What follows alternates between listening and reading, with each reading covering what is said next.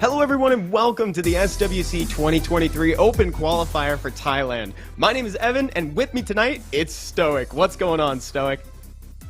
What's happening, Evan? We have one of the very first Open Qualifiers we've ever had in SWC, and it's happening tonight. Yeah, this is a legendary moment. We've got 7 matches ahead of us tonight that we'll go into more detail about momentarily, but one person from this bracket is making their way straight to the World Finals, because the World Finals that are happening in November are being hosted by Thailand, so they get a free ticket in. And we're going to see some pretty cool games, Stoic, because there's a lot of people that we're less familiar with, but there are also some that we've gotten a lot of experience with, such as DOCTHURR, as well as Yeonhong, who's a legendary tournament mainstay. That's right. I mean, there's big names that we've seen, and like you said, the legendary tournaments. There's a lot of people that are returning from last year as well in APAC. I mean, we watch people climb and go really, really far. You know, like the names of DOCTHURR are still ringing in my head because we watched some incredible matches that were casted last year, and I'm sitting here, you know, expecting to see some absolute bangers tonight with some of these very familiar faces. Oh yeah, and also we were talking about something before the stream even went live. There is arguably more on the line for these folks on the bracket here tonight than there is for other people in a similar stage of the SWC tournament suite, because again, they stand to land one spot at the World Finals. Now here we go, everybody. So this is what we're talking about. SWC has been going strong since August 5th and will continue until the final climax on November 4th.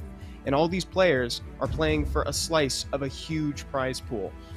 Now tonight, here we are, August 26th, at least at the time of our origin in Thailand there. We're playing SWC mode the whole way through. That means we're working with the pre-bans. However, consecutive pre-bans are prohibited. So you're gonna have to face your fears eventually. We're doing best of 5 the whole way too.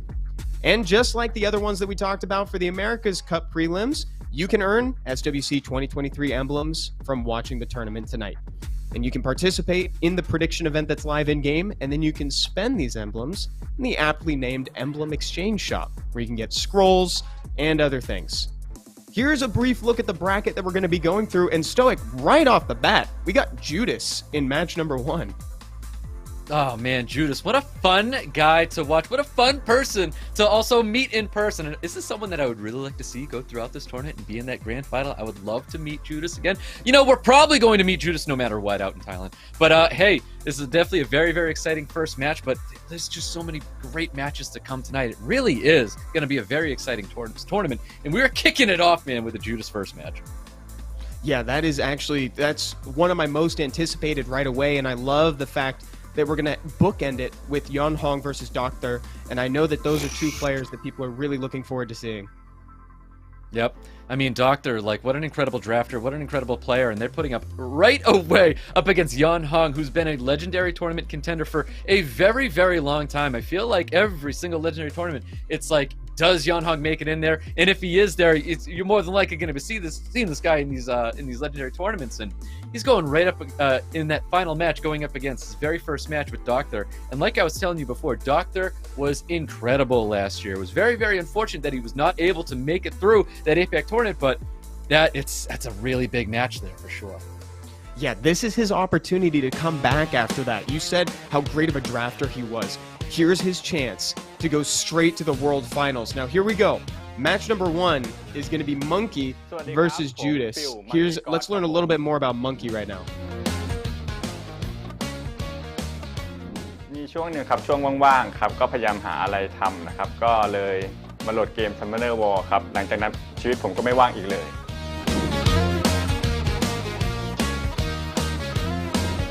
ก็น่ากลัวทุกคนครับผมก็ไม่มีใครไม่เก่งนะครับเข้ามาถึงที่นี่ได้ก็เก่งกันทุกคนครับผม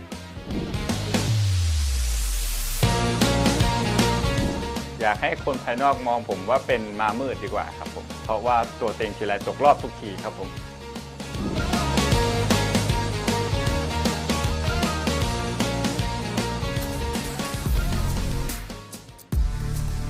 All right, a self-proclaimed dark horse there, Stoic. Yeah, you know what, self-proclaimed dark horse, I think that'll really come out in the cards here as we see, like, the drafts getting through. But, you know, hey, I'll let him have his self-proclaimed for sure. But, you know, that can only truly be settled as we get through these qualifying matches here. Yeah, and I suppose I love that. Love that he's so animated. I can't wait. I hope that comes through in the draft. Let's see some cool expression in there. Because we were talking before, these folks may end up playing safe. So looking at these most picks from Season 24, what do you anticipate we're probably going to see from this tonight, if anything? I mean, just out of these units here, you're definitely 100% going to be seeing lots of Oliver play. You know, I kept, saying we were going to be seeing so much Shizuka throughout America's Cup, and we didn't get to see as much Shizuka as I thought we were going to see. But I think Shizuka's still an incredible unit, and we are going to be seeing this. I'm pretty sure, I will say it again, Evan, I do think we're going to be seeing more Shizuka in here. And how do you not see a Masha? Masha's been an excellent pick, even to where people may be drafting a lot of Raccoon, and Raccoon's been popping up everywhere. So I will say, 100% Oliver, I think we should see that Masha pop up for sure. Yeah, Masha has proven to be a permanent fixture of the RTA meta currently, and obviously Oliver's not going anywhere. What I'm really curious about, though, is to see if the Holy Trinity, as it were, is part of the meta over here, Stog. Yeah, we'll see if the Holy Trinity is going to be popping out, but I think we're about to find out a little bit about his opponent here, JUDAS. ผมชื่อเน่งจูดาสนะครับผมรู้สึกเบื่อขึ้นมาผมก็เลยดาวน์โหลดมาแล้วก็ยาวมาถึงปัจจุบันเลยแล้วก็กินเวลาไป9ปีแล้วครับคู่แข่งทั้ง8คนเนี่ยผมดูแล้วมีศักยภาพทั้งหมดเลยนะครับในการเป็นแชมป์นะครับผมคนที่ผมรู้สึกว่าดับแข็งที่สุดนะครับผมแล้วก็มอนสเตอร์บ็อกค่อนข้างแข็งแรงก็น่าจะเป็นยอนฮองครับ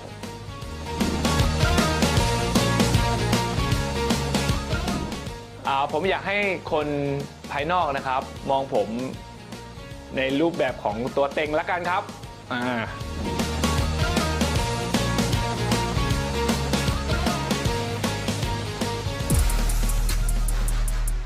So our first match, a dark horse versus a front runner, and he is entirely right there, Stoic. I don't think there's a need for JUDAS to be humble. He's proven that he is a front runner in this tournament. He's definitely one of the favorites, and he's going right away, which is definitely going to set the pace for this bracket.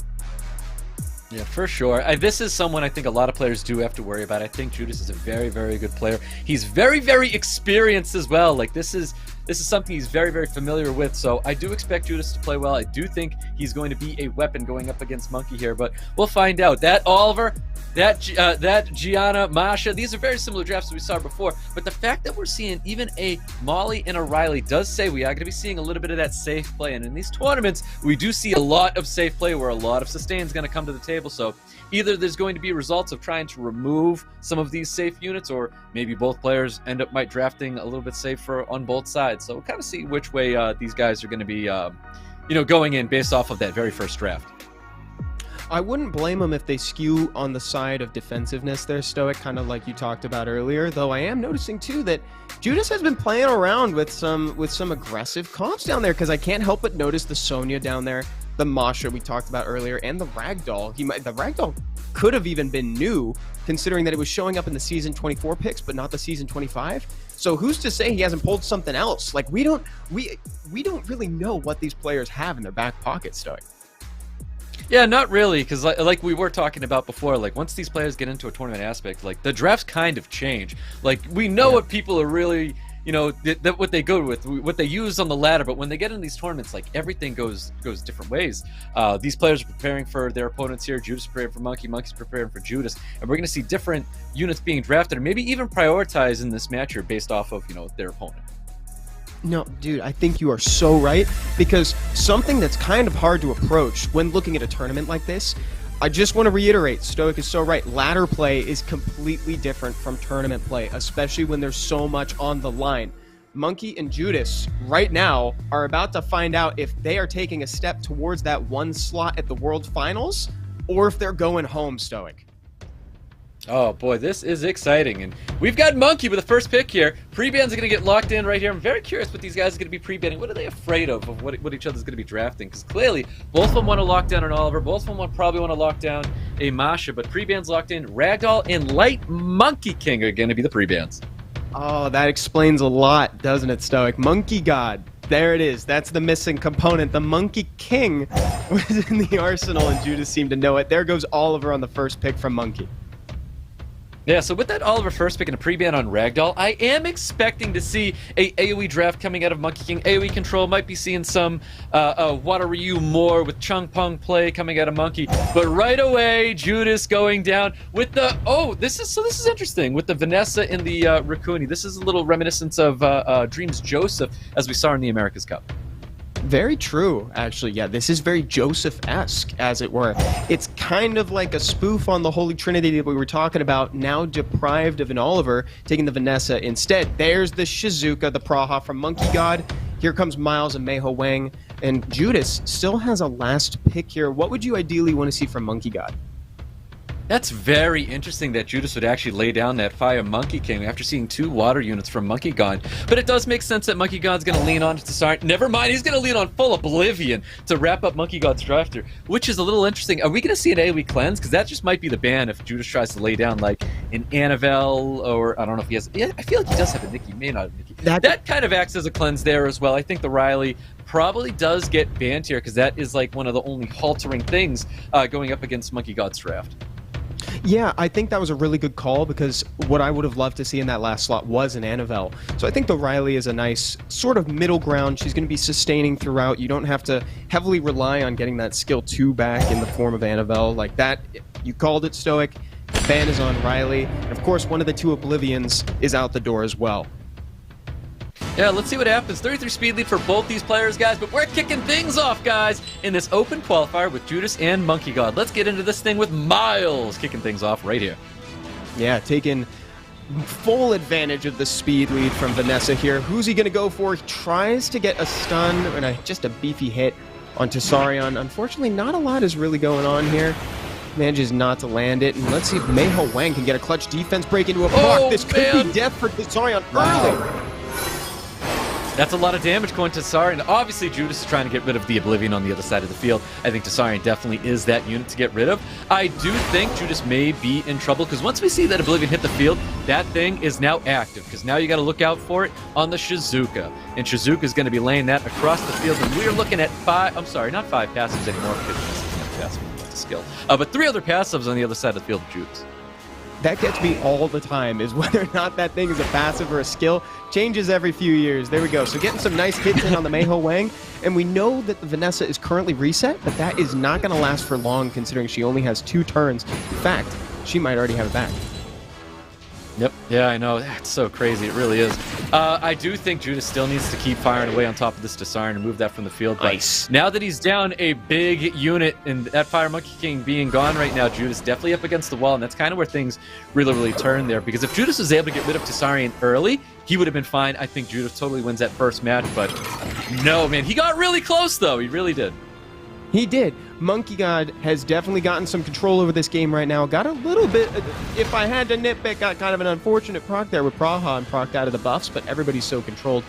Doesn't even matter right now. He's taking his time. He's mostly just looking for threats. He's looking for attack bar that he can suck up with that Oliver so he can cycle back through. Raccoon is the next to go down. The Rat is dead, and so is the Dream. Yep, that's right. I mean, there's that match. Number 1 going right to Monkey God. Congrats on him for taking that first match from Judas. So that was really unfortunate for Judas not able to take out that Tsarion, because I think if Tsarion was dropped, I do believe the favor would go towards Judas throughout the rest of that match, but that's not what happened here. So great job for Monkey God holding out here. It's that humility there, Stoic. That, you know, he said himself, I'm a dark horse. It's like, you know, I could just sneak up on you and kind of take out that win, and it looks like maybe that's what he's got in mind. Yep, that's exactly kind of what happened right there. But let's see what happens. I think Juice, we're going to get a change of pace here. Usually that's kind of what happens. So I'm expecting a safer draft coming out of Judas. I think we're going to see a little bit more sustain, a little bit more cleanse coming into this one, because all he had was that early Raccoon pick, and I don't think there's anything wrong with an early Raccoon pick. We've seen a lot of people take a lot of victories here with early Raccoon picks, but Riley was dropped in way, and I think I would like to see a cleanser there in that second draft before we got to that last pick, because that last pick, Judas should have known immediately that whatever he drafted, a cleanse, and he needed a cleanse, that was going to be banned out. Exactly, and just one at the end, obviously, like you said, is not enough to make up for the whole draft with no way to remove any Oblivions, any defense breaks. We called out an Annabelle during that draft, and I think something akin to that would have been great coupled with the Riley, just so that way you don't have your back up against the wall with 2 Oblivion units staring you down. Yeah, 100%. And The Oblivion was going to get through no matter what, because if you draft 2 units with Oblivion, you have a Shizuka. Well, technically you have 3 Oblivion units, and that's what happened there. Pre-bans locked in for round number 2, guys. We've got Oliver getting banned out here, and Jameyer, which is quite interesting. I believe that's Judas doing his homework on Monkey God here, pre-banning out a Jameyer. Yeah, it's a bit of a call-out ban there. It's saying that I've done my homework and I've seen the way you shift. I've seen what you like to have in your arsenal. And looking at Monkey here, like Monkey kind of seems like he's kind of in the tank right now. Seeing the Jameer gone, he's kind of thinking about what he's got, what Judas thinks he's going to do. Brings the Laura right away for a super fast strip. Yeah, Laura's a great first pick from Judas here. I'd love to see what Monkey God's going to be responding with. This is interesting. You can definitely tell. I love that we have these live cams. You could see the reaction and the emotions of these players. He really is. He's thinking about it right now. And just slams down Gianna Ragdoll. And what a great answer that is, too. You see the fast AoE, multi-hits. Ragdoll is just the perfect answer to that. Maybe Monkey God was kind of weighing the fast. It's like, do I want to outspeed? Do I not? Judas brings the Mi Ying there, Stoic. Yeah, I think Mi Ying's strong. We've seen a lot of this unit. Spires drafted a lot of the Mi Ying back in America's Cup here. I think Mi Ying's a great unit. I think it teams up very, very well with Raccoony as well. I like this, but I think the... You know what? Suddenly I'm seeing a Hearn. I don't know how I feel about it. I think it's okay. I think it's fine. He's got his 24 speed lead. He's got Hearn. He's going to spread those debuffs, bombs, Oblivion with that Tomo. Right, and here's the difference, Stoic, between this game and the last one already. We're not so deep in the draft that Judas can't bring a second cleanse and opt to bring a third one in Julian. Yeah, I feel like we're calling out the ban on Oblivion right now. That Hearn's definitely not making it through. Judas banned it last time. He didn't want to see the Hearn go through. And Hearn currently only the Oblivion unit on the field right now. I think Monkey God actually goes and just drafts that Tasari to potentially bringing out the Oblivion once again. But Win Robo's... I feel like Win Robo's never bad. Never bad. Never bad. I'd like to see what Monkey God's thinking here. What he ends up locking down is the ban. I really like the pick from Julien, though it does kind of signal I need to ban out the Oblivion, and it does go that way. Judas ends up locking out the Hearn, and then Raccoony's gone, so at least he doesn't get the auto cleanse. Oh, 100% that Hearn was going to be banned out there. And Raccoony's going to get the knife as well. Interesting. I mean, everybody's afraid of that horrifying 3-star unit, but we've got a 24 speed lead for Monkey God looking to take turn 1 here. I believe this is a swift Gianna and not a violent one, but Win Robo looking to get the full strip and nails it. That's a bad sign for Judas right now. Are we getting the full 4 right now? And the res from the unit that's going to cleanse itself anyway. Couldn't see that being any better for Monkey God. Exactly. It lined up perfectly for him. Bombs landing right on top of that Laura as well. Opting to go with more bombs and spreading those debuffs out there with the Tomoe. Yeah, now Karma can come out on a problem unit. I wouldn't mind seeing this going out on, say, like, the Riley, so that way if it procs, you can't use the third skill. Aims to just go on the Laura instead. Yeah, that's totally fine, you know, putting all that aggression right down on Laura. Laura's been a super toxic unit, but I'm definitely expecting these bombs to potentially kill that Laura. And man, oh, Judas is so up against the wall right now. This is very, very tough for him to get out of this hole. Oh yeah, I don't see a super clean way to get out of this for Judas just yet, though we will get to see some cool damage from the Julien. He could go for some damage on the Julien if he wanted to siphon some health from somebody else. Aims to just put another bomb on the Riley first. Let's see where he puts this damage from Gianna. Well, Julian's got something to say here. He really needs to at least land the stun with the second skill to try to get anything going right now, because I do believe we're going to be seeing 2 units getting dropped here. Nice little revenge coming out of that Dak Panda. Does land the defense break onto that Robo, though. Oh, and the dots are a killer here on that Mi Ying right now, Stoic, because Mi Ying has that built-in damage reduction, so it's a little bit harder to take him down than the average Panda Bear. It is, but I'll tell you what, if that Panda does see a bomb, it's going to be over for that unit. Riley's going to be gone here. Judas definitely needs to try and transition his style of draft right now, because right now I feel like he's just seeing himself as like I like to call it myself, is built to receive. He's hoping that his units will get through the storm and be able to react off of that after, but that bomb's definitely going to be finishing off that Dak Panda.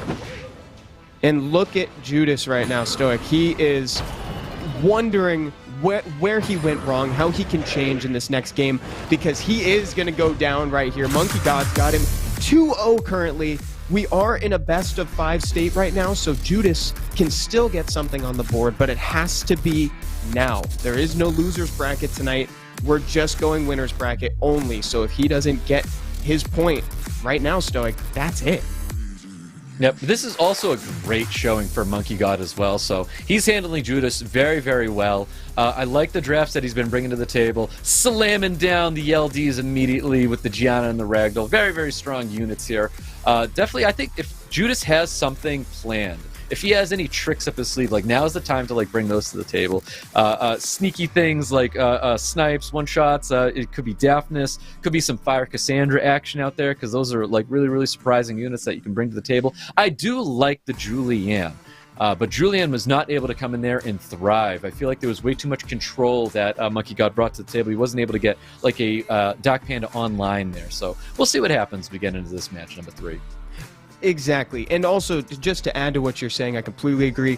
Julianne's a really cool unit, especially because he cleanses himself now at the start of his turn, but I don't see it as being a great answer for that Oblivion that was on board, because if he's Oblivioned, that's going to stop. What you really need is something that's going to cleanse on a hard skill with a cooldown, just so that way you can get rid of everything. We keep saying Annabelle, it can be anything with an AoE cleanse. I think that would have been better. Now, before we get into this pick ban, because that's where we're going, I think that Jameer also was a little bit of an odd pre-ban. I'd like to see Judas kind of amend that in this last game. Yeah, for sure. I'll see what happens as we get into this one, because maybe it was an overread for Judas pre-banning out that Jemai, or maybe the Gianna kind of deserved it there, because it was a big stopper there for Judas. Gianna was a bit of a problem, I'd say. Yeah, here are the pre-bans, Stoic. So Oliver and Ragdoll, I think these are really appropriate pre-bans because these are both high-value units, high synergy units, and also now we can... there we go. MONKEYGXCLAS really likes playing control, opts to bring the Shizuka right away. Now, and I think the Shizuka is going to be great. It's going to help him spread those Oblivions that I feel like he's already planning to bring there. Judas may just have to avoid bringing some of these passive units in there, because I think he just might be playing a little too passive. And I think Pra is a good address here. I think Pra is one of those excellent units that are not a passive unit that you don't have to worry about, an Oblivion unit. So another, yeah, I think this is the way to go. I do like the double Oracle coming from Judas. A great change of pace for him. Can't go wrong with the double Oracle, and it also doesn't bait out an easy Tessari on Hearn like before. MONKEYGXCLAS thinking about how he wants to respond here, and Judas visibly looking stressed on camera right now. Again, this is his last potential opportunity to put a point on board. If Judas loses this one, then Monkey moves forward. Monkey ends up picking a very steady, reliable, more Chungpung. That is definitely reliable indeed. I would expect this to work pretty well. We've seen this. We know what this does here. I do like the draft of MONKEYGXCLAS. But so what Moore and Chungpung are also doing is it's enabling something that Judas is used to playing with, which is a Riley. So the Riley, to no surprise, is going to be hitting the field.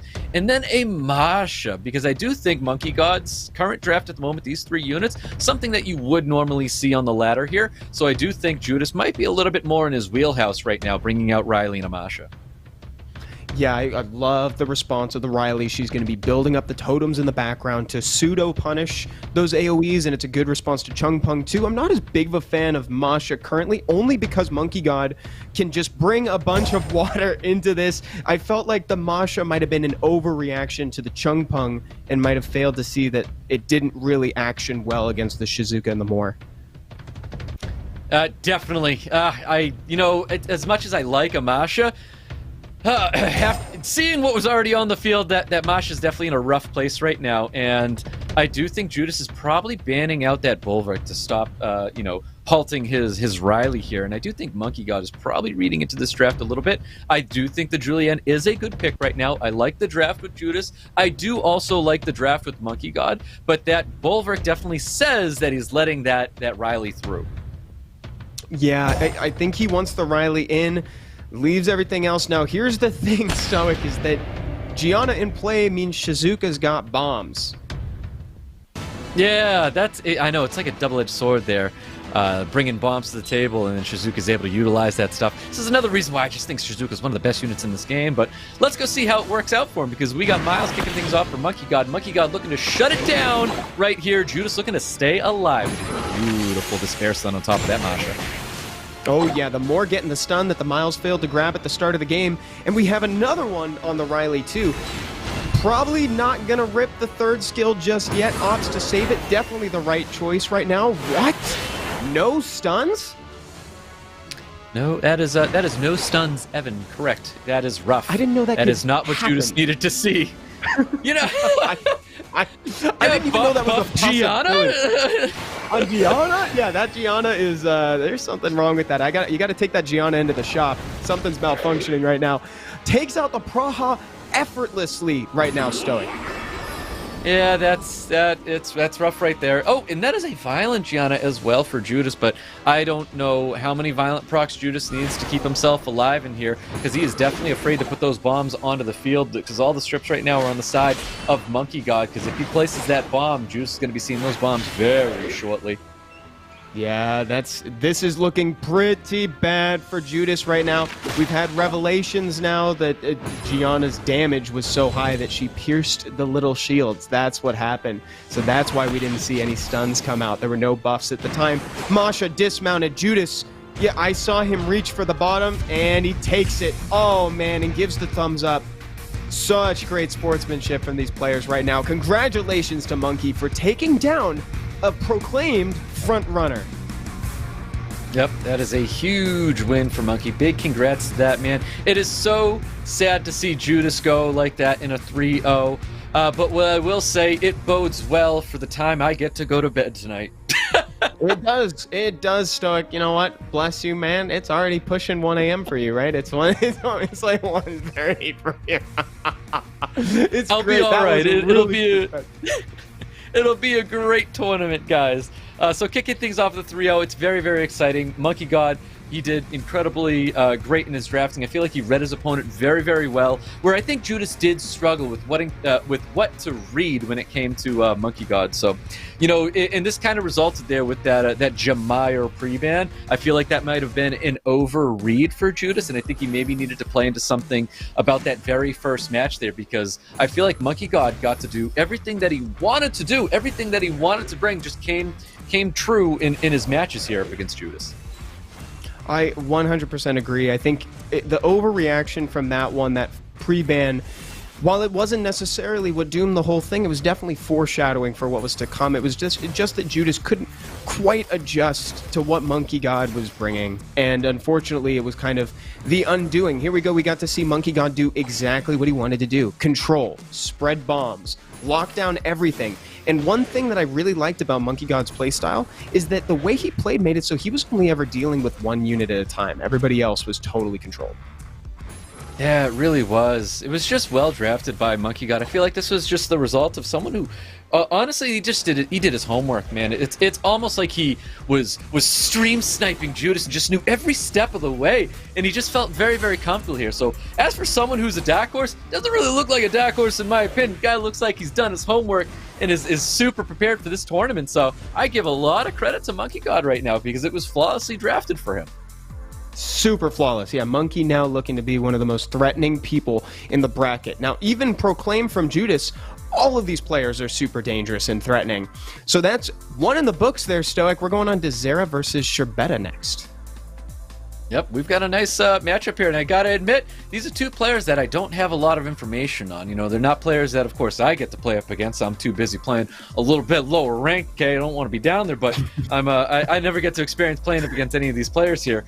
I've got zero information on these two, so it's always exciting to see, you know, maybe some newcomers, some new names, some new faces to SWC, because I think it's a great platform to spotlight other great players out there. So I do love that we have an open qualifier like this, because, you know, of course, it being hosted in Thailand, we get to see more of these players out there getting a chance to showcase their abilities. But we're going to get to see a little bit on this player right here. ชื่อแซนนะครับผมชื่อในเกมชื่อเซราครับ จุดเริ่มต้นของการเล่น Summoner War ก็เพื่อนชวนมาเล่นครับตอนนั้นก็เล่นเกมอื่นอยู่แหละแล้วก็พอเพื่อนชวนมาเล่นเกมนี้ลองเล่นแล้วก็สนุกครับก็เลยเล่นมาเรื่อยๆเลยจนถึงปัจจุบันเลยครับ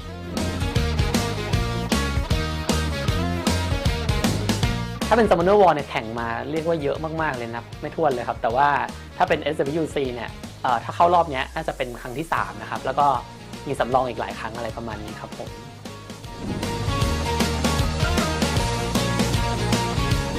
ขอเป็นแบบตัวฟรีได้ไหมแต่ระวังให้ดีแล้วกันนะ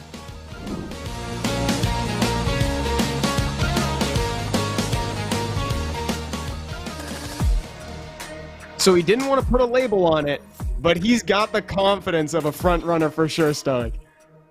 Yep, definitely. I love that a lot of these players do have experience in SWC, so I'm expecting to see players, honestly, like Monkey God. I expect these people to be putting in their homework and in the hard work to find out what their opponents are like and how to prepare for everybody on a bracket. So hopefully he did that. Hopefully we have some really exciting matches as we get into this. Oh yeah, and look at this. Got a Tian Lang that has made its way through multiple seasons, obviously. Still such a dangerous unit, even to this day. Shizuka now present. It's really funny seeing what people may have pulled in between seasons. The Shizuka notably absent from season 24. And now we've also got, we've got Tian Lang making a return as well. And Manon, obviously no longer there in 25. Man, you remember Manon there, Stoic? What a moment. Oh man, I don't want to remember Manon, to be honest. That was a time, man. That was definitely a phase. That was a thing that I really don't want to experience. It's also another unit that I don't have, so yeah, I don't think we're going to be seeing much Manon tonight, personally. Definitely not. Definitely not. Salve Monágua, muito obrigado. Sejam bem-vindos no chat. Thank you so much, guys. Welcome. Yeah, there's Zera. He's, you know, I gotta say, he's been here 3 times. The nerves will still get to you even after 3 times. Let's meet his opponent, SHERBETA.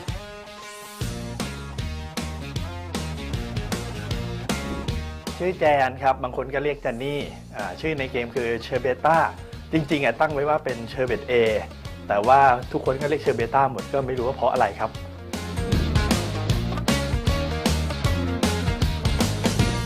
เกิดขึ้นเพราะว่าสงกรานต์เมื่อ9 ปีก่อนครับผมต้องไปญี่ปุ่นแต่ว่าแฟนผมไปไม่ได้ผมก็เลยต้องอยู่บ้านแล้วตอนนั้นก็ไม่มีอะไรทำก็เลยลองโหลดเกมนี้มาลองเล่นครับก็ส่วนตัวคิดว่าเป็นตัวเองเพราะถ้าเกิดผมดวงดีๆเล่นเข้าฟอร์มผมคิดว่าดวงผมสามารถเอาชนะได้ทุกคน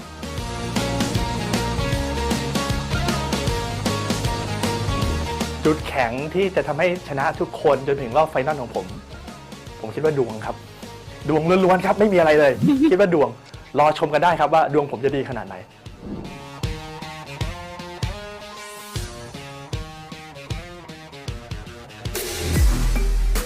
Man, Stoic, I can't tell if that was confidence or just faith. I don't know.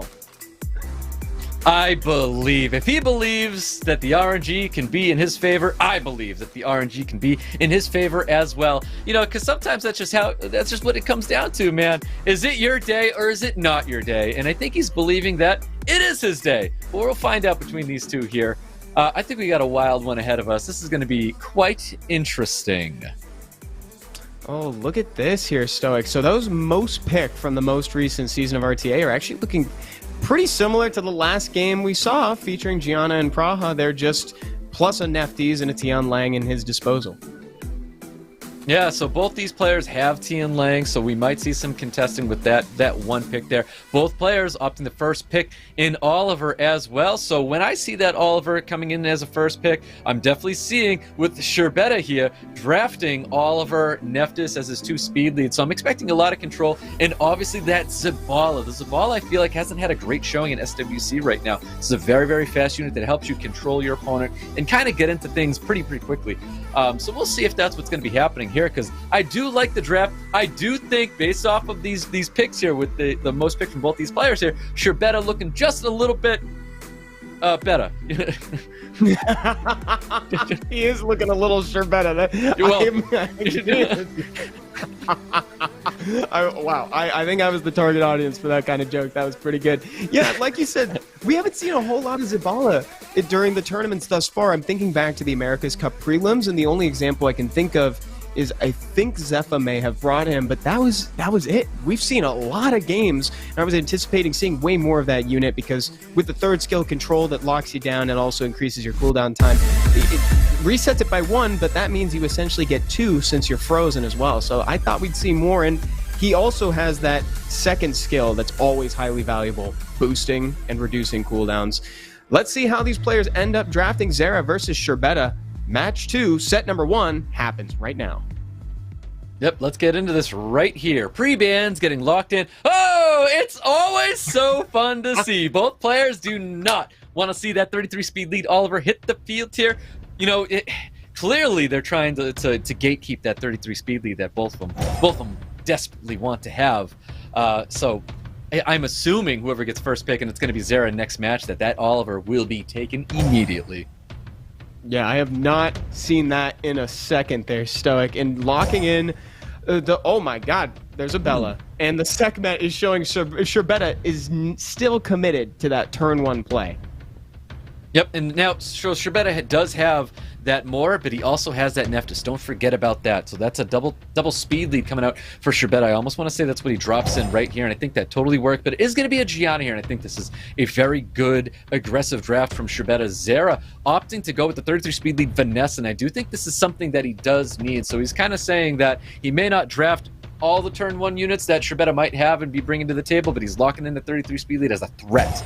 And I do think it does combo off really, really well with the 2 units that he just brought in there, the Ashir and the Wind Battle Angel, whose name escapes me. Sonya, these players are showing that no matter how this game begins, there's that Nephthys you called out there, Stoic, from the most picked. Yeah, great call. No matter how this game begins, no matter who takes turn 1, this is going to be an incredibly strong start. We're either going to see a unit totally nuked down, or we're going to see increased cooldown time and AoE lockdown.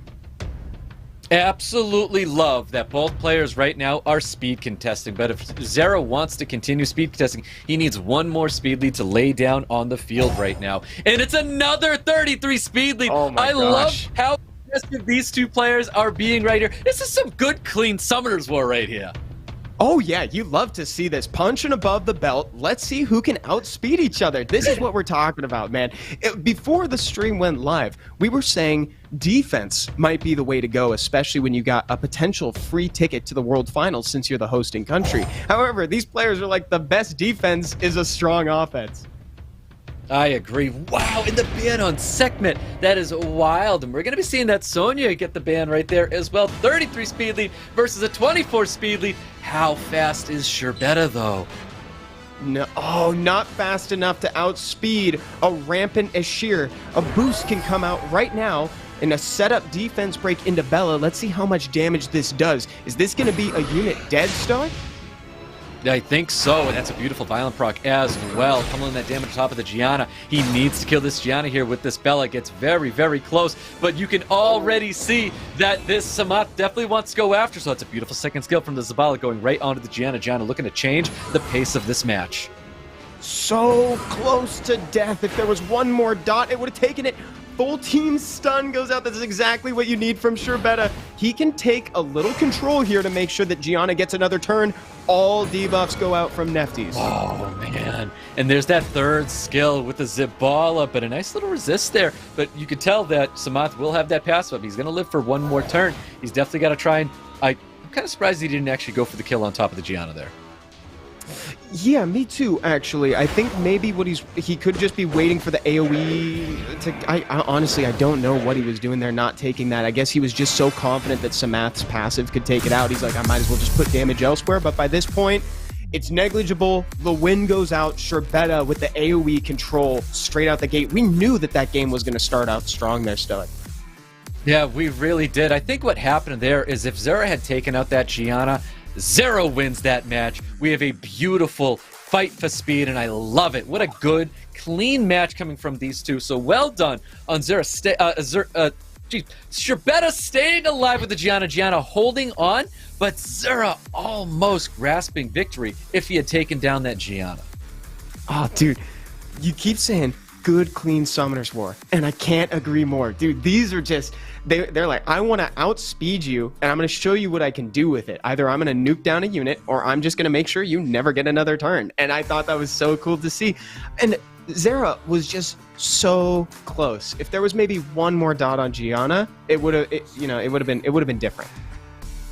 Yep. Even with the additional turn that Vanessa took, got the strip defense break additional turn, applying even more damage to that Gianna, Bella was still not able to finish off that unit. It's so crazy. When I saw that happen, I was like, yeah, the Bella's got it. Bella's definitely going to be killing that Gianna there, and didn't have enough there to, not left in the tank to finish off that Gianna. But what a great match. That was excellent. Do we see, Evan, another speed contest going into match number 2? Yeah, do they want to do that again is a really great question. Because, again, this is best of 5 the whole way through the bracket. So if they want to have those moments to kind of run it back, technically they could. But now that they've seen this outcome, is ZERA wanting to even harbor that idea? Remember, chat, Oliver is back on the table this time, Stoic. Yeah, with ZERA, I believe, with the first pick as well. Was it ZERA with the first pick? I believe it's ZERA with the first pick, and he should more than likely be taking that Oliver. Yeah, whoever goes first is definitely going to take it if they desire it enough to pre-ban it. Oh, and of course, you can see what units caused the most trauma in that last game. Yeah, I mean, Nephthys 100% was going to be the ban. I was about to say the pre-ban that ZERA is locking in there is 100% Nephthys. And to no surprise to see that Bella getting the ban right there as well. Keep in mind, both players do have a Tian Lang, so there is going to be a little bit of contest with this unit if these two players choose to bring it here. And I think Tian Lang has a place for SHERBETA, honestly. And SHERBETA looks to be taking the initiative and going for the bruiser style right off the gate. It could be there we go. This is the Tian Lang game there, Stoic. I almost forgot that they had it, considering the pace of the game was so fast. Yeah, definitely turning pace here, which I do agree with. SHERBETA taking on a Faraz style play here, where we have that Fire and Bison, that Tian Lang, something that Faraz likes to bring a lot. I wouldn't be surprised if we see a Speedly potentially pop out for SHERBETA, because I do think ZERA opts to trying to change the pace. I love this. Tries to change the pace here, and a Shizuka, and what? It's the Dark Puppeteer, but what is this name? What is it even called? Zenisegs, I think, something like that. Something. I think it's something like that. I believe it's that one. Zenisec. Yes. Yep. Zenisec. That's what it is. So we reverse engineered the Zenisec. Riley and Juliet make a triumphant return. Man, I feel like I've seen this draft before today, Stoic. Yes, yeah, we definitely have, but I do think this is a great response for SHERBETA opting to go down this route. We get Double Oblivion. I think Double Oblivion is so strong for ZERA, because right now, there's not much of an answer except a potential ban on Riley. He has to bring out the double cleanse, though. Annabelle, Nikki, things I would love to see. An Isis right now is so cool to see. That's a unit that we rarely get to see in tournament play. I love the Wusa, actually, because there's not a ton of strip on the enemy team, and it's always helpful to make people jump through at least one more hoop, and of course, soaks up the ban, and the Isis goes down the drain because SHERBETA hates content, Stoic. I guess so. He bans out that Wusa, wants to be able to do everything he's trying to do on the field here, and I think that's definitely a fine ban for ZERA. I really, really like ZERA's draft right now, because this Dark Puppeteer has a incredible passive that has a lot of things under it, and we're about to see some insane things happen here. But Tessari needs to land his Oblivion, nailed it. Additional turns popping out. SHERBETA did not want to see that. A huge threat, expertly dealt with immediately. That was great priority from the Tessarion play from ZERA's side there. Just putting the Oblivion on it would have been enough, even. It's like just getting all that damage in would have been great. The proc sealed the deal right out the gate here. Now trying to just get a little bit of damage in on this Tian Lang, get that pesky immunity off of him, but wasn't quite able to. Here we go, just a couple stuns from that skill 2. Yeah, definitely not bad. They're getting a little bit of value with that skill 2 indeed, but the Oblivion's going to be landing on the field. Cleansing comes out, not removing that Oblivion. Man, keep in mind, Shizuka's getting all the value out there. There's been bombs, there's been Oblivions, I believe there's defense breaks, there's stuns, there's just everything under the sun right now. And I think just the segment alone is going to be locking things down. It was such a perfect ban on top of that Wusa. Oh, it totally was. It was a great call out on the Wusa ban there because it would have just made this nearly impossible to pull off. You can play around the Riley with the 1 turn of immunity, but like the Wusa with the 3, you'd never get to move. And just look at how armed the Shizuka is, coupled with the Dark Puppet Master, Zenisek. Insane, man. ZERA with an excellent draft going to game number 2. Definitely choosing not to speed contest ZERBETA here. ZERBETA, I would say, is definitely a faster and maybe even better drafter with everything that he has inside his box there for going a turn 1 style here. And I think ZERA is going to respond very differently going into this match number 3 as well. But an excellent victory for ZERA here. What a game.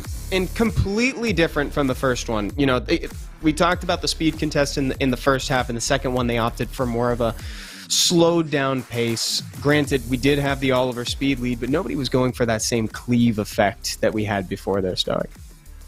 Exactly, yeah. It was a totally different change of pace there because we said, do they go and they speed contest round number 2? And I said, no, they're definitely going to be changing up that draft and they're going to be going a little bit different. And ZERBETA, obviously, not opting to go for a turn 1 style play here, and neither was ZERA as well. I do think there was not a great answer to Shizuka. Now, Shizuka's just like part of the problem here because the Dark Puppeteer was a problem. Even the Tessarian was a problem.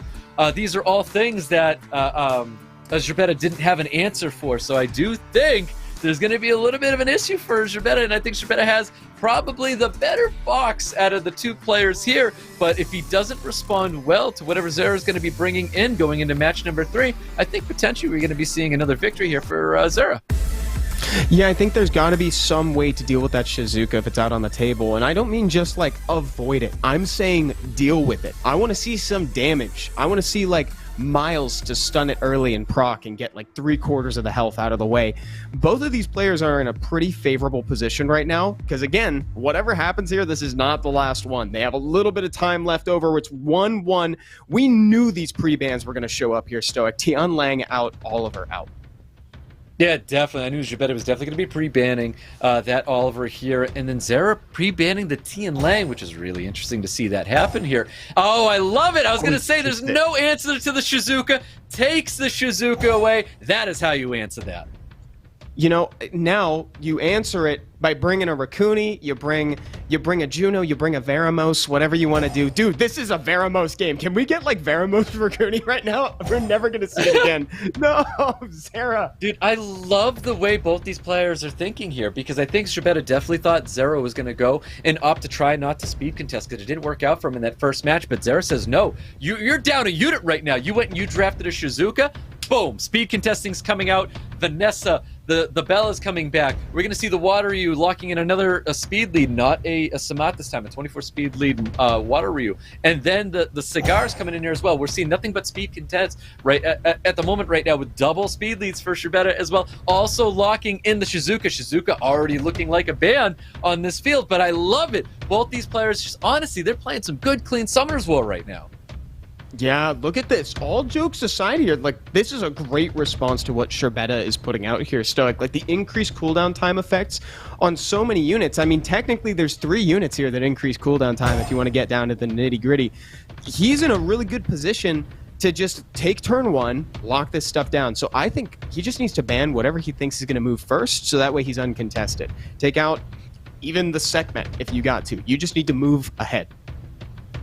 Yeah, definitely. I almost feel like ZERBETA's at a point where he has to, you know, ban out the aggression, which is potentially the Bella in my eyes. Because if he gets rid of the Bella, then, you know, there's not a lot of damage, opening up more opportunity for Nephthys to pop off, or the Sekhmet to potentially reset something, or a Shizuka to be really, really chaotic. But we'll see what happens, because right now, that's exactly what ZERBETA needed to see, minus that Despair Stun on top of Shizuka. I was afraid of the Sekhmet, Stoic. Yeah, I think that one was definitely going to take turn 1, and now that ban on Cigar means that Chungpung was the only increased cooldown time. So we got to see how ZERA is going to get out of this. Can he kill it? He's got to kill it right now. He doesn't. He's going to get full Does not team kill it. But he's able to get a kill on top of the Nephthys, which is really good for ZERA, though. Yes, it is really good. Oh, wow. Jameer is the damage right now, Stoic. He needs to capitalize on these defense breaks while they're available.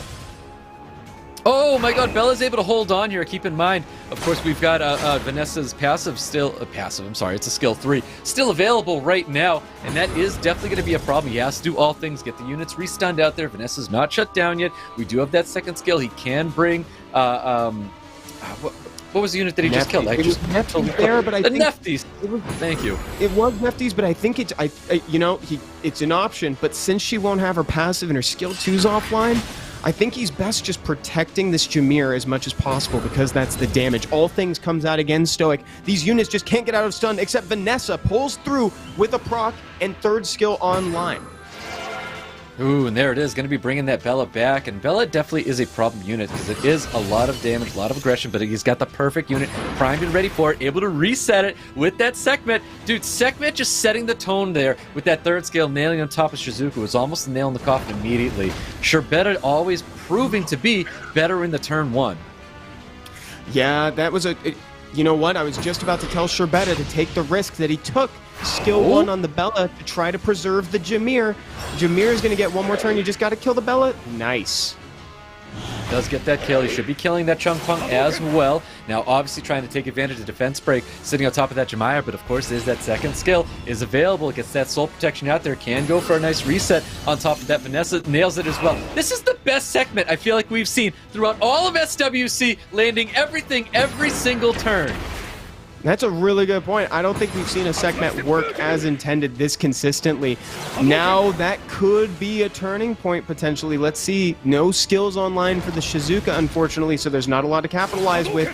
Moore is still getting some hits on, or excuse me, the Water Ryu in this case.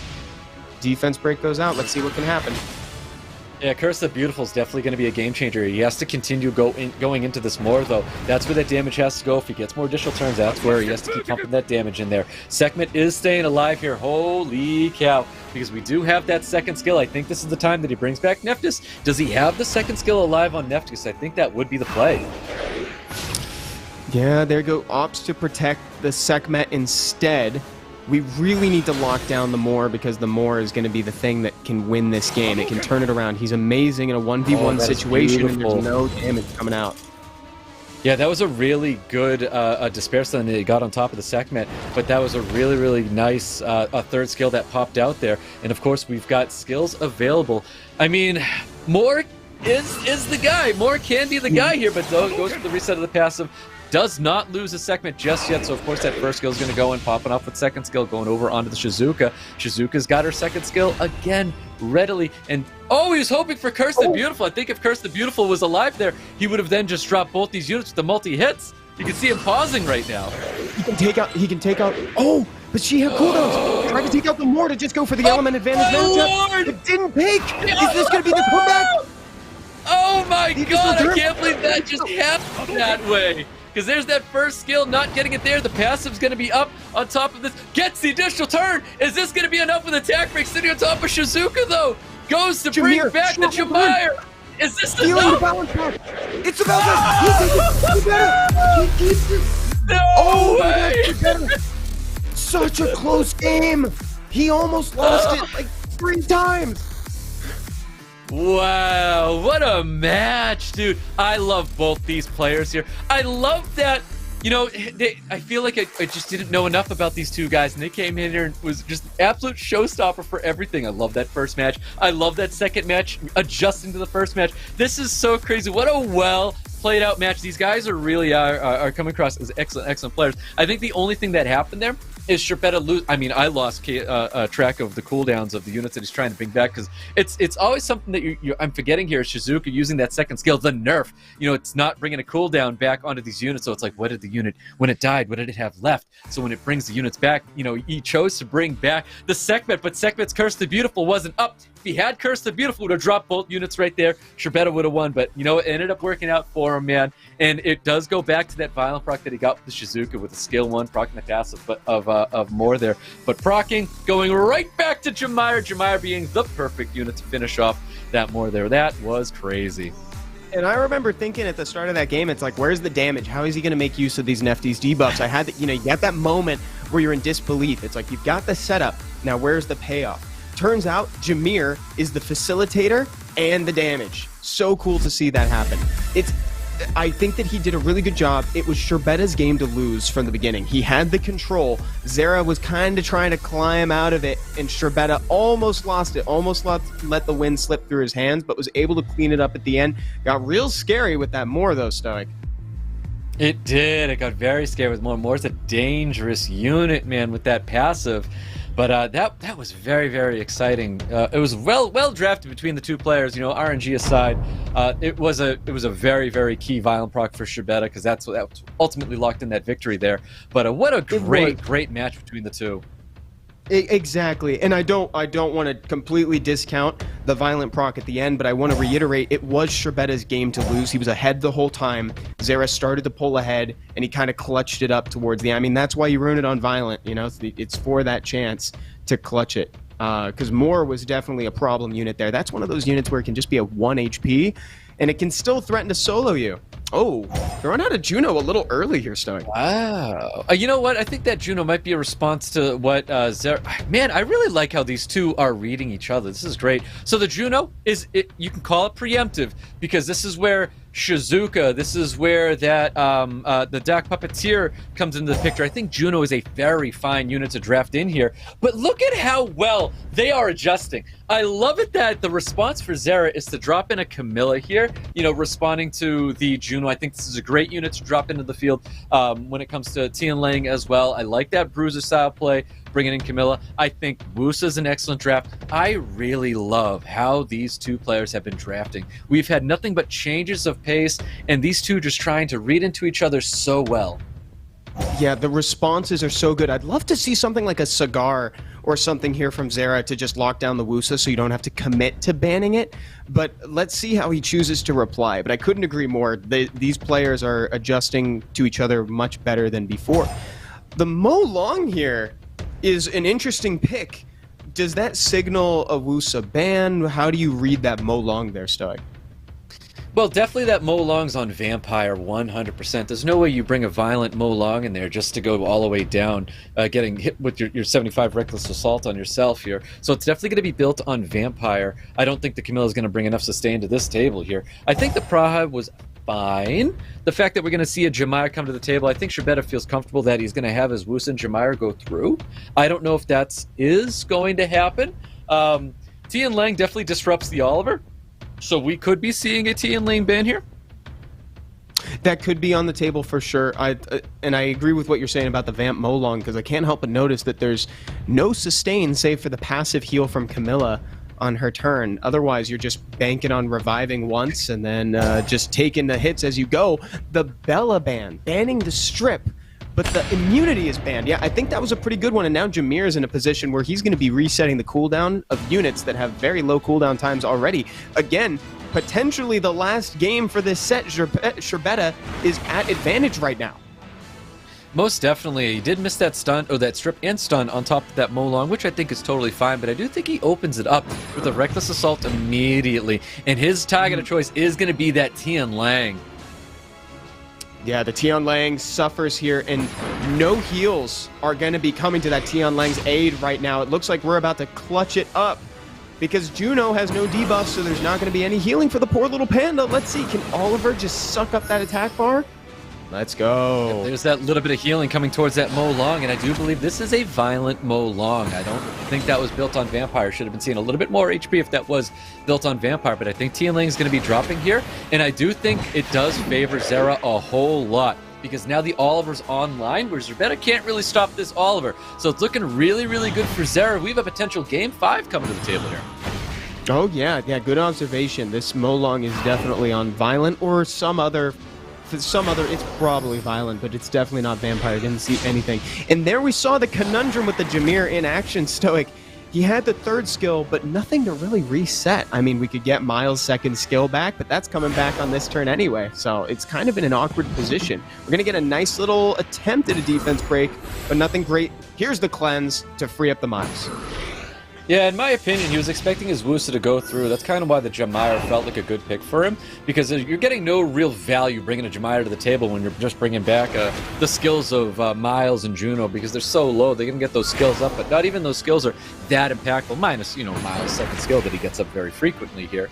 So I feel like SHERBETA probably not in the place that he wanted to based off of the draft, but I do think ZERA is going to take full control having this Oliver on the field. Yeah, it is very uncontested. Jameer able to proc into annihilating the skill cooldown time on Vanessa there, just so it's one less thing to deal with. But thanks to that semi-recent change on Vanessa, that skill 3 is almost back online already. Yeah, let's see what happens here. I mean, he's got the stun available. Does he keep hammering away at this Molong to try to remove this unit from the field there? And looking to put a little bit of damage into the Vanessa, into the Camilla, which is a little interesting in my opinion.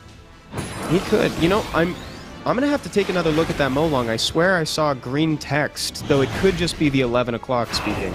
I swear I saw some green text pop up when that Molong attacked. Let's see that answer right now. Hey, there it is. Vampire. It is built on Vampire. That was interesting. I was expecting a lot more HP to return back on that Reckless Assault. Not as much as I thought, but there's the initial turns popping out. Oliver does drop, of course, the Vanessa passive still there, because there's really nothing SHERBETA can do about that, but definitely favoring ZERA right now. And like I said, it's just so tough to deal with the Oliver. Oliver taking full control of SHERBETA's draft here. Definitely going into a game 5 right here. So great response for ZERA. I love the ban on the Wusa. SHERBETA was not expecting that Wusa ban there, and I think that's kind of what it comes down to, because it really ruined the synergy and the direction SHERBETA felt comfortable with when he brought that Jamire in. Yeah, that Oliver would have been so tough. It was completely uncontested after the Wusa. That was the hinge point of that comp. And also, the Jameer felt a little misplaced. If I'm remembering correctly, it would have been a Praha in that zone instead. I'm trying to think if I prefer one over the other. I think maybe another answer is necessary to answer. What do you think, looking back with hindsight, Stoic? With hindsight, looking at that draft there, I think the Juno is a little too preemptive, because I do think the Juno was a preemptive draft coming from SHERBETA, so maybe not opt to do anything preemptive like that, and maybe go with a more aggressive style draft where you make your opponent, you know, make a decision, not draft something based off of what you think might be coming to the table, because what I will say is ZERA has been responding very, very well, where we've seen different changes of pace, where we're going from fast to bruiser, and then back to fast, and then back to bruiser. So that's something that's very, very difficult to draft against, because these two are both changing their styles very, very quickly in the midst of the draft already, and I don't think a preemptive draft should come to the table like that Juno.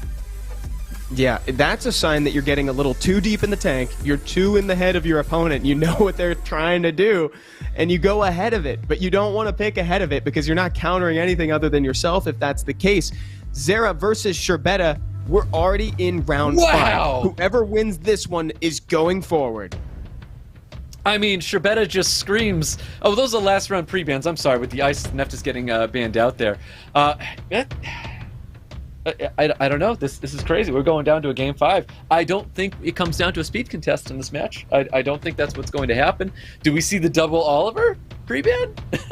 Although it would be a nice bookend to this set there, Stoic, if they did speed contest at the end. You know, end it as we started it. Wow, so Oliver's going to be going through. SHERBETA is going to get the Oliver. Now, this is the unit that both players were afraid of the most. SHERBETA's going to have it. It's in his wheelhouse. The Bella is gone. I want to say SHERBETA's going to come down to just like that first match. He's going to be locking in those speed leads, opting not to take the 33.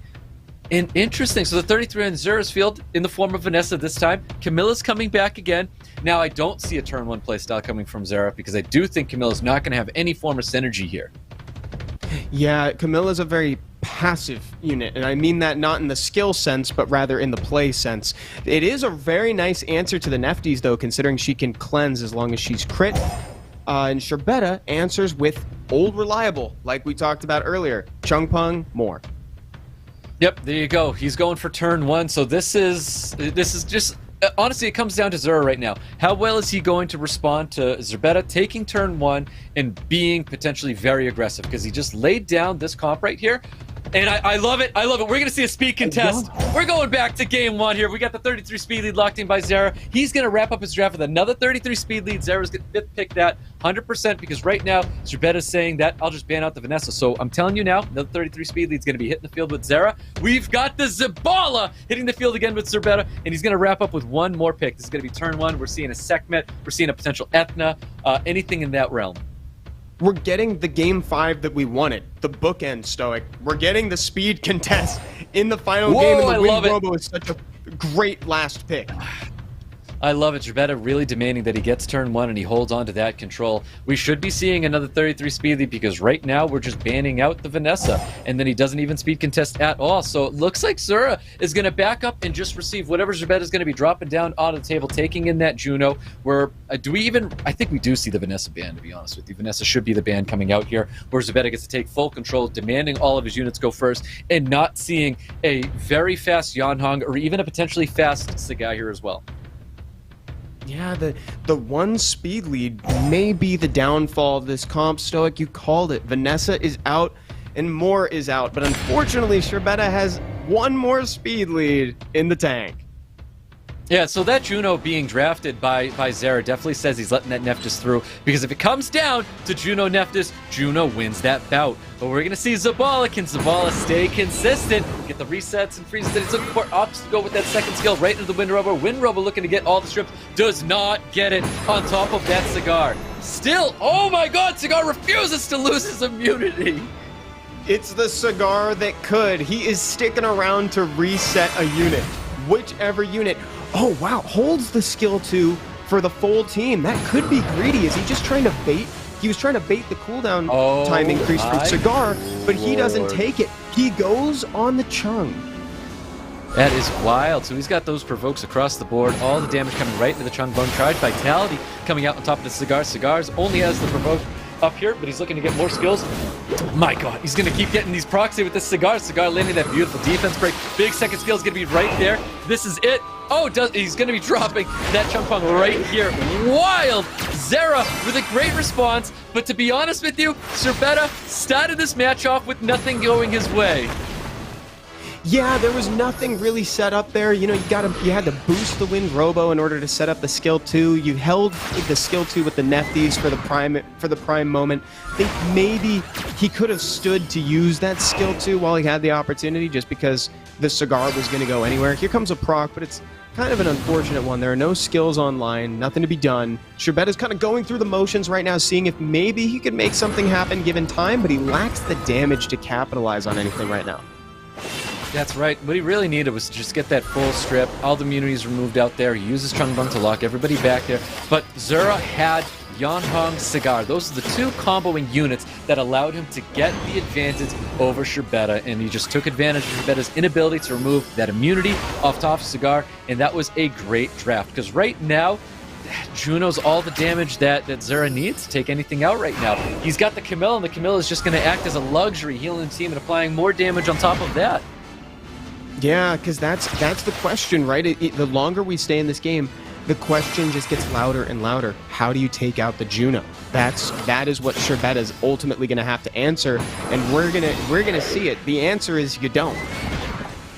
Yep, that's right. You don't. Juno's just going to be taking everybody apart here. So, to be honest, you know, still a great draft from ZERA. ZERA made a great response. It was a very, very exciting match. But it does come down to those resists there. Not getting those strips on top of Cigar. And for SHERBETA, it was a great draft. It was excellent watching these two go out. We went into a Game 5, and ZERA taking out SHERBETA with great fashion. What a great set. All 5 rounds of that were just gold. I loved watching their matches, Stoic. What a surprise from these two players. I thought that they both did so well. Oh, and look at that. SHERBETA no takes the foul. I love the sportsmanship, man. It's great. It's great. And SHERBETA said, like, if the luck was going to be on his side of the field, he said he was going to be a victor in this tournament. And it came down to that final match. The luck was not on his side of the field, and he was not able to get that win. But it was a great draft. It was great plays. Out of all of SWC so far, this bout right here, this Game 5, this Game of 5s has been my favorite to watch. This was so well played by both these guys. Yeah, man, I'm right up on that hill with you, Stoic. I think these were the 5 rounds that were my favorite of SWC. This was the coolest set. It almost seems like these players were really in each other's heads from the beginning. I mean, we had such a fun start with the speed contest. We had a really fun conclusion with the same thing. We got some great bruiser games along the way with some fun picks.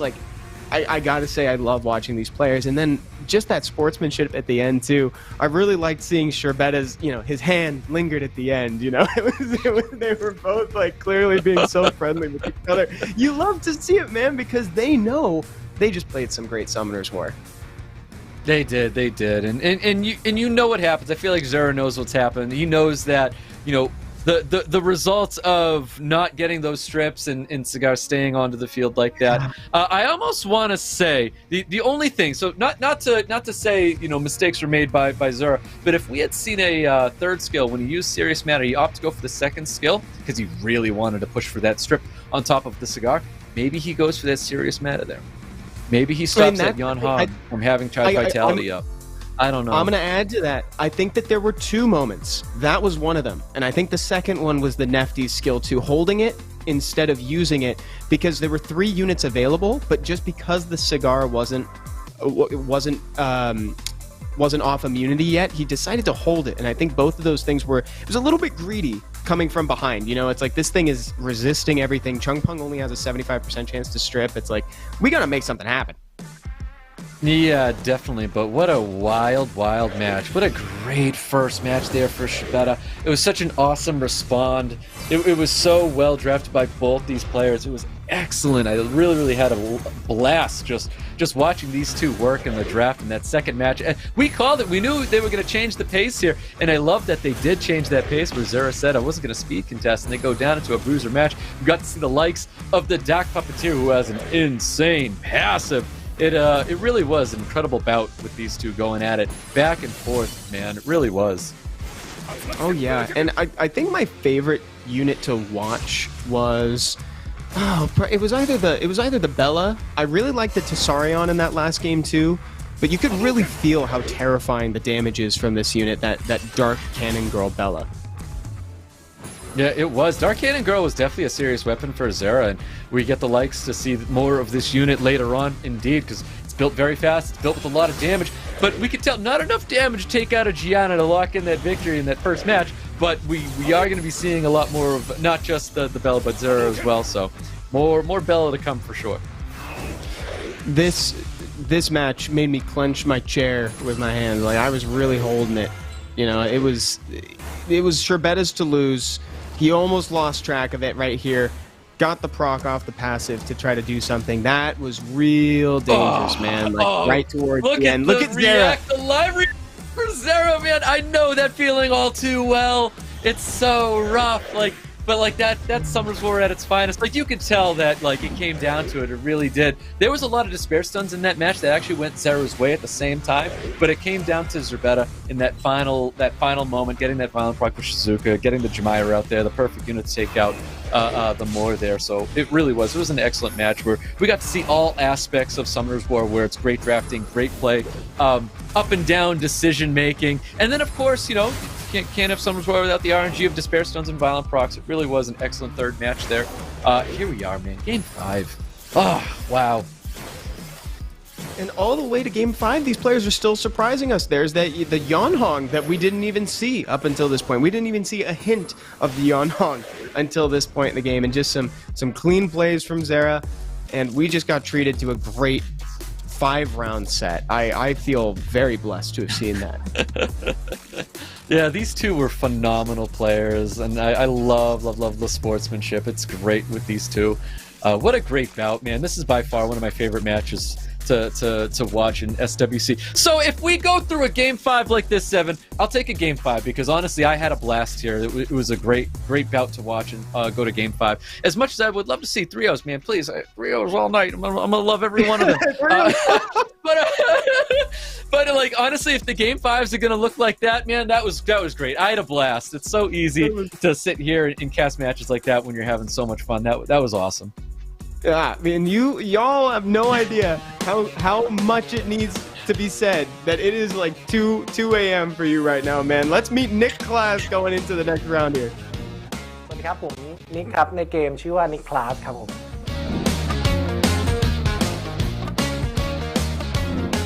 ก็จุดเริ่มต้นของผมเนี่ยเริ่มจากมีน้องครับเป็นน้องชายของผมเลยมาชวนครับก็ตั้งแต่เกมเปิดเลยทีนี้ก็พอเริ่มเล่นแล้วก็รู้สึกว่ามีความสนใจในตัวเกมเยอะก็เริ่มมีคอมมูนิตี้ครับก็เล่นมาเรื่อยๆ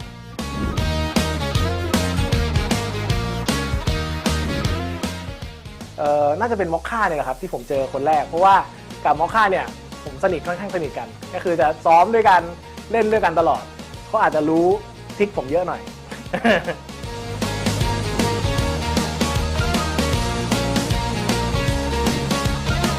จริงๆเนี่ยผมเป็นคนที่เขาเรียกว่าเล่น30 ปีทุกวันไอ้30 ปีในความหมายเนี่ยคือผมเข้าไปแข่งหมดทุกดาบเลยใน RTA เนี่ยทุกวันอยู่แล้วเพราะฉะนั้นเรื่องการแข่งขันผมก็เลยรู้สึกชิวๆครับไม่ได้มีปัญหาอะไร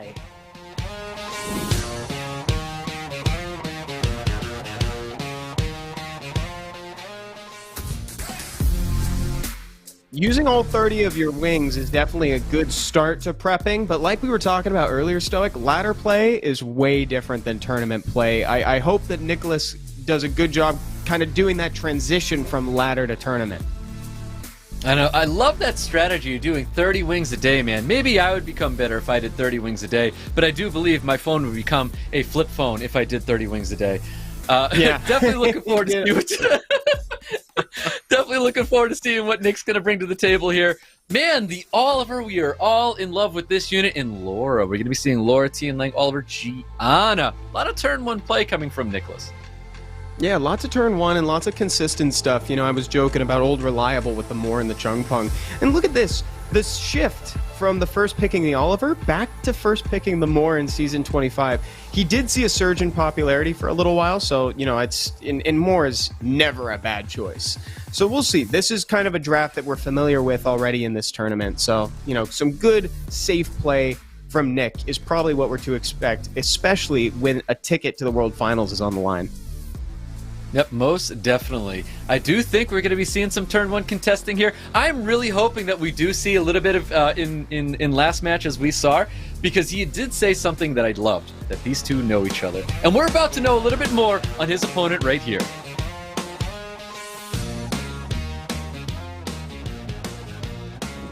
อาร์มครับชื่อจริงชื่อปริญญารัชดาทิพย์ครับชื่อในเกมชื่อMOCCAครับ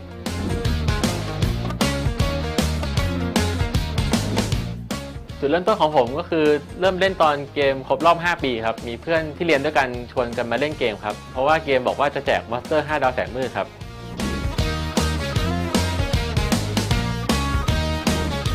คู่แข่งที่น่ากลัวที่สุดของผมน่าจะเป็นทุกท่านเลยครับเพราะว่าผมลงแข่งครั้งแรกรู้สึกว่าประสบการณ์ยังน้อยแล้วก็เหมือนตื่นสนามครับอาจจะไม่เล่นได้ไม่ดีเท่าตอนที่ซ้อมแข่งครับ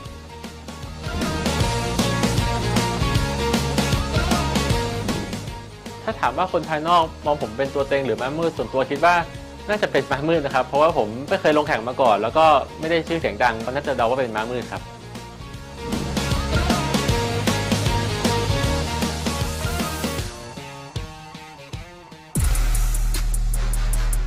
Well, good news for MOCCA. This is where reputations are forged and names are made. So he could very well become an extremely popular player after these games ahead of us here, Stoic. Yep, that's right. He's someone coming in here with 0 tournament experience. That can be a danger in itself right there, but you know, but there's another thing. We always talk about this. There's no film on this player. So how do you play against someone like this? Well, we have a little bit of insight that was brought up in the previous video before. These two practice together. So as his opponent there, Nick was saying, MOCCA knows all of his tricks, so I'm expecting these two to know each other pretty well. As they say, they practice against each other. What we're seeing right now is a not-so-LD heavy box at the moment. We're seeing some pretty standard play coming out of MOCCA. That's both these players playing a lot of Oliver. We've got Masha Suzuka, Moore. We know this combination here. Obviously leaning on Sekhmet, where Sekhmet is that turn 1 unit, so a pretty regular play style right now for MOCCA. So I am expecting Nick to draft fairly difficult for MOCCA, having the wider box to be able to flex a little bit more here. But we'll see what happens, because like we said, these two practice with each other. They know each other's tricks. We'll find out how things look as we get into this match here. Oh yeah, let's see how they play together. MOCCA's looking a little nervous at the desk for his first time at SWC, I must say. And yeah, like you pointed out there, Stoic, those teams, they're familiar, but I can't help but notice that they also like play with each other. Well, they're both answers for each other. Those most picks that we saw in there too. You know, we saw the Chungpung to answer the Shizuka. We saw the Masha to answer the Oliver. Like, there's a lot of units that are like responses to one another, which tells me that these guys were playing kind of a similar game. They're used to playing against that draft. So I think they're going to have to change things up going into this. I look forward to see what they're going to be doing. I almost want to say we're going to see some really wild tricks, because like if you play up against a friend and your friend knows everything that you do, what you do is something out of out of ordinary, something that he's not going to be expecting at all. This is where we see like those wild nemesis units, something that's built on Vampire that you didn't expect, or just those like weird fallback units that are just too perfect for moments that you know someone's going to be bringing to the table here. So I'm really hoping that we get to see something really fun. Sekhmet's going to be banned out by NICKCLAS, which is that #1 turn 1 unit, screaming NICKCLAS wants to take that turn 1. Laura getting banned out by MOCCA. Yeah, and Sekhmet hasn't missed once this tournament, so I can totally see why she deserves to soak up the pre-ban, given that track record in just these few short matches. And there's the more lockdown from MOCCA, which is a good grab because both these players value that monster extremely highly. Yeah, they really do. I love that 24 speed lead being drafted by MOCCA already, showing that he's willing to speed contest. And I love that Nick's answering back, looking to speed contest himself. But as for two players that know each other very well, as they stated, do you really speed contest, or where? I want to see what the transition unit is. What is the unit that's going to be the aha moment? Is it that Ganny? Is it like a Swift Ganny or something? I have no clue. But Cigar, Chiwu on one side, Ganny Masha on the other. Oh yeah, and the Chiwu pick is so cool, especially because of the recent change that made it so he now applies glancing on that third skill. It's not going to mean too much against the Ganny, but it could really hinder the Masha if he opens. And again, this is very dependent on turn 1 here. Ooh, Shizuka Jamair hitting the field right now. So both speed leads have been laid down on the field by NICKCLAS. Very interesting. I love the combination between Jamair, Shizuka, Jamair, and the Cigar. I think those are great units. Juno's hitting the field in response to, of course, I believe Chiwu and that Shizuka. Yeah, there's great synergy on the side of Nick. I just can't help but notice that MOCCA has drafted a ton of answers already to the Shizuka and more, considering that Masha applies immunity. Wow. Oh, a Veronica. That's actually something that could really shift the tide of combat. I love that last pick. It may almost soak up the ban. Yeah, because right now I think the ban for NICKCLAS is actually banning out that Juno. Juno's gone, man. And so is that Veronica. That is one insane unit to be dropping onto the field right now with the draft that NICKCLAS has already showed. So that Veronica 100% going to be the ban. 24 speed lead for both players here. Let's get into it, man. We've got a fun one with NICKCLAS and MOCCA. Let's see what happens, guys. Let's see who takes that turn 1. Like you said, Stoic, Swift Ganny is going to take it, and he could use this opportunity to reset the Chiwu to make sure there's no strip available, leaving more to follow up for skill 2. Possibly strip. Gets the Cigar's immunity. Now Masha could make something happen. Yeah, Masha definitely looking to make something happen here with a massive defense break with a violent proc. Definitely going to be finishing up that Jemai. Really? Okay, maybe this is going to be enough. Maybe this will be enough. He's trying to go for the double here. And now we could get all things in nature. Now remember, everybody, because Jameer doesn't have a passive, that makes him a hugely valuable recall for or a revive target for Shizuka, so that way he can bust out that third skill to reset everybody. Yeah, most definitely, but I do think MOCCA is getting the advantage right now, taking these units from the field. I don't know if Shizuka has what it takes to be able to bounce back, because keep in mind, Ganymede still being on this field, being able to ventilate and even reset with that third skill is insane here. So obviously third skill is going to hit the field, looking to get his skills back up onto the Cigar. I was actually waiting to see a facial reaction from Nick when he saw the Swift Ganny, and there was no reaction. He stayed stone cold here, because maybe the Swift Ganny is a normal thing MOCCA drafts here, because I do think that was kind of like what really shifted things for him. Yeah, and I want to call back to the pick ban phase. I don't love the Shizuka into so many options or so many reactions already. There's already counters into a Ganymede, into a Masha. Like there's already so much that you can't apply the debuffs to or it could reset you. And now MOCCA's kind of just going through the motions here as he kind of cleans up this game. Yeah, definitely. I don't think Shizuka is going to be the one to finish this one off here, because for sure we're going to be losing that cigar here. And, you know, Shizuka is going to be shortly behind that as well. Definitely concedes in that match. MOCCA taking round one away from Nick. Really nice draft. Super well-rounded, and it was almost manufactured in a lab to take down Shizuka. That's what I'm talking about, because as much as we highlight that unit, as much as we elevate that unit, picking her into a Ganymede, a Masha, and then a Juno to come later, it's kind of tough, man.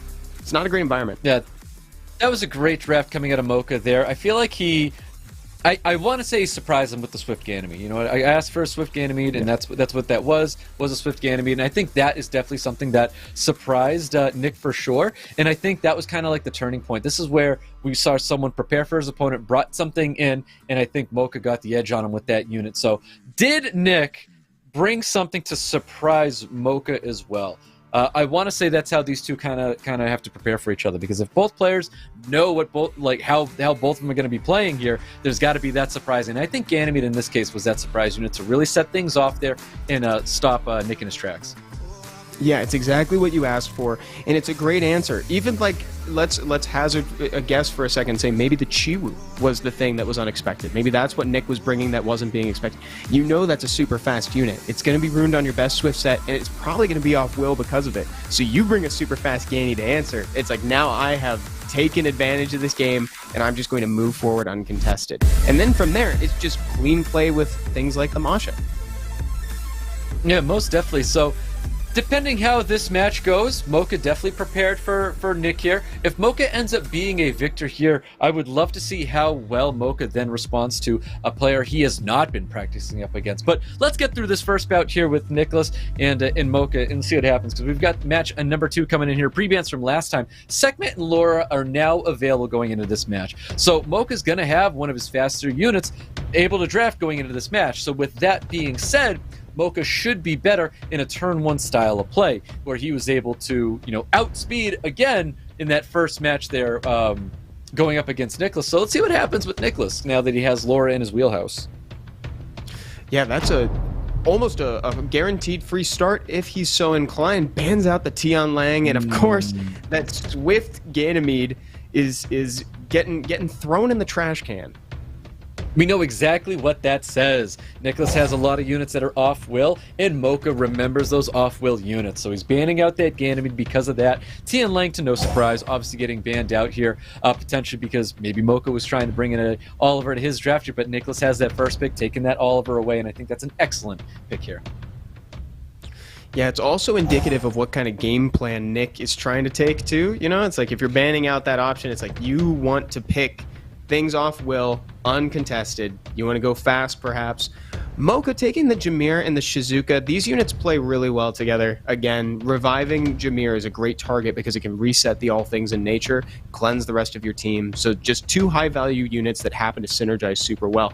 There's the Laura, back in play, Stoic. Yep, Laura's coming in here with that cigar as well. These are excellent units to be teaming up together. 33 speed lead for NICKCLAS. Look at him to drop in another speed lead there as he wraps up his draft here. MOCCA with the Hagang and the Connell coming in here. I do think Hagang might be getting that ban already, though. Yeah, that is definitely signaling the ban. I think that's kind of that hot thing you got to remove, because you don't want to get boosted when you're just trying to strip them. You don't want them to get boosted and cleansed. That's just not what you want. Veronica is not looking much more likely to get into the game. The only thing that I could maybe see is, unless you value that Oliver a little bit more, that consistent means of reducing cooldown times. Well, Veronica's definitely going to get in this game right here. MOCCA drafting that Juno says he's letting the Veronica through with the ban. And the ban goes out onto the Juno, but guess what? Nick does not want to see the Juno because he wants to see his Veronica thrive. I do think Haygang's going to be a problem. Yeah, Hagang is actually going to be a huge thorn in his side here. He's going to strip, and the inverse is going to happen. Let's see. Hagang boosts him up. Uses skill 2, can apply glancing here to really put a wrench in NICKCLAS's plan. This could be really bad. Glancing does apply on top of the Laura and on top of that Veronica, which is definitely not what NICKCLAS needed to see here. Does keep his immunity on top of his Oliver, and Oliver is going to be primed and ready to try to turn things around here. A nice provoke from Carnal denies the third skill from Laura.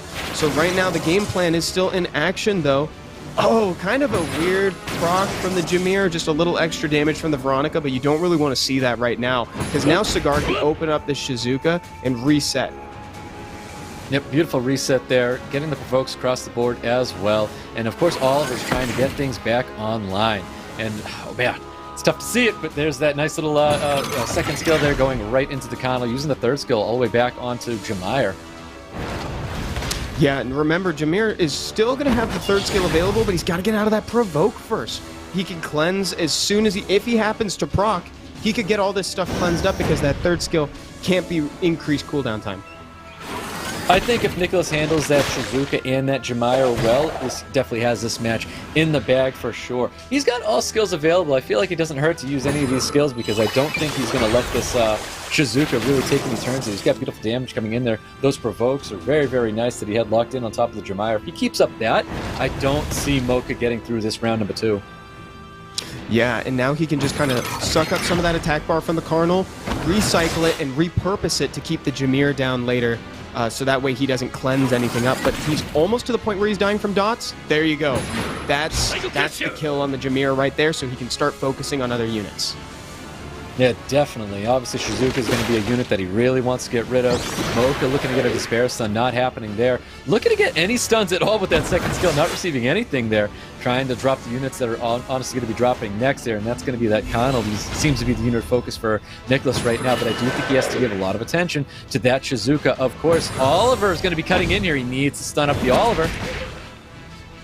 And the slow is not enough to dissuade that turn from him. He's going to take the kill on the Haegang, and now, just as MOCCA was doing last time, NICKCLAS going through the motions, taking down these units as possible. But wait, we get one from Shizuka.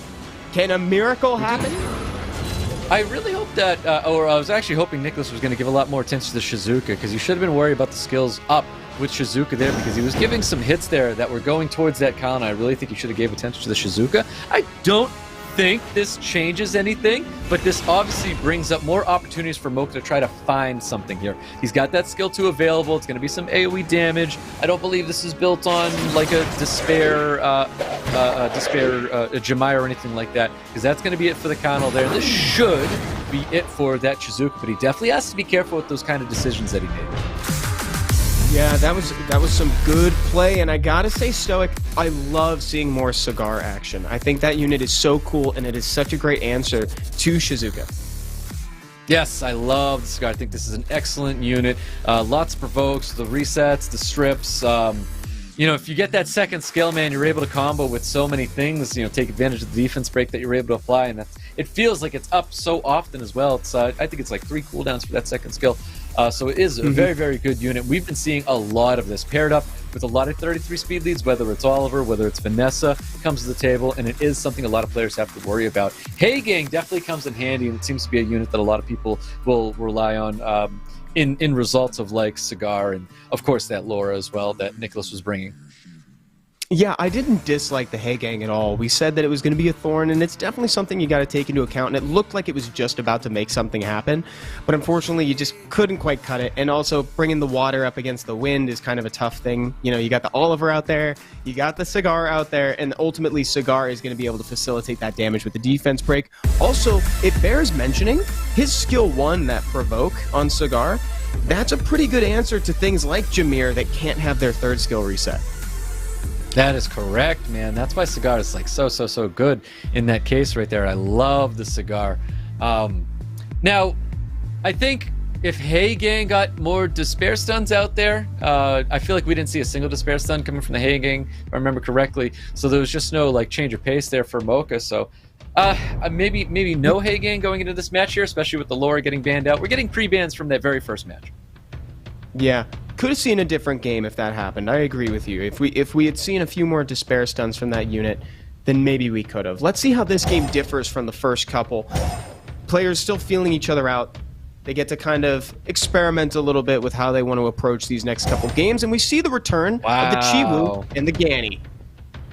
Wow, taking the Ganny away from MOCCA this time, because the Ganny's what facilitated that victory in that very first match. So it's being taken by NICKCLAS here. I think that's an excellent draft to take that away from him, because I do think he can synergize it the same way going up against MOCCA. Now, is MOCCA looking at his units and he's checking himself for his non-willed up units? Because that's kind of what set NICKCLAS back. So does MOCCA go into this, you know, thinking, or maybe even knowing how fast that Ganymede is? That's exactly what I was gonna say, Stoic, is he's got to check to see if his units are willed up at this point. Can they resist the Swift Ganny or not? And here's the Shizuka too. We'll see. I think Nick is doing a really good job of incorporating the Ganymede into the team, because there is always that thought, is he taking it just to take it, or does it have a place on the team? And in this one, it seems like it does. Yeah, I think NICKCLAS actually took that Ganny because he didn't want to see it happen here. I mean, the only off-willed unit that we saw was this Chiwu here. I do believe the Shizuka and the Pra are willed up here, so maybe taking the Ganymede was a little too preemptive, because it looks like MOCCA's taking his draft, and he's kind of like, he's flipping it right now. He's going turn 1, where originally NICKCLAS, I think, was looking at a turn 1 draft when he took that Ganny and that Chiwu. I am very curious to see if this is a Swift Ganymede, because the Swift Ganymede in NICKCLAS's case is not better for the draft. A Violent Ganymede is definitely going to be a lot better for his draft right now. Also drops in the Riley. I think the Riley's a great response to the Changpong, the Haegang, even the Kanal Water Ryu. I think those are all things he's going to be letting through. Bans out the Haegang here, though.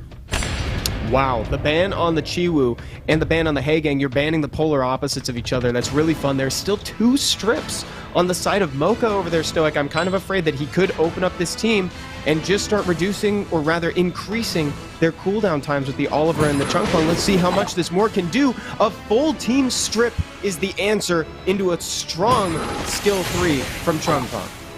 Oh, and a Despair Changpong at that. So that was beautiful. Things working out very, very well for MOCCA. All units, of course, being willed up here, and we can confirm this is definitely a Violent Ganymede. We saw that attack bar was much lower, and if it was on Swift, it would be a lot higher than where it was. So it is a Violent Ganymede, not a Swift Ganymede, so we took that unit away from him. That being said, I think MOCCA's got an excellent start going into this match, and he's taken full control and full advantage of NICKCLAS.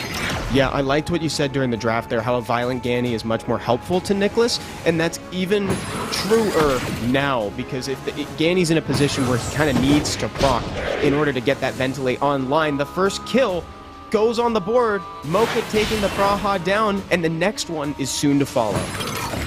Yeah, definitely. I don't think NICKCLAS is going to be able to come back from this. This is where just Oliver becomes way too oppressive. Even Changpong becomes way too oppressive.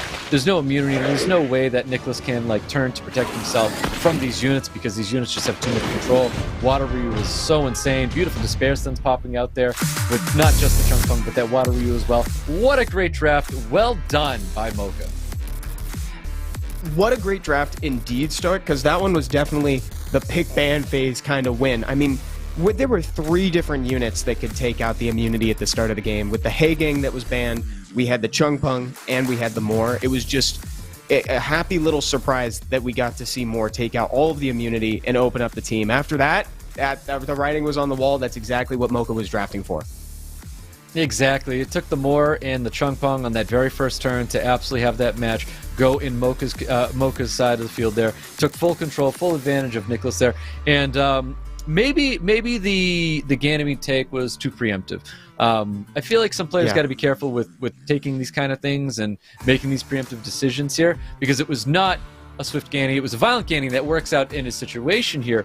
But maybe if there was a Swift Ganny on the other side of the field, where this time NICKCLAS was fully willed up, like, would it matter if you let him have that Ganymede in the first place?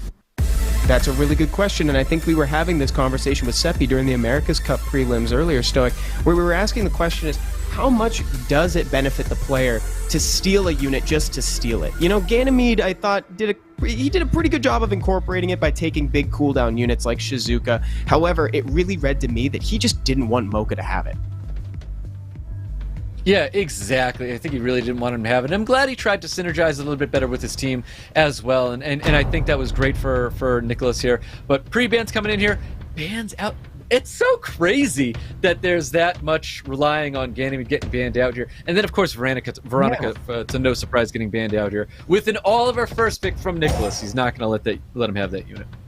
He shouldn't let it. But yeah, the Ganymede pre-ban, where are we? It's crazy that we're seeing Ganymede pre-ban in this day and age. So fast to lock down the Jameer and the Shizuka, but we've seen this in the past. It hasn't fully worked out for him in previous games, but let's see if this one can be different. I mean, MOCCA is at match point right now.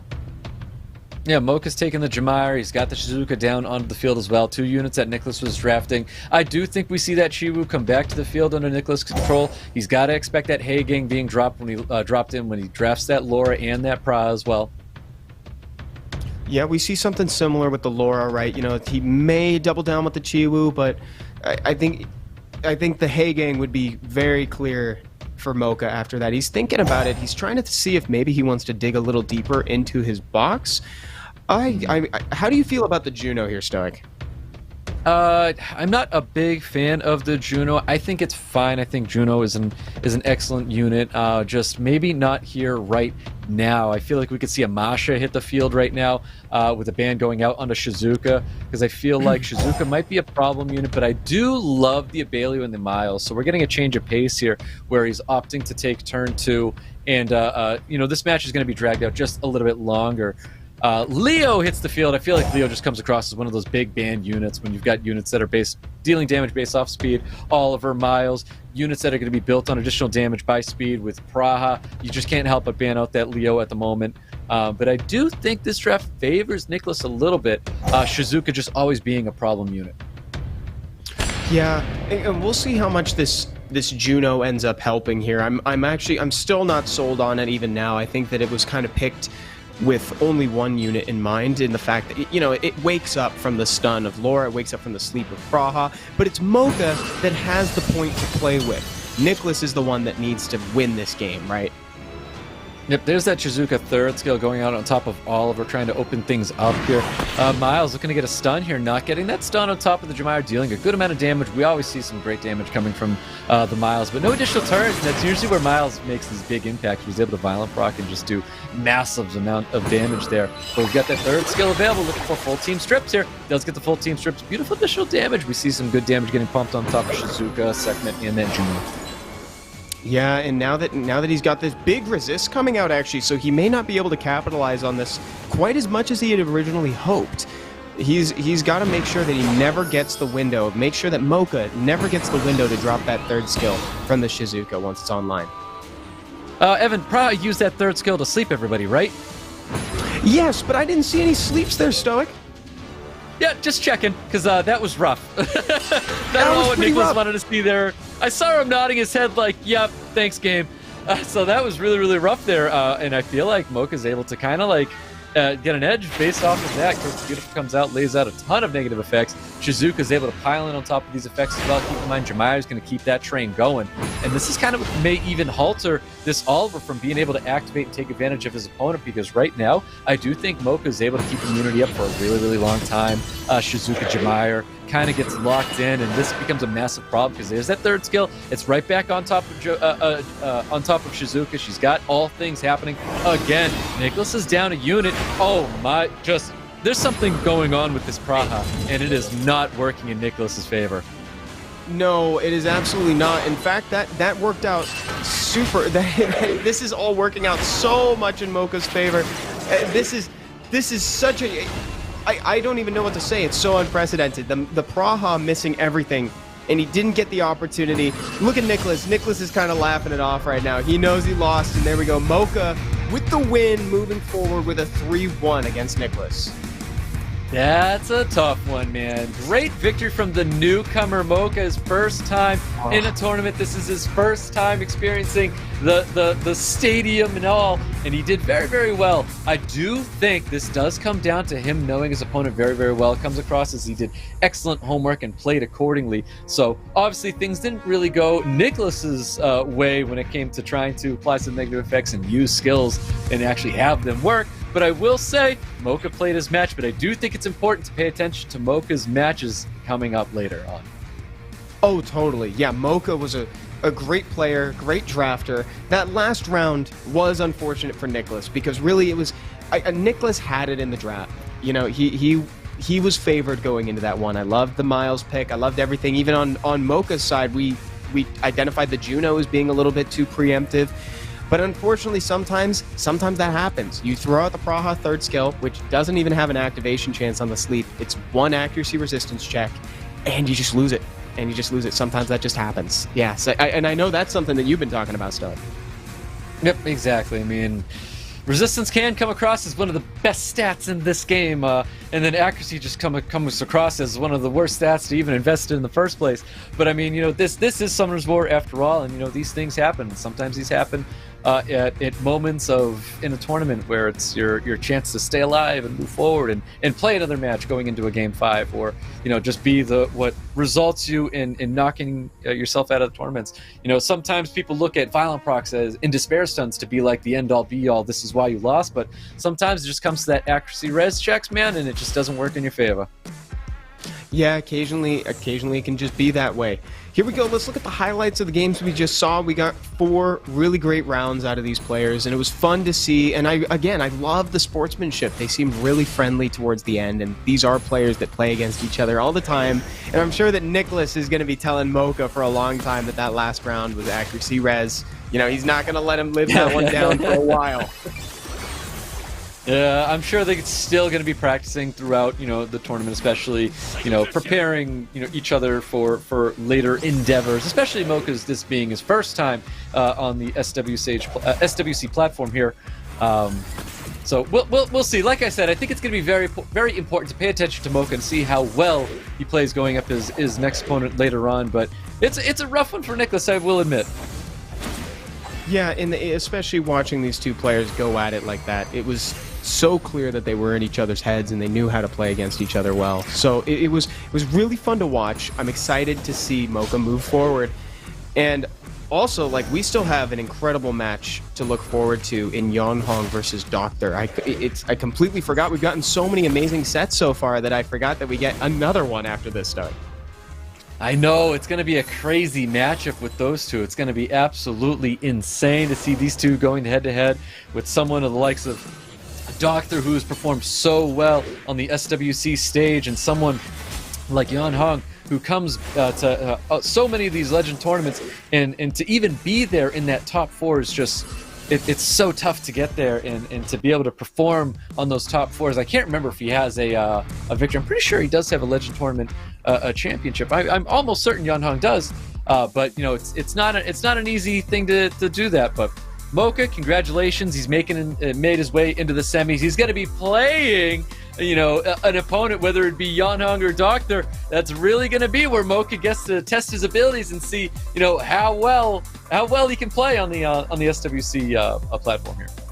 I don't envy him right now. Whoever he goes up against is going to be a huge, heavy hitter from this tournament right now. One of the players that is in a lot of folks' prediction events. You know, I know that I think I marked someone in my prediction event actually from this. I think I have Yeonhong as one of my predictions because we've seen Yeonhong's performance. That's the thing, right? We talk about this a lot, me and Stuck.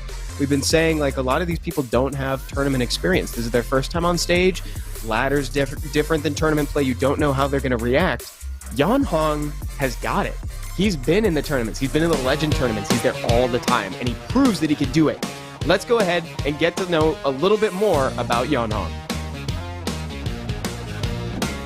สวัสดีครับชื่อมณฑลโอรานารามกุลครับชื่อในเกมชื่อยอนฮอง187ครับก็จุดเริ่มต้นในการเล่นเกมของ Summoner War เนี่ยผมเห็นมีเพื่อนเล่นหลายคนเนาะแล้วก็อยากลองเล่นดูเป็นเกมแบบเล่นดูง่ายๆดูสบายๆครับเป็นแนวเทิร์นเบสก็เลยแบบอยากลองมาเล่นฆ่าเวลาดูครับ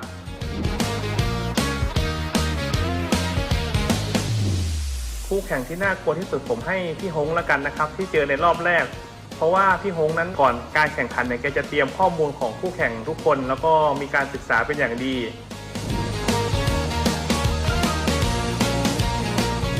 ก็อยากให้คนอื่นมองเราเป็นม้ามืดละกันครับเพราะว่าถ้ามองเป็นตัวเต็งเนี่ยมันจะกดดันเรามากเกินไปครับ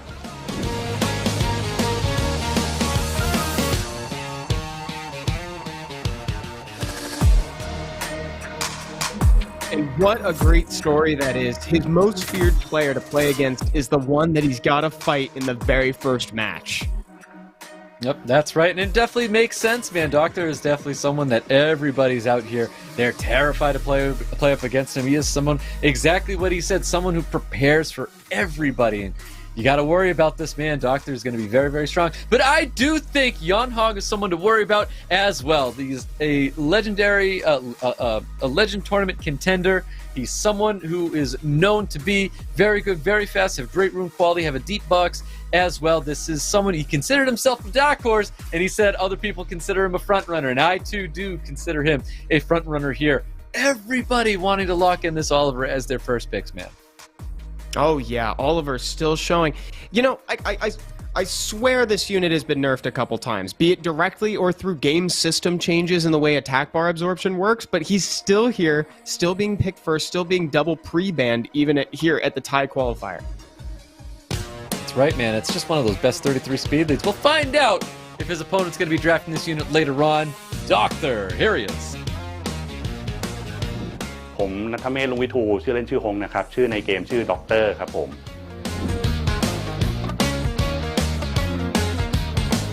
จุดเริ่มต้นของการเล่นเกมนี้ของผมก็คือมีน้องๆที่ออกกำลังกายด้วยกันแนะนำให้ลองเล่นดูครับเพราะว่าระบบเกมน่าสนใจแล้วก็มีภาพกราฟิกที่สวยมากๆครับผม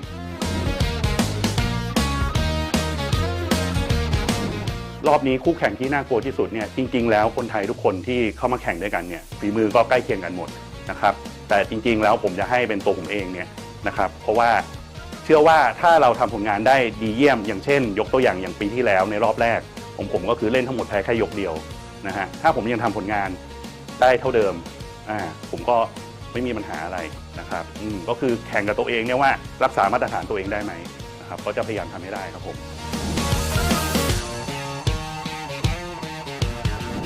สำหรับม้ามืดกับตัวเต็งเนี่ยผมก็อยากให้คนมองผมเป็นม้ามืดมากกว่าเพราะว่าผมเองเนี่ยก็ยังไม่เคยประสบความสำเร็จจริงจังอย่างเช่นเข้ารอบ World Final หรือได้แชมป์นะฮะก็ปีนี้จะทำให้ได้ให้ดู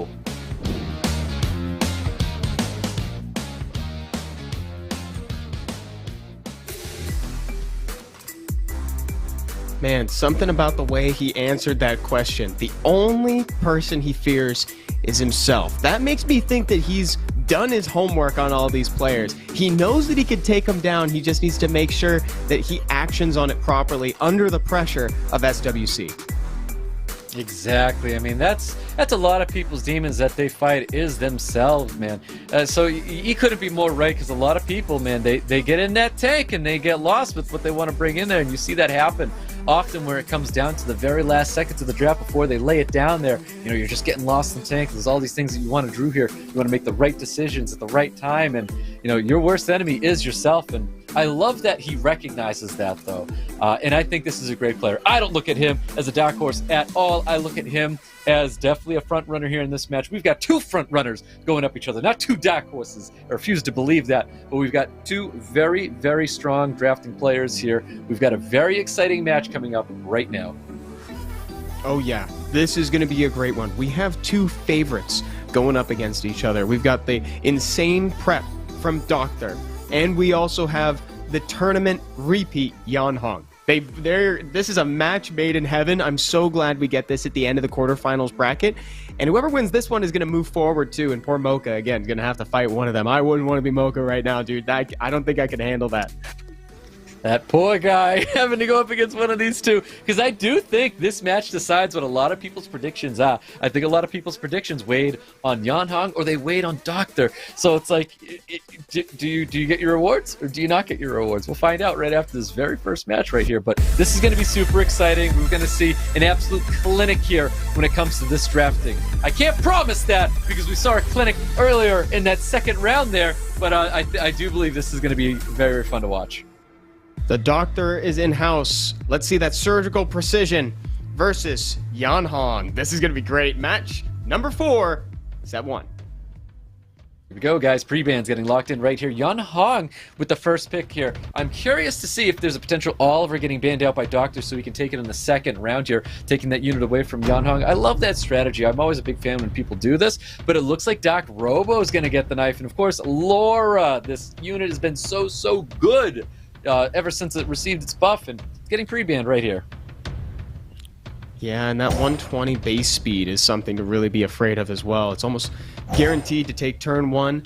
There's the Oliver first pick that we've seen, and the Jameer to follow up is so frequent because of that third skill that it can't get reset. Oh, light Puppet Master?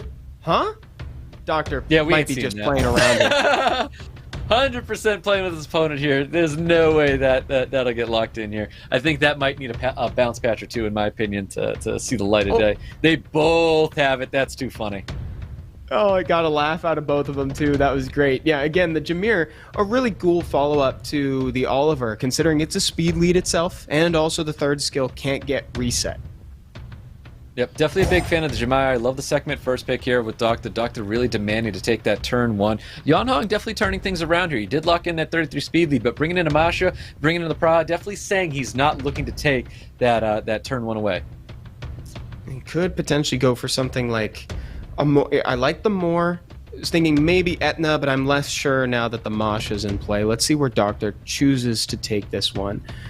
He's really thinking about this. Look at he's being so precise. He's composed still, even while he's thinking, and he locks in the familiar Ganymede. The familiar Ganny, the swift Ganny, might I add. I want to say he's expecting to see some off-wheel units here.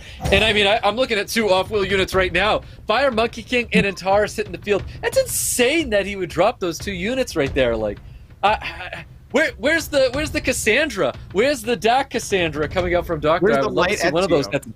Instant. Oh, come on, Light Ezio. We don't need to see it. I want to see the Fire Cassandra. I want to see the Dark Cassandra. Honestly, Fire Cassandra is going to drop either the Fire Monkey or the Antares. I would love to see that from him. He would take full advantage of his opponent right here. But it looks like he's going to play it safe. You know, maybe that's the better route in the tournament aspect to go. He's going to bring a booster to the table.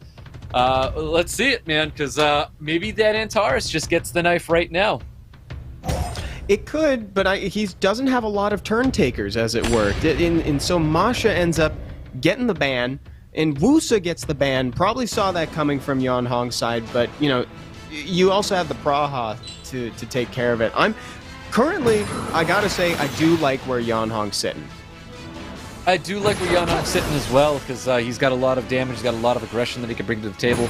Right now, I don't think he has to reset those skills at all, but there's that first turn from Antares popping off. Attack buff, and the damage is a Despair Stun, bringing Jameer down to half. We need to see a full team strip with no Despair Stuns happening with this Moor here. Praha is reset, pulling that damage, and of course we've got that third skill from Ganny. Ganny getting that reset, getting full attack bar reduction here. Need to see defense breaks at the field one more time. No glancing on that Antares could spell disaster for Doctor if another proc of that passive is had here. Look at how much damage he put on that Jameer just from 2 hits of the skill 1. Imagine the 3. I was actually expecting that attack break to go on top of the Antares, because right now we have a reset Praha. Praha's not a threat for a couple turns here. And of course, Ganny's going to be here to do that second skill. He can ventilate. He goes to spit that ventilate back onto Moore, so he has that second skill rocking and rolling in a minute here. And of course, Jameer does have his third skill available, which he's not going to be using again for another turn here. Curse the Beautiful can go out here. He can choose to reset. Maybe the Fire Monkey to avoid that second skill. Opting to go for the skills there on top of the Antares. Yeah, wanted to make sure that he locked down that AoE. A nice proc from the Monkey is going to take down the Jameer, or rather, if he just lets Antares take it, because Antares has actually been behaving himself, Stoic. That was a natural turn. That was a natural turn coming from Antares, so Doctor actually getting a little bit lucky there. I do wish he had room for that reset on top of the Fire Monkey, and probably would have kept his Jameer safe, but I do think Doctor is fine. Fire Monkey King's a dangerous unit, but there's a perfect unit on the other side of the field, and that is Moore to handle this Fire Monkey King. Yeah, that's the hoop to jump through, is the Moore. You got to do something about it now, which is a little uncomfortable, but you got to do it while the Oliver's alive. But you really don't want to be focusing it now.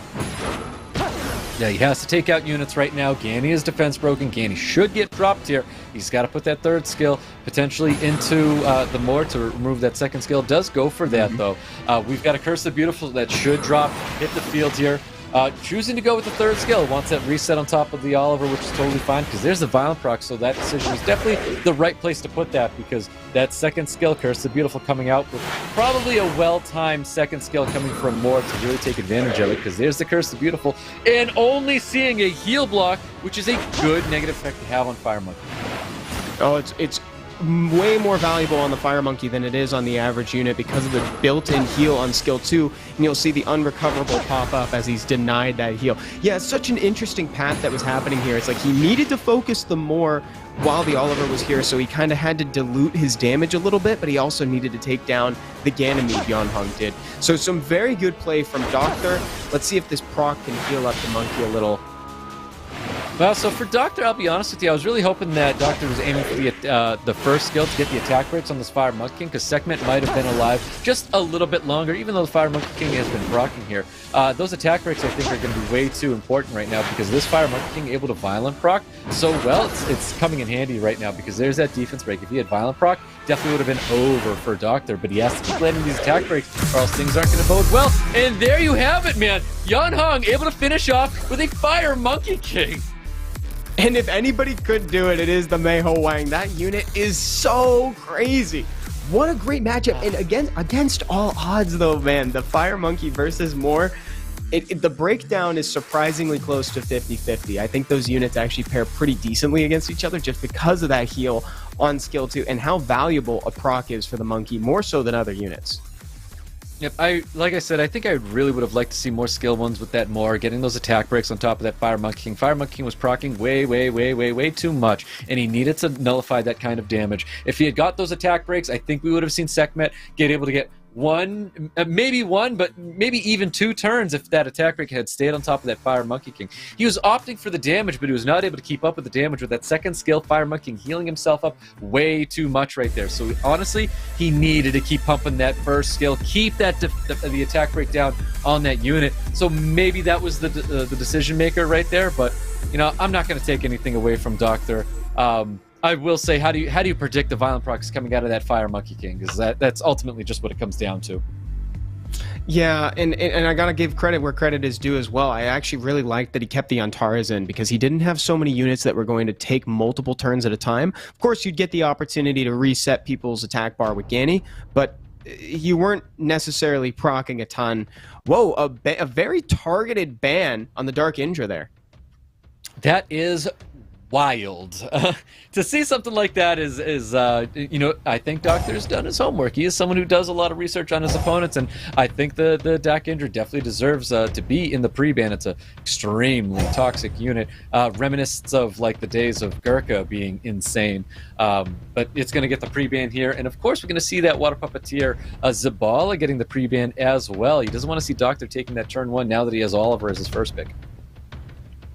Oh, and we're seeing the Dark Robo that made an appearance in his most pick earlier. I like that we're seeing kind of the same draft setup as last time, just flip-flopped. So now that Jameer is on the other side is the response to the Oliver. How does he follow it up? With a Shizuka. Yeah, Shizuka I think is a great draft here. Doctor definitely turning things around when he brings in that Shizuka, opting to show that he's not fully committed to that turn 1, where Yeonhung right now is committed to that turn 1. He's got the 24 speed lead. Jameer comboed up with the Laura. You know, he can really pummel it back in and commit to this turn 1. Sekhmet says nothing but turn 1 right now, 100%. Yeah, turn 1 only over here. I'd like to see a little bit more damage. Oh, there we go, a Lima. Whoa! Definitely was surprised to see a Lima hit the field here. That's definitely something that he's bringing to protect. He's letting that Oliver through. That's all I'm seeing right now, is letting that Oliver through when you're dropping in a Lima. I love that the Juno was picked by Doctor, because I feel like Juno would have been a great response for Yeonhung to drop in this 5th pick area. But Doctor, you know what? I think Doctor's comfortable with seeing his Oliver going through. He put that Ethna onto the field, and I think he's content, and he believes Oliver makes it. Yeah, he wants to outspeed right now. We're getting the speed contest back again. And remember, the Lima is also inadvertently defending Doctor's side, considering Shizuka. If he's not banning the Shizuka, or he's not going to reset it, then he's giving them access to invincibility. And that is a little bit scary. Granted, we haven't seen Sekhmet miss tonight. I agree with these bans. I think this is great. I think the Juno's a good ban. When he laid down that triple revenge verd, because it is a triple revenge verd, that Juno was gone as soon as it hit the field here. So Doctor comfortable knowing he's getting his 33 speed lead. Obviously 33 speed lead paired up with an Ethna. You're taking turn one whether you like it or not. Segment not able to get the turn one based off of the 24 speed lead that he had.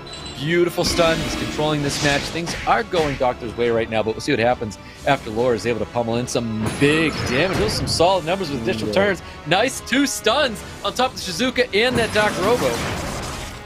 That was a really great proc there, Stoic, able to lock down the enemy team ahead of time. Notably, those invincibilities are now inside the pool for Shizuka should she get an opportunity to use them. But here comes a potential increased cooldown time on her, actually.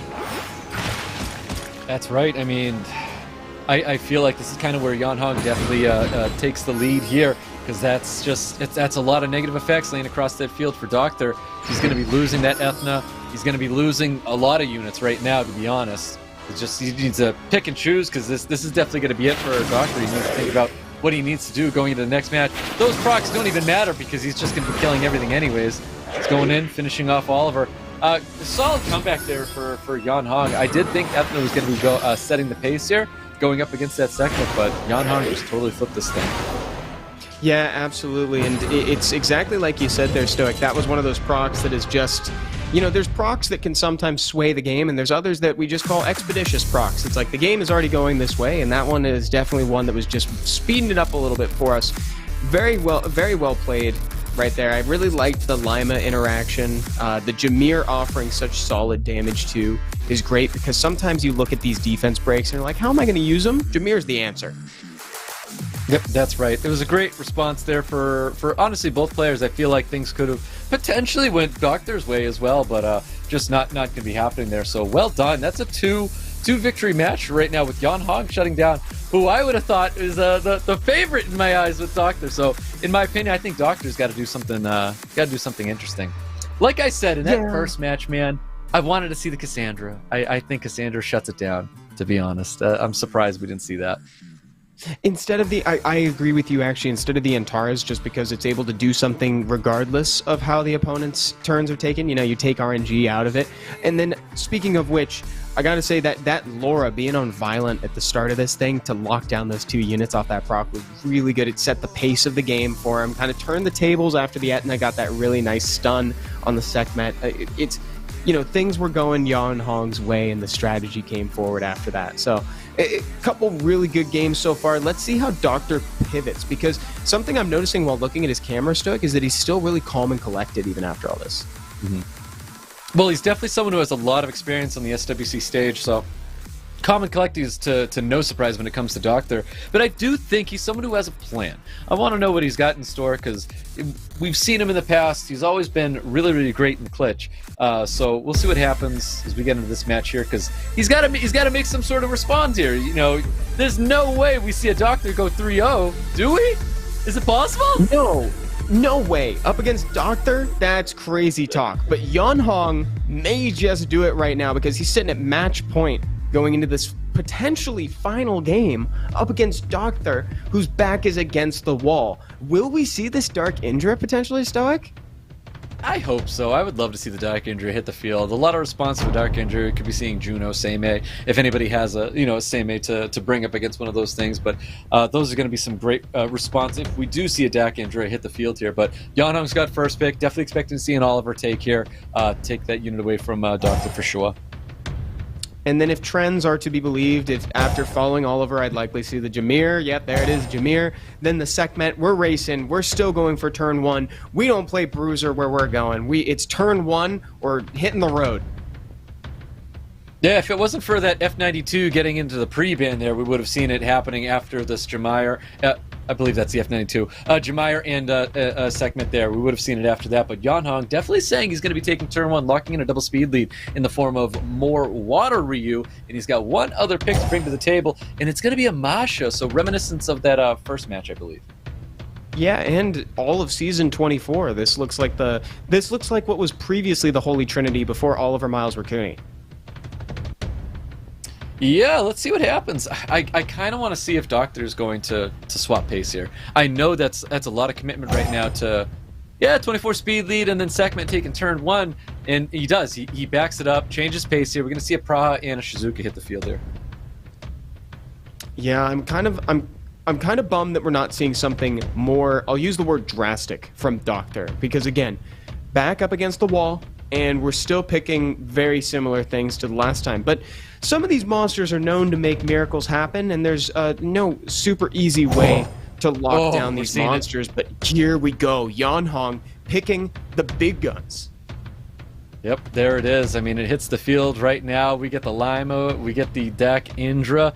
I couldn't even tell you what the name of this unit is, but it's going to be a problem. I believe it. And I really want to see this unit go through, even though it was in pre-ban last time. Do we see it go into this match here? It may soak the ban purely based off of DOCTHURR's facial expression when it was picked. Actually, he had a visceral reaction. It's banned. That stinks, man. We all wanted to see this unit go through. That Dak Indra, the Devajira. No, I'm not even going to try anymore. The Dak Indra. It's something in like that world. And then that Gianna just says he's letting that Lima through for sure. And boom, there goes the Gianna, and there goes the Dak Indra. Yeah.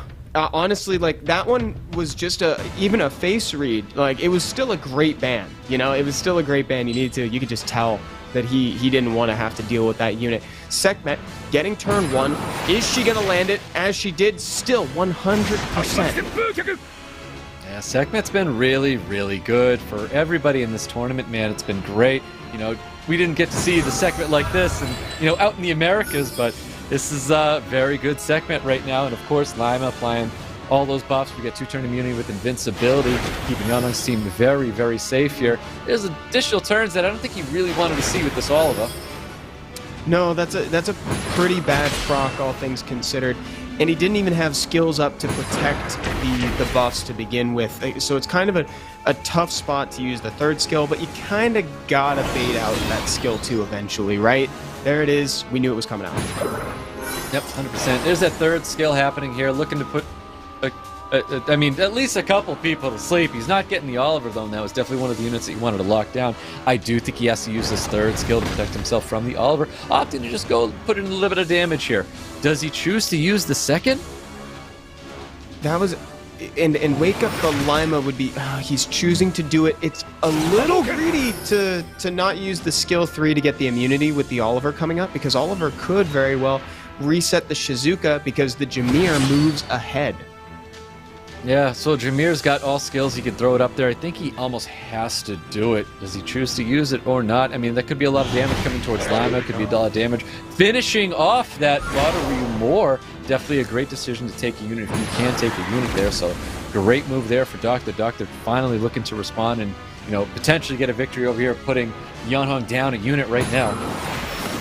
Yeah, DOCTHURR's got a nice hybrid of aggression right now. He's doing a good job of capitalizing on the defense break, not overcommitting, taking the kills where he can. Nice proc from Shizuka puts him further ahead, Stoic. Yep, definitely. He's going to use that third skill, and he's going to get it all the way back on Shizuka again. And it's just that exactly what you had said with the Lima. Lima hits the field, but it's giving DOCTHURR a Lima in itself.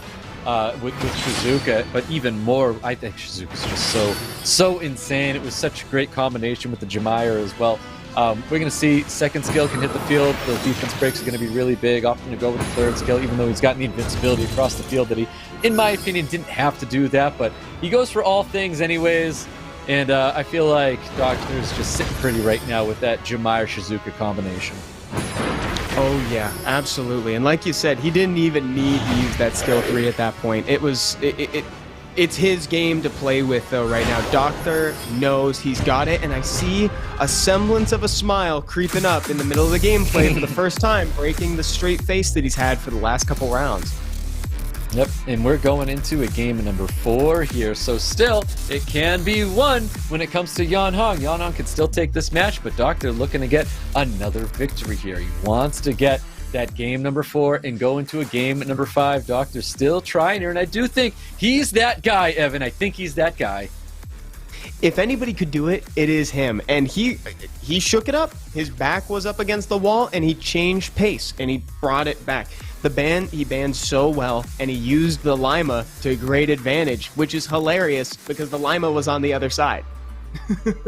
That's right. I mean, he's got it so safe. I feel like the Shizuka and Jemaya are such a great combination to have. You're able to lock in just so much value when it comes to that, because Shizuka doing all things, and then Jemaya making sure you have all those things once again. It's so good. It's so good to be able to protect yourself and be aggressive at the same time. It's just such an excellent combination. Yeah, and you really felt the absence of strip on the side of Yeonhong that time. Towards the end, when everybody was immune, everybody was invincible, there were procs coming out of the Oliver, coming out of the Masha, but it was like, what do we do with these? There's not, we just can't put any damage out. We have no strip available on the side of Yeonhong. So let's see if DOCTHURR can keep the pace going into round 4 here. This is still just as dangerous as the last one, though, Stoic, because Yeonhong, if he wins this one, he moves forward. And again, we don't have a loser's bracket today. That's right. That couldn't be more correct. So we've got that F20. Did I say F92 or F29? I can't even tell which one it is, but I'm going to say F29. F92? We'll swap it up every F29? Yeah, I'm going to go with F29. Just throw out a letter and a number. People will know what you're saying. It's the DAC Robo. The F50. No, I don't know if I'm allowed to say that. No.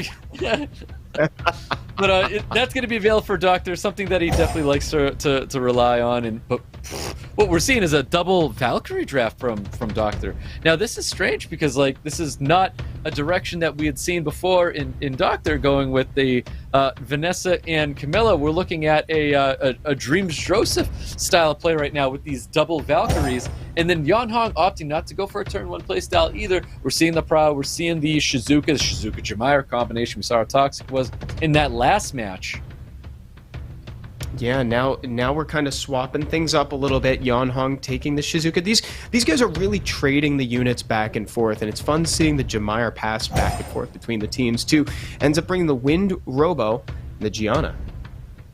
The G39. Is it G39? Oh my god, there's so many numbers out there. I'm going to say it's a G39 hitting the field here, the Wind Robo with the Gianna as well. He's still showing he has that turn 1 advantage. He's got double 33 speed lead. He can take that turn 1 with the Gianna. Gianna not looking like the ban anymore, because I do think you ban out that Gianna when you lay down. Is he letting that Gianna through? Lets the Gianna through because he's got the Shizuka. He's got the Josephine hit the fields.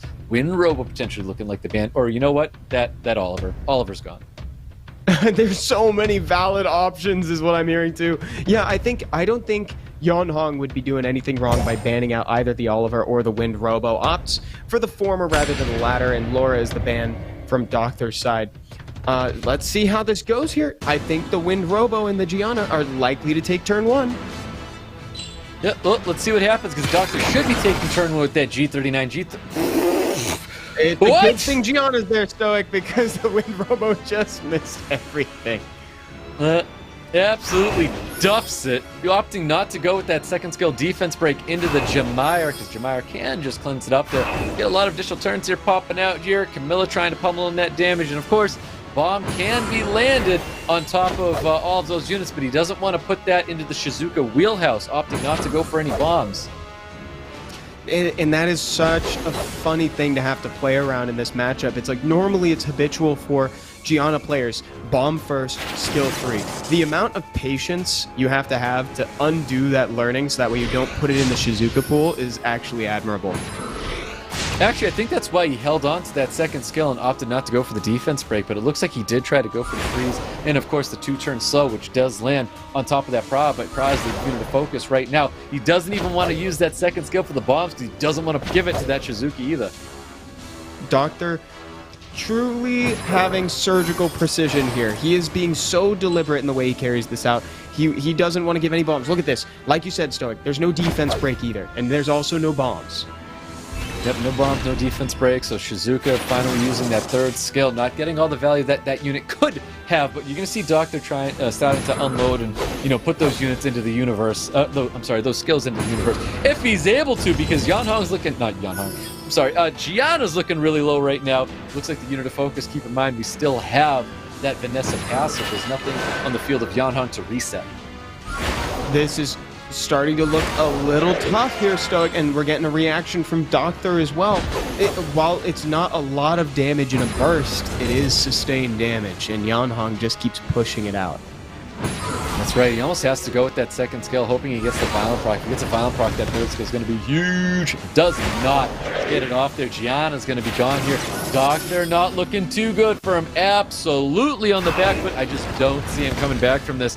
That Jamier Shizuka combination is too toxic for him. It is, and he knows that he's in a bad spot too. Every so often we're getting reactions from him, and he's normally been pretty straight-faced through this whole thing so far. Jamier working down the wind robo. We got two more Valkyrie sisters in between Yeonhong and his win right here, so he's moving through it. I think DOCTHUR is just hesitating to scoop at this point. Gives the thumbs up. Yeah, gave that thumbs up. He knows this match is over. Is there a world that Camilla does this? Like, I just don't think in a 50 up, 50 down, even looking at all four of these units that Camilla's able to do it. Like, Camilla's going to bring sustain to help keep this Vanessa alive just a little bit longer, but it really isn't going to be enough here because the full assault's going out onto this Vanessa for sure.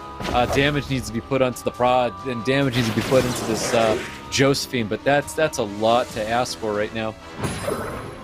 Yeah, even in a perfect world, I mean, against all these crits from the Praha, against the guaranteed crit from the Josephine, so thus taking reduced damage and healing, I still think that this is a really tough ask for Camilla to solo this, so even in the best case scenario, I'm going to have to weigh heavily in Yeonhong's favor. Yeah, it's crazy because I feel like you can't help but look at this and think that DOCTHUR really did not want to lose this match because there's just not a world that Camilla does it, and he was really hoping for it, man. I do feel bad for him, but a massive congratulations to Yeonhong taking out the giant DOCTHUR. That is huge there, Stoic. Did a 3-1, Yeonhong taking the win. Such great sportsmanship. These guys know that they're both incredible players, and they just played some great games. Yeonhong did such a good job, and of course, it's always a pleasure to watch DOCTHUR's matches. It is, man. It's sad to see it, but I lost another prediction, Evan. Yeah, well, mine's still looking okay. I actually had Yeonhong up there. I have to say though, I didn't see. There wasn't enough prep against the Shizuka in the draft. Like these monsters that you normally need to use, like the Rakunis of the world, something to keep it off. And I'm almost wondering if the hesitance to use the bomb ended up backfiring Stoic. Maybe he needed that extra damage. Yeah, maybe, but you know what I needed? I needed a coupon code to come out here because I needed some more scrolls so I can get my hands onto some units that are very difficult to use. Please, may it be a Shizuka in there. Yeah, and if I'm not mistaken, this roughly translates to Hello SWC 2023. You can get 2 mystical scrolls and 200k mana. Again, this is just the first of several today for hanging out with us, so make sure you stick around for the rest of the codes. If you're on Android, you can just type that coupon code in, but if you happen to be on iOS, our lovely mods are already posting it in the chat. So thank you so much to our mods, and thank you to everybody in chat for hanging out with us. We are just through the quarterfinals now. We still have so much more to go with the semis coming up next, Stoic, and we've got a great bracket for it. Yeah, we really do, but this was that last match that we went through, man, DOCTHUR and Yeonhong. So we watched, honestly, I would even go as far to say a crowd favorite in DOCTHUR go down here, go up against Yeonhong. Yeonhong also being a favorite for half. I would say it's 50-50. A lot of people looked at DOCTHUR and Yeonhong as the favorites of the tournament here, and they have to go up against each other in this very first bout here. DOCTHUR getting eliminated by Yeonhong, but, you know, we still had some great play. We got to see what I thought was going to be a Moore getting the victory here for DOCTHUR over this Fire Monkey King, but Fire Monkey King was able to prevail, and that's just crazy to me. This is where I really wanted to see just more attack breaks, because he was able to just get through it. Not landing the attack break there, we would have seen less damage, more and more and more, but every attack Fire Monkey King made that wasn't attack broken, I feel like was just a mild gain by Yeonhong there. So I wish he had, DOCTHUR had kept up with the first skills, keeping up with those attack breaks to limit the damage from that Fire Monkey King. But, man, we had another match right here. It's just that combination, Jameer, Laura, Jameer, Lima, just excellent things to bring to the table here, and the Shizuka's just not able to turn things around. And what a well-played out match with just Jameer being like the focus. And again, we had this match here with DOCTHURR. You know what? Jameer seems to be that unit that really turned the victory for both those players, so maybe that's kind of what happened. Yeah, he was getting passed back and forth for each round, right? It's a great response to the Oliver to make sure that your skills stay online and that he doesn't have as much impact as he possibly could. And of course, towards the end of this game, we were seeing the Lima working against Yeonhong, which actually could have been foreshadowing for DOCTHURR later, and maybe that led to his hesitancy to apply bombs and defense breaks so that way they wouldn't enter the pool. But I think in doing so, it may have led to his own demise. Yeah, we have seen, match styles like this before where they don't want to use skills because their opponent's going to get some sort of benefit from it.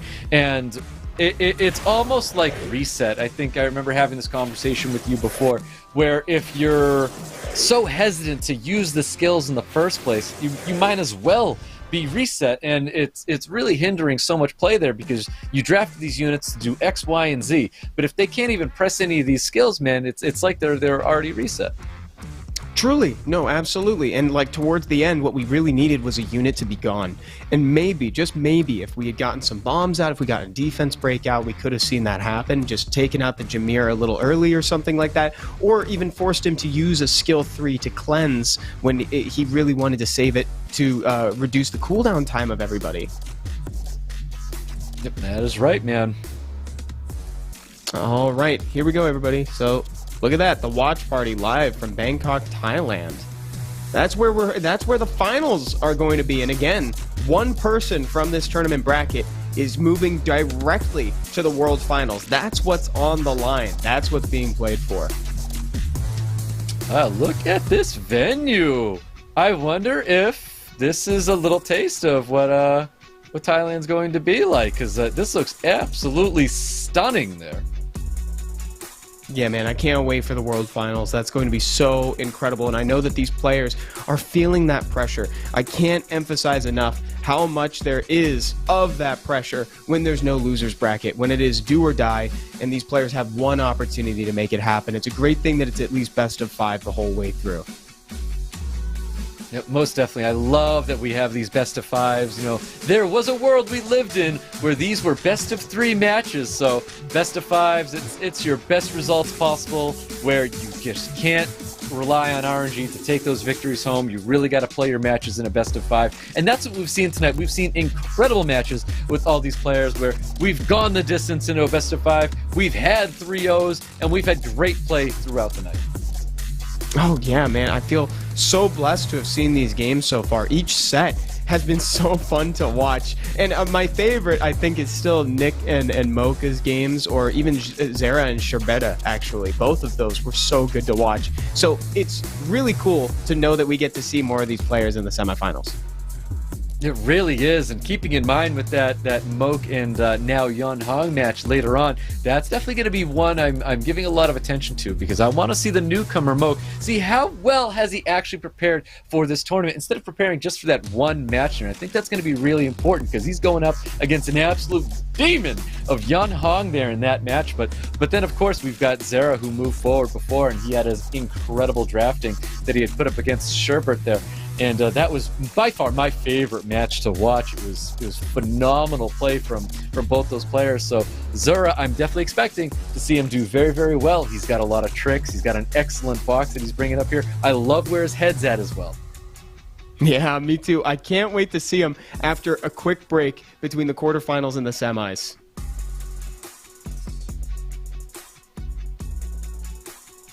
Oh, actually, you know what? I think the break is coming up in a little bit instead, Stoic.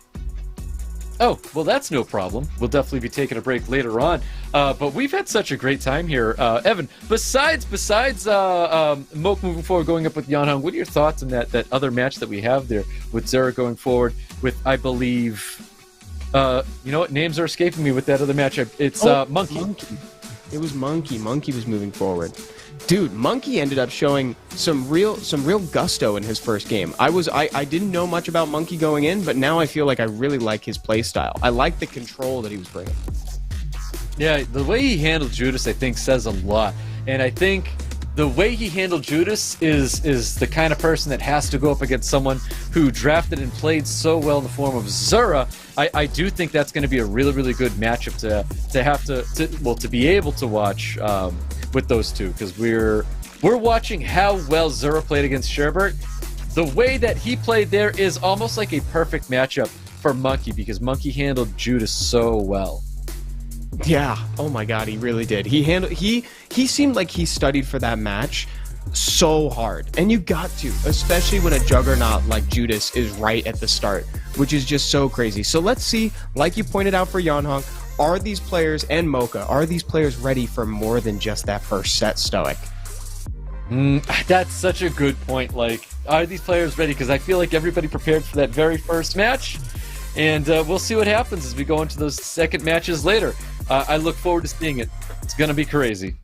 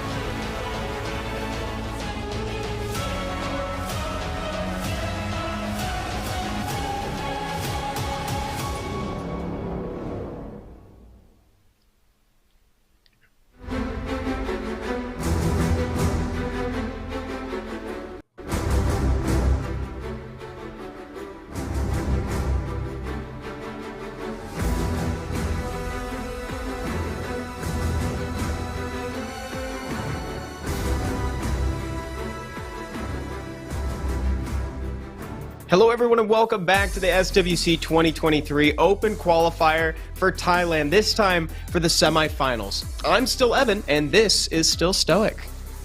And I am still awake. We're doing good, man. We're approaching the 4 a.m. mark right now, but you know what? The tournament's been super exciting, and it's been very, very easy to sit here and be able to cast these matches with how exciting it has been. You know, it's been a great ride. I've been having a blast with you, man. It's been such a good tournament. Me too, man. I've been having a blast doing these games with you, and they've been so entertaining to watch. I tell you, something going into these matches, going into these regional tournaments, it's so interesting to see the differences between the meta, what we're used to seeing versus what these players are used to picking. That's right. I mean, we talk about this way into Americas, where just all the regions are so different. Where Americas does their thing, APAC does their thing, China did their thing. We're going to be seeing Europe do their thing, later down the line here. But even here, in this Thai qualifier, like, things are just so different. Where we didn't get to see so much Shizuka being utilized back in Americas. It didn't get the kind of spotlight that it's getting right now, where we're just seeing a ton of Jamair, Shizuka, and then of course Oliver.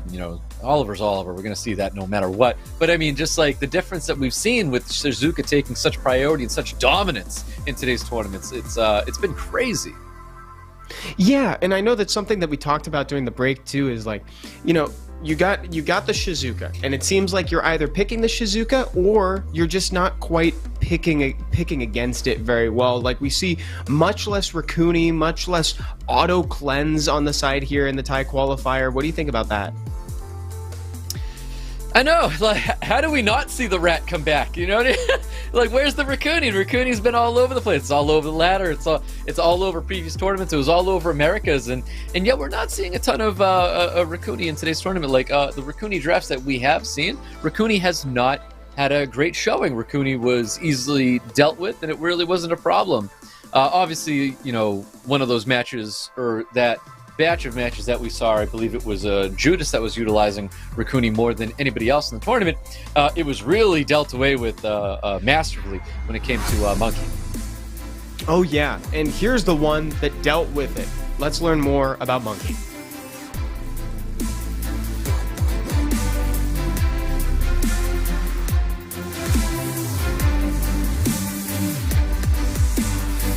All right, there you go. Happy to learn more about Monkey. Got a nice flash screen with him. That was great. Dude, but honestly, I feel like I've already gotten to know him pretty well. Monkey's really surprised me in taking down JUDAS because, JUDAS very much was a front runner for the tournament. He's gotten so far in SWC prior. He's also got he's had the most tournament experience out of most people here, I think, just short of Yan Hong, I think, if we were to compare anything. If we're speaking exclusively SWC experience, then actually JUDAS may have more.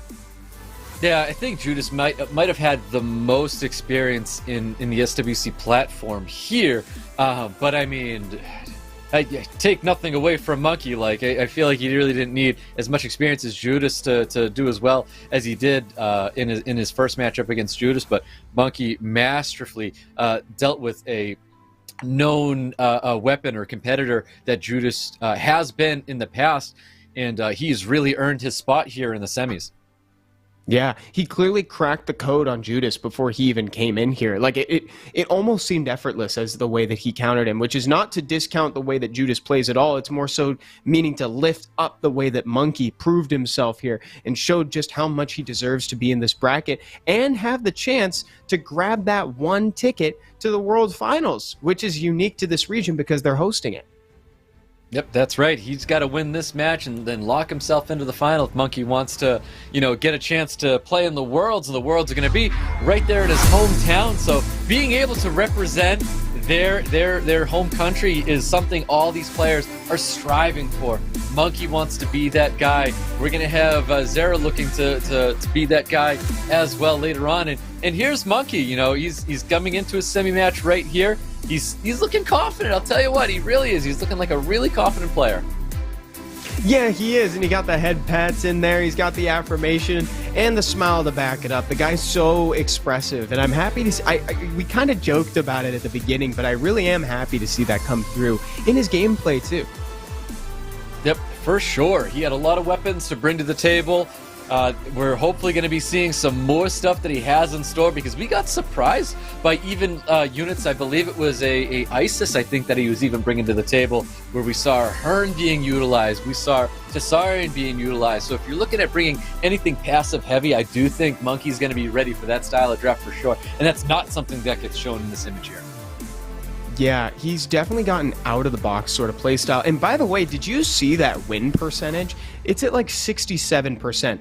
Although he only had, I think, 333 wins total, but that's still a crazy win rate. That is definitely a crazy win rate indeed. I mean, it's really tough to stay in that like high 60 range, but he's got his competitor right here, ZERA, and I do believe ZERA is looking to be that guy to take down Monkey. He played so well up against Sherbert, and I think he's going to be the guy that really challenges Monkey. Yeah, I think so. And, you know, he was looking pretty calm the whole way through, too. Like, I think if anybody could knock down Monkey, it could be him. But it ultimately comes down to how well these players know each other. Because we talked about this earlier. They all clearly prepped for their first game. But did they prep outside of that? Is ZERA ready for what Monkey's going to bring to the table? Here's another look at his most picks from the last couple seasons here. And he's got a similar win rate when you take into account that he actually has more wins clocked in than his opponent here. Yep, well, these units that he's also showcasing here is nothing that we're going to be seeing tonight, minus, of course, Oliver and that Oliver Juno and Tian Lang. But, I mean, ZERA is just capable of so many things, and that's what he showcased in that very first match there, that he has the ability to go from turn 1, turn 2, and then just, like, flip the switch immediately wherever it may be in his draft. And this is I believe this is going to be very exciting going up against Monkey. Oh, yeah. We're in for a heck of a time here right now. We're going to be kicking off the semifinals, and just like the quarterfinals, we're still in best of 5. I want to remind everybody, just in case you joined us a little bit late, best of 5 the whole way through, and no losers bracket today. We're only doing the winners bracket. We have 1 slot available at the end for the world finalist, and that also means that we've got a grand finals match to look forward to. So 3 matches total still await us, and we've had 4 matches of absolute fire so far. So I'm really looking forward to this first one here in the semis. Monkey versus ZERA. It's going to be awesome. Definitely going to be really good, and I don't think anybody missed it. These are best of 5s, just like the quarters. It's going to stay the exact same way going into the semis. These best of 5 matches, the best results, and finding out who's going to be best fit going to represent Thailand. Oh yeah. By the end, we're gonna have somebody who's really ready to stand amongst the top of every region. But the question that is to be answered now, is it going to be one of those front runners, or is it going to be a dark horse? Well, let's find out here. Monkey versus ZERA. We're going into the first set right now, Stoic. You know, all these players say they're dark horses, and every single one of them performs like a front runner. I do believe there's only one dark horse in there. We're going to see him later on, but we're going to see what happens here with these 2 front runners happening right now. Pre-bands locked in, Nephthys, Tian Lang banned out here. First pick going to Monkey God. Yeah, everybody's so humble, Stoic. That's well said. Everybody here is a front runner. They all deserve to be on this bracket. Here's Oliver. Now, is ZERA going to bring something other than a Jameer? He does. He brings the Vanessa and the Bella. I loved seeing that Bella in the opening match of this tournament today, Stoic, so I'm glad to see it make a return. Now, I do like the Bella, but more importantly, I love the 33 speed lead lock in. That is the Vanessa. I love that he's going to contest with the speed here. I do like the Oliver first pick for Monkey. I feel like that's almost like a must in today's tournament to lock in that unit. And this is kind of where things are going to change, because I like the Bella. Bella says turn 1, says turn 2. It says a lot of things here. And then I love it, because the segment's saying turn 1, but the Pra is saying turn 2. We've got the Miles who says turn 1, but the Rakuni's saying turn 2. I love this back and forth of nobody actually committing to anything yet, but just like the threat of I could swap at any moment, and then Monkey lays it all down and says Leo coming in here. Monkey is committed to saying, I'm going to choose the exact 4 units that I want for my team. Seems pretty confident that Leo is going to be the ban. And ZERA probably should, considering that he's got Miles scaling with speed. It's just a matter of how much does he value it. And I think for his strategy, it would be best to ban the Leo. 100% to be banning out that Leo, especially when you got that 33 speed lead. More than likely make it into the field here. And then, of course, we're going to be seeing a Camilla rock the field right now as well. So definitely seeing a Leo ban here. I think the Camilla is great, but we could be seeing a Miles or probably a Raccoony even, because there's not a ton of aggression and damage that MONKEYGXCLAS can bring to the table. So you may have to ban out the Raccoony, knowing that it might resist the Oblivions that will be going onto the field in the form of Hearn. Yeah, the Hearn is well placed. So many passives for her to eat up with the Oblivion right now. So let's see what ZERA ultimately locks down. We knew the Leo ban was coming, and the speed lead gets taken out. So now, all of a sudden, MONKEYGXCLAS's in a position where he could reset somebody right out the gate here. Yep, let's see what happens. Is Sekhmet going to be enough to kick things off for us right here? He's got to go for the reset on that Bella. Nails it. Sekhmet being so consistent tonight. The 3-turn defense break in 3 turns of Oblivion. Now that's something that not even Tsaryon can pull off all at once. The president of Summoner's War can't even do that. There's the lockdown, looking better than we've seen a couple of these skill 3s happen tonight, Stoic. Yeah, I mean, I would imagine this Raccoony being built on max resistance, eating up every negative effect it can find at the moment here. Oliver looking to shut down a lot of attack bar, probably even going after this Doc Cannon girl as well. Nice little turn there. Camilla's able to heal up anybody that took any damage there, but I feel like not too much worrying right now for ZERA minus the Raccoony being locked in. Yeah, you just touched on something really important there, Stoic, because here's the thing. I mean, there is a 3-turn defense break and an Oblivion, but there's not a lot of pressure coming out of MONKEYGXCLAS right now, and that proc from Raccoony just expedited the passive coming back online. We got big plays coming from ZERA as he freezes out Hearn, who is probably the biggest threat in isolation to his team. Yeah, ZERA honestly is sitting real pretty right now because his opponent, MONKEYGXCLAS, doesn't have a ton of aggression, ton of damage. Obviously, when Hearn starts getting more Oblivions out on the field, trying to stop, ZERA really halting that kind of progression. But the second ZERA has a window, I do think MONKEYGXCLAS is going to be in a little bit of trouble. Yeah, that's the thing. ZERA has a little bit of time before this goes fully out of reach. A nice resistance to keep the attack bar on Miles means that he's going to get some damage in and could potentially clean up a kill on Hearn if he got a proc, but unfortunately no such luck. Yeah, trying to get the reset there on the Camilla with that skill too. Being put away by that Sekhmet there. I feel like MONKEYGXCLAS definitely is going to be having a little bit of trouble here. So the sustain's coming out there. Raccoony's going to be locked in online shortly, I believe. That was huge that Camilla was just short on damage to kill the Hearn. That meant that Praha got max value on the crowd control and the heal. This is the moment where pressure starts building up. It's slowly falling out of the hands of ZERA. The moment that he had to breathe is now gone.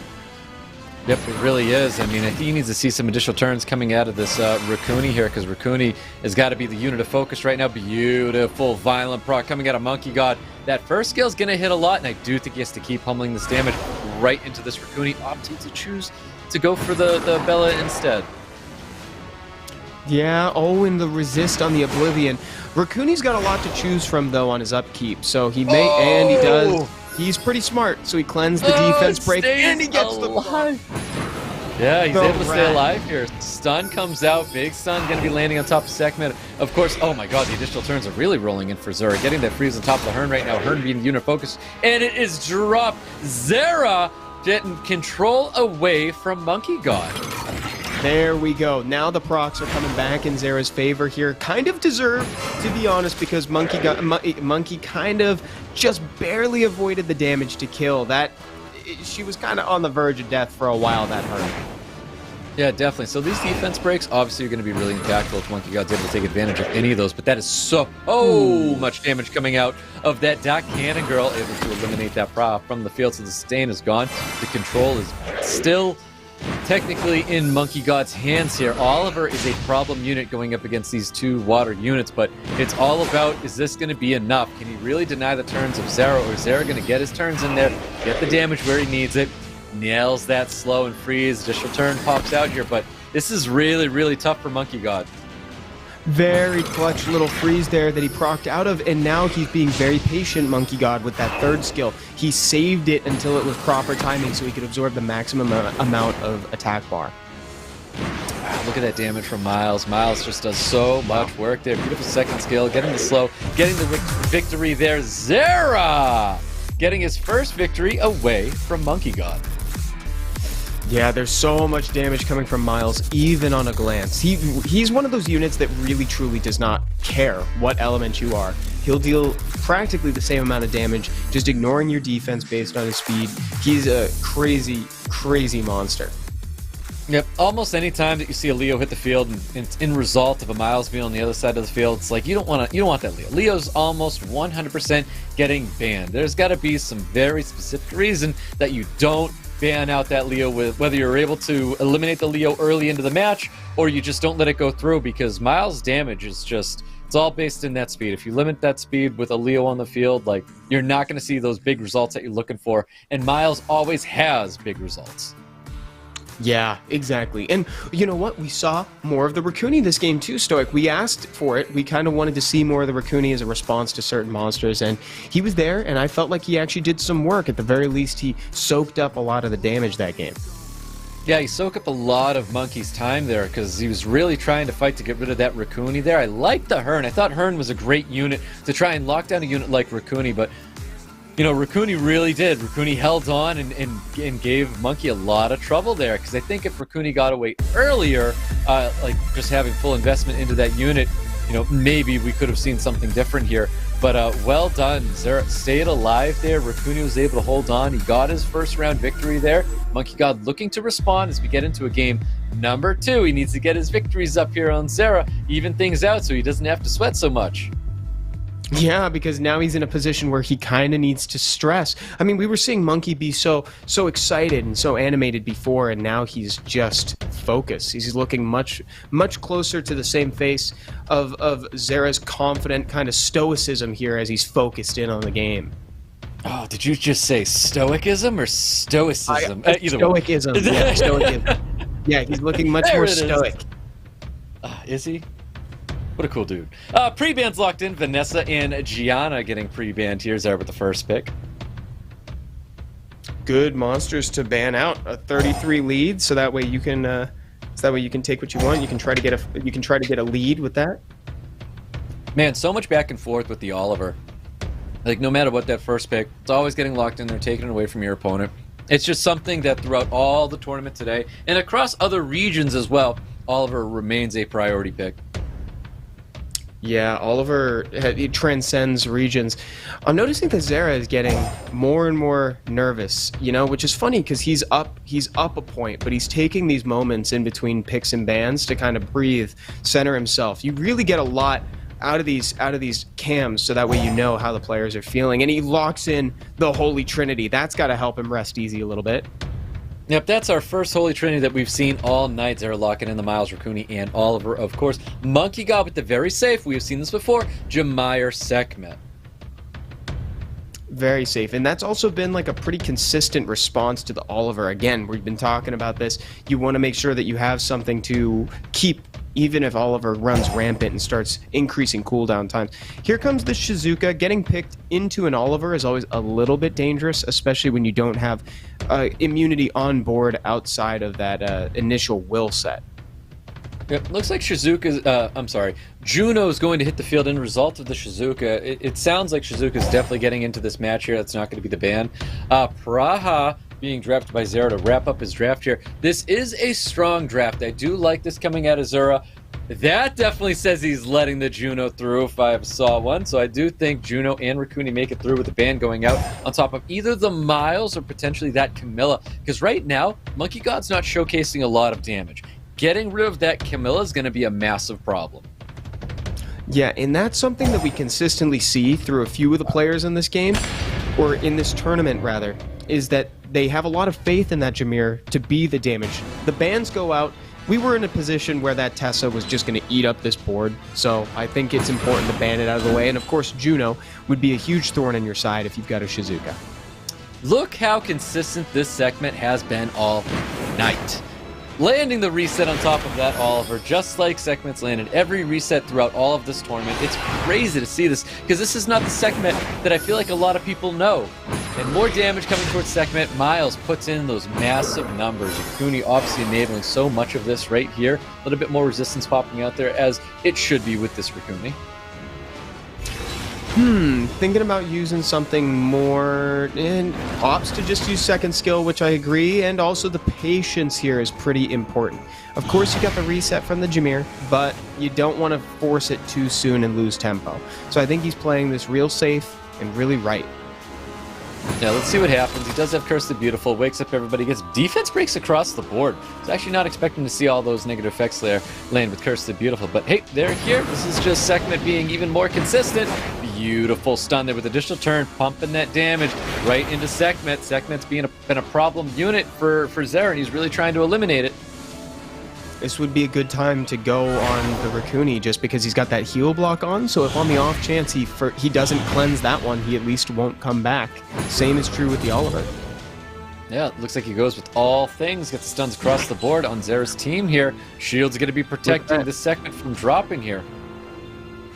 And only the heal block remains. That was pretty fortunate. The Raccoon managed to cleanse up everything except the one that would heal them. Yep, it was brilliant there. We're going to see that third skill go off. We have all things once again available with Shizuki. He does choose to do it, though. We get the defense breaks, the stuns landing on top of the Miles. Everything's going to get cleansed, though.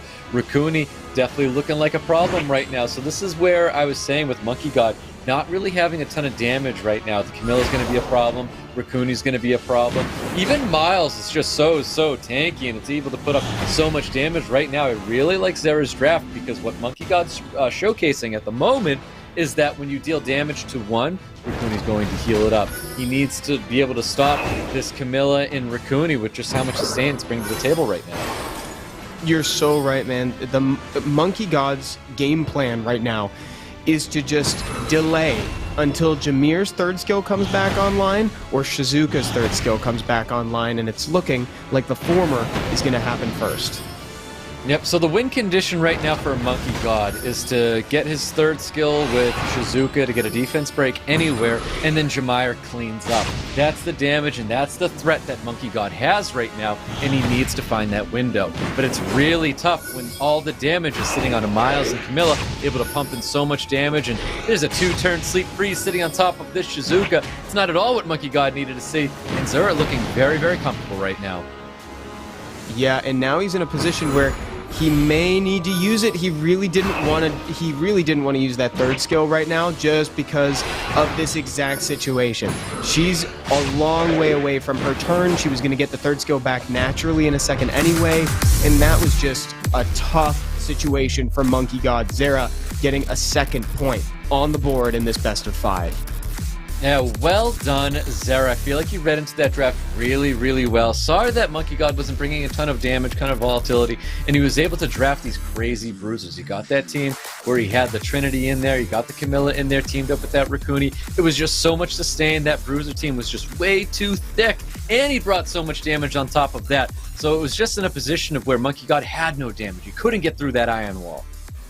Yeah, exactly. And it's just kind of petered out, you know, and like you pointed out, he had the win condition in sight, but it was turns in the future. You needed the defense break so that way you could start taking out a unit, and the difference was in damage. It was how quickly ZERA was able to dispatch his opponent, because he didn't need to wait around for turns to pass until he got a defense break when Miles can just dish it out. Yep, exactly. So let's see what happens, because we should see change of pace here. Monkey God looking to get his victory over ZERA so he can stay in this match. ZERA looking to shut him out here and get a nice 3-0 at 4 a.m. in the morning for me. Yeah, it's a fresh, a fresh 4 in the morning for you right now. We haven't seen any of the Light Monkey King, by the way.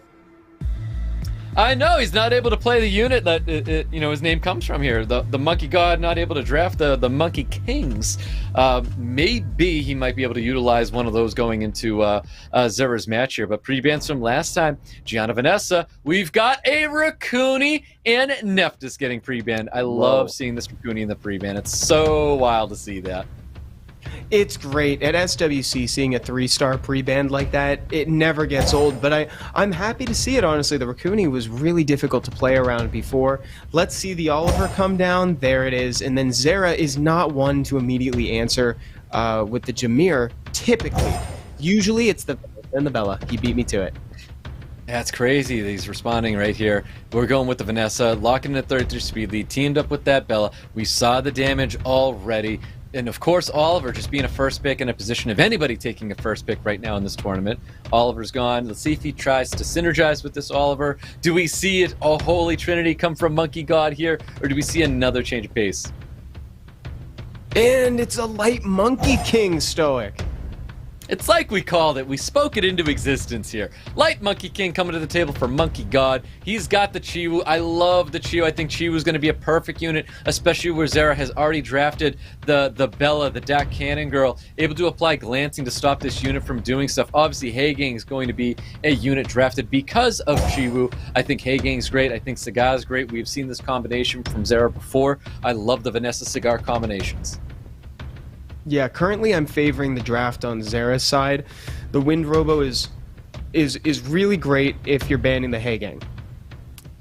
Yes, and I do believe Monkey God is in a position of already banning out the Haegang, and I think that Douglas is a little dangerous there. If he's banning out Haegang, Douglas is going to be in trouble to the Yeonhong and this Bella as well, so it's kind of crazy to see him drop in the Douglas. I would have rather to see just more synergy with this control team that he was drafting already. I'm with you there, Stoic. I really think that another lockdown unit like the Light Monkey King, something to just AoE control, like even a Zavala, I would have liked to see. Not to say that he for sure has one, but yeah, I think ZERA is real comfortable just banning out one of the facilitators, and the Haegang notably makes it in too. I don't see ZERA having an issue with the Douglas. It seems a little bit desperate. Yeah, definitely. I don't know if you thought that maybe this Douglas was going to come across as a ban, giving him a full team that was going to work in his favor here. But we'll see what happens, because he's going to be going with this surf skill, and that's going to be enabling this Haegang. All the huge cleanse and boost from the Haegang, showing exactly why he deserved to be at least considered for the ban here. Look at all of that damage. Right away, Oliver's going to get half in a place that Monkey God does not want him, and the reset comes out. The provokes land on this field. Douglas looking to make any sort of grasp that he can at shutting anything that ZERA has down. Keep in mind, we still have the Vanessa passive active, and the only unit that he had to reset that Vanessa passive is now gone. Oh my goodness, so much is coming out of ZERA, so much damage from the Bella. So fun to watch this unit go off in a tournament like this. The additional attacks are always a pleasure to watch. Increasing the cooldown time on the Light Monkey is just a bonus considering it's stunned and provoked right now, and ZERA doesn't even need to stress about this Douglas. Now would be a decent time to get some damage in on it though if he's so inclined. He's opting to wait for the defense break, I think. Yeah, that's so crazy. He's got all the time in the world here. Goes to the defense break, gets the additional turns as well, pumps that damage into the Chiwu. He's waiting for this Chiwu to drop, and then he's got just so much damage you can put into this guy. He's choosing to use the Bella into this this Douglas. Gets the additional turn on top of that. Is that going to be enough? Not just yet, but it is going to come back with Vanessa passive attack buff this time. Attack bar pushback. I mean, right there's your second skill. Finishing off this Douglas. So Douglas definitely out to go, and this is what you use that second skill, moving the attack buff. Killing it? Not killing it, but that's going to be it right there. Wow, the 3-0 from ZERA. It's almost like he wants me to go to bed early this morning. I love it. ZERA with a super clean 3-0. I have no idea how he just pulled that off. That was so cool to see. ZERA ended up calm and composed after being nervous at the start. Look at this, great sportsmanship from these players, great showing from ZERA, and nice attempt from Monkey. Great job making it to the semifinals, but ZERA is moving forward to the grand finals. That was great. So very flawlessly played for ZERA. That's an excellent match. This is definitely someone that I definitely kind of expected to see go to the final. Like, this is well earned. I loved his first match in the quarterfinal. I loved his matches here in the semifinal. It's a very strong 3-0. This is someone who could be a great representative for the Thai in the Thai qualifier. Yes, absolutely. It's really fun watching the Bella dish out damage, Stoic. I actually love that response to the Oliver instead of the I'm going to use the phrase over-reliance on Jameer. It's not that I'm underestimating his power, it's just that I see this very templated response, and I'm seeing people consistently play through it. So, you know, I like that he's thinking outside the box, and he's like, instead of that, I'm going to answer with a different 33 and a lot of damage so I can try to knock out the Oliver or another unit fast. Yeah, I really love where ZERA's head's at when it comes to these matches here. I feel like the way he's been transitioning has been so well. His reads he's been making with his opponents have been excellent. This is someone that clearly has a very, very good understanding of the current meta and the state of the game and how to play these tournaments, though. It's been phenomenal the way that he has addressed the pick and ban and what he brings in towards the end of his drafts, though. So he's been starting off totally fine. No issues with the way he starts off, but it just, the way he throws something at his opponent and says, deal with this, has been phenomenal. Yeah, and that's the thing, Stoic. I'm so glad you said that, because normally Oliver is that unit, right? Oliver's the unit where it's like, okay, you need to reply to this. You need to figure it out. And he's like, okay, I see your Oliver, and I'm going to flip it on you. Now you need to be the one to reply to what I'm bringing. You need to be the one to panic. Yep, I love his transition to when he swaps from Bruiser, because obviously he shows lots of threat, saying, hey, I could take turn 1 at any moment, drafting 2 turn 1 units, flips it, goes Bruiser instead, and brings out just what always feels like just the perfect units. And he's able to even synergize these Bruiser units with these turn 1 units that he's drafting in the form of Vanessa, Bella, you know, all of these things that he's already showcased. It's just been such a phenomenal play in draft from ZERA for sure. Yeah, it has been. And here was that time when we saw the Raccoon get some gameplay after a while. Love seeing the Bella take control of the game, locking down the kills. This one actually got down to the wire a little bit, if I'm remembering correctly. I think Oliver takes down a unit, and then it ends up just being the Miles and the Camilla versus the World. And if you're going to be stuck with 2 units, I'm honestly happy to have those. Yeah, Oliver is one of those units where it really does thrive against, 2 water units out there. But that just wasn't the world that Monkey God was living in. Oliver was not able to provide enough damage and turns there to really keep ZERA back there. So, but again, it was like that excellent Bruiser draft that he keeps bringing to the table. And I believe ZERA is the only person to really successfully use Raccoon well tonight, because everybody has been playing, or everybody just hasn't been drafting Raccoon as much. And ZERA here bringing Raccoon to the table and just being incredible with it. Oh, yeah, and just really well, it navigated all of the threats well. You know, we saw the Shizuka there, we saw the Light Monkey King, right? And none of these big payoff units ever really came into play because ZERA just effortlessly juggled them, right? Always had one of them stunned, somebody was on cooldown, something was frozen. I think it was really admirable the way he navigated that encounter. Yeah, it really was. That was almost a decider right there, too. That was so scary. Like, if he was able to get that second skill, finish off that Bella, Monkey God was going to be looking so much better there. But dang, man, like, Douglas could have had his moment. Could have had his moment, but it wasn't there. ZERA gets that 3-0. ZERA's going to be the first person there going into the grand final here, and we're going to find out. Is it gonna be MOCCA? Can MOCCA take down Yan Hong here? Did MOCCA potentially over-prepare for NICKCLAS and not think about his matches ahead? We'll find out, but he is a newcomer going up against a giant Yan Hong. Yeah, and is that secretly an advantage on MOCCA's side, Stoic, now that I think about it? You used the term earlier saying that there's not a lot of film on these guys. You can't go out on these new players as easily, but Yan Hong has past tournament experience he can reference, has all the replays that maybe he didn't get around to deleting right away. So it's like there are more known quantities in Yan Hong's draft. So Yan Hong could be the one that actually needs to respond to MOCCA here. Yep, that's right. I mean, that it comes down to tournament preparation. Did MOCCA do all of his research? Is he ready? Did he even prepare for Yan Hong? Was he preparing for DOCTHURR? Did he think DOCTHURR was going to get that win there? There's just so many of these little things that, could have happened, but ultimately it'll come down to the draft, and we'll see what happens, because right now, Yan Hong, incredible player. We've seen lots of him, and there's lots of footage on him. MOCCA, the unknown. All we can confirm is that MOCCA played up against a friend in his first match, and he played very well up against him. He brought things that surprised his buddy there, and he ended up getting the victory in that first game. Yeah, is that going to carry through against this Titan, who we've seen frequently? Legend tournaments, SWC. Yan Hong is established right now, and he is a front runner, even though his player profile there would make you want to think otherwise, because he so wants to be considered a dark horse. Unfortunately, we know he's good. He keeps showing us he's good. We know he is not a dark horse. So let's see if MOCCA can really use this best of 5 to his advantage to move forward, because what a story that would be, Stoic, if one of these newcomers is the one to win the grand finals against these gargantuan names and get their ticket to the World Finals.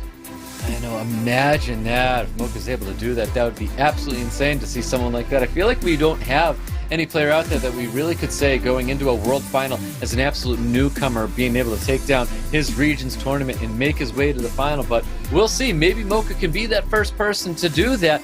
We can only find out. Like I said, it's really going to come down to that draft. How well did MOCCA prepare? How well is MOCCA going to respond to the changes and adjustments and the level changes that Yanhong's capable of doing? There's just so many things here. Here's that draft. Here's the units that he was prioritizing. It's that Oliver that we've seen everybody take first, and then that fall back to Shizuka Bruiser style, or potentially bringing in, you know, Sekhmet 24 speed lead more to add a little bit of speed and contest. Stoic, how bad is it going to feel when Sekhmet misses? I know it's going to happen. I'm preparing myself for it, but she is 100% tonight, my guy.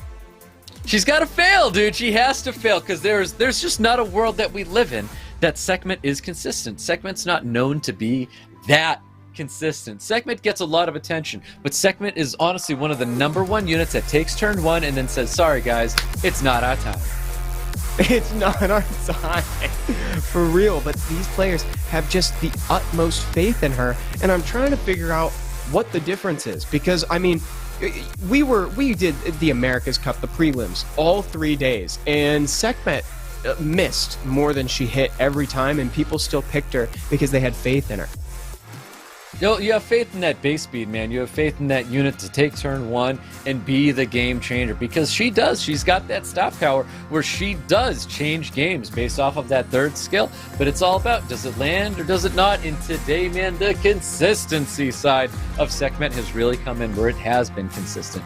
Again, we are looking at an Oliver first pick. I think every single opponent tonight has been first picking this Oliver, locking this unit in, taking it away, or even pre-banning it from their opponents that they would lock in an Oliver going into their next draft as well. But there's a lot of things that MOCCA has to worry about. There's a lot of LD Nat 5s. There's a lot of really well-runed units that Yanhong has in store for him. So someone, like we keep saying, there's a lot of footage on this man. Did MOCCA do his research? Is he ready for Yanhong? We are about to find out right here. Yeah, we are. And speaking of those LD5 Stoic, because, you know, I can't help but feel like we haven't seen quite enough of them. I'd actually like to see Yanhong bring more Yanhong. He waited a long time before busting out a Yanhong last time. He did. It was a very, very good unit, but I want to see that Dak Indra.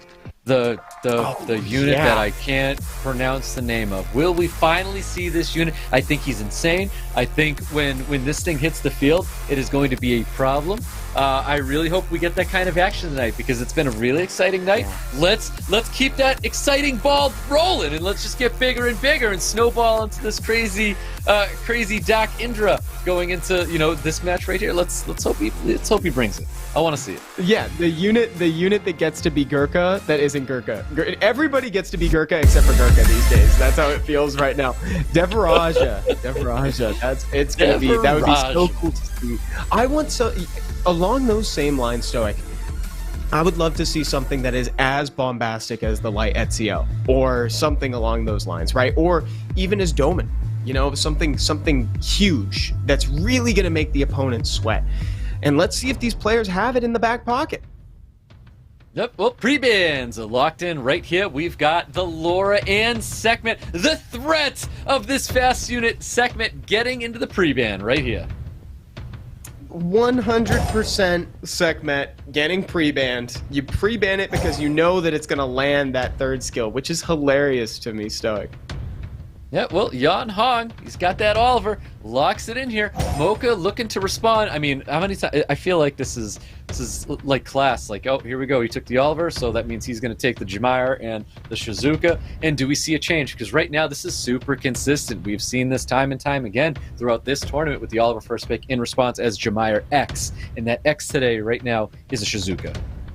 Yes, Jamair X is really proving to be the go-to reply for an Oliver, and sometimes it's a little much, or it's for me, you know, because you can still provoke a Jameer, you can still stun a Jameer, and then it won't necessarily be ready to have that third skill. I think that's becoming increasingly apparent. I see the logic, and he's a great unit that also has high damage, but sometimes it's helpful to think outside the box, and I think that's where ZERA has the advantage going into the grand finals with the Vanessa Bella pick.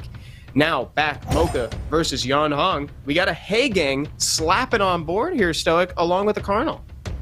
Yep, that's right. I mean, we're definitely opting to go for the bruiser side of things here. We've got Hagang and we've got Connell hitting the field here for MOCCA. I do like the double Oracle. Now, Hagang's on the field, obviously acting like a really big response to the Gianna. I think Yanhong's going to go aggressive. I think he is going aggressive. We're going to see the Suiki hit the field as well. Oh my god, it's like, it's so planned out here. With an Abelio offering as some little turn 2-esque style play here with Yan Hong. He is prepared for, you know, a situation with this unit.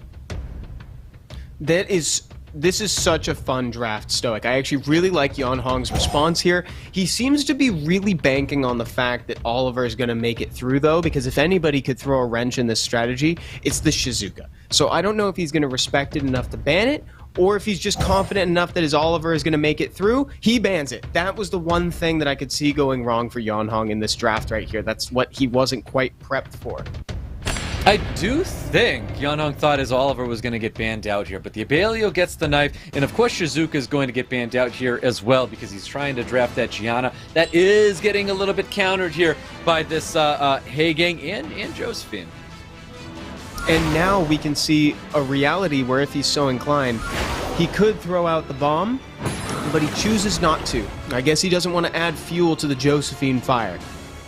I think he almost has to go with the second skill. Get some despair stuns, get the glancing out onto the field. There's a nice little despair stun sitting on top of the Pra. I think that's very much needed. We've got attack bar pushback second skill going to be coming up here with Connell, and that's going to go directly onto this Oliver here. Yeah, he's got to do something about that right now. Chooses to address it semi-indirectly with the third skill and gets resisted. So Oliver still gets to move and put someone on cooldown. Yeah, that is rough. It looks like the unit of focus is going to be that Connell. Connell being a unit that obviously Yanhong's worried about. Just opting to go for this Hagang right now. I think that's going to be it to finish it off. Does get it stunned. Does go out onto the Suiki. Of course, we've got third skill available where he can get things back online with his Josephine second skill or even Connell's other skills. He was really debating about using that one because there's a lot of threat that still hasn't been used, specifically from the Gianna with her bomb and the stun, but I think you're kind of forced to do it right now because you'll never get to use it if you don't do it now. Either Oliver will reduce your attack bar or you'll get slept. Yep, for sure.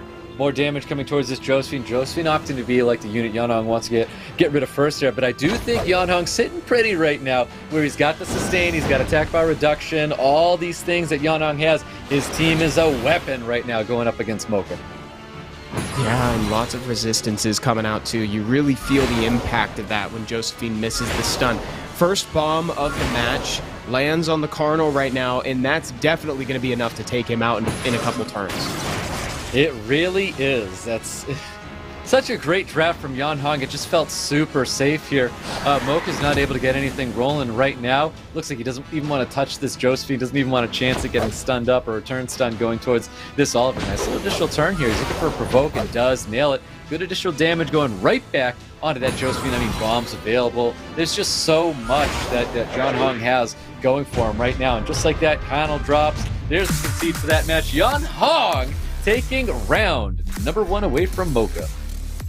Yeah, and MOCCA saw that the writing was on the wall there. Yan Hong's a really tough opponent. We talked about this. MOCCA's going to have to kind of think outside the box a little bit, kind of break away from this established response to the Oliver, you know, these things that he's been doing this whole tournament. I think Yan Hong's more than prepped for that. So this is going to be a little difficult for him. I'm confident he can do it. But I gotta say, I think Yan Hong really respected the Josephine there. The patience shone through there. He did. There was a lot of respect for the Josephine, not wanting to have to touch it, not really wanting to have to deal with that unit there. But it was so calm, cool, collected of Yan Hong. You could really see that like level of play that he has obtained where he's sitting there like ultra instinct style, and he just wasn't worried about anything that MOCCA had to do in brought to that match there. And that's the kind of people that you see as potential champions here, because he was very, very calm, cool, collected in the draft. and in the match as well. And I do think what needs to happen is MOCCA comes in there and shakes things up.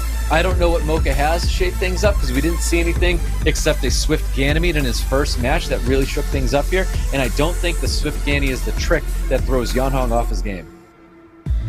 Right, good memory on that Swift Ganny. It's been so long since we've seen it that I almost forgot it was in his repertoire at all. So it's hard to picture exactly what he needs to do right now, exactly what unit he needs to pull out of the ether to counter the Yeonhong right here. But we'll see what he wants to do. Let's see what they opt to pre-ban. I wouldn't be surprised to see an Oliver in here just so you don't have to dance around it as much. Ends up banning a very targeted Sean. That's a very targeted. So now we've talked about this before, where I can't remember what the unit was, but they banned it out, and I was like, that seems a little preemptive, and it ended up being something that we didn't even get to see down the road. But Sean's gonna get the ban here, which feels a little strange. Shizuka makes a lot of sense to me. Obviously, the Oliver is gonna be the first pick for MOCCA. Yeonhong going with a Jemire and a Laura. We have seen that exact response coming from Yeonhong, but I gotta admit, man, I am not a fan of this this Sean ban. Yeah, neither am I. Maybe it's just because I haven't seen MOCCA use it yet. Perhaps that's why I'm feeling a little bit apprehensive. But I really like where he's going currently with the units that he has available. Zabala making a return is really cool. I've found that unit to be pretty impactful when it's in a game. And the Dark Robo. Stoic, we've seen a lot of the Wind Robo today, but the Dark one has yet to be seen. Yep. Oh, I do like that Juno right here, because the Juno is a great answer to the F29 Dark Robo, F29, F92, it's one of those options. I think the Juno is very, very good here. MOCCA saying he's letting that Juno through with this Tsarian draft. Oh, and Daniel. The AoE Molong. Well, sometimes AoE Molong, sometimes AoE nothing. Let's see. He's got the comp for it though, with the reducing attack bars through Oliver and the Dark Robo. So if anybody's set to do it, it would be MOCCA. And this is what we were talking about. He needed to bust out something big and threatening, and so he brought Daniel.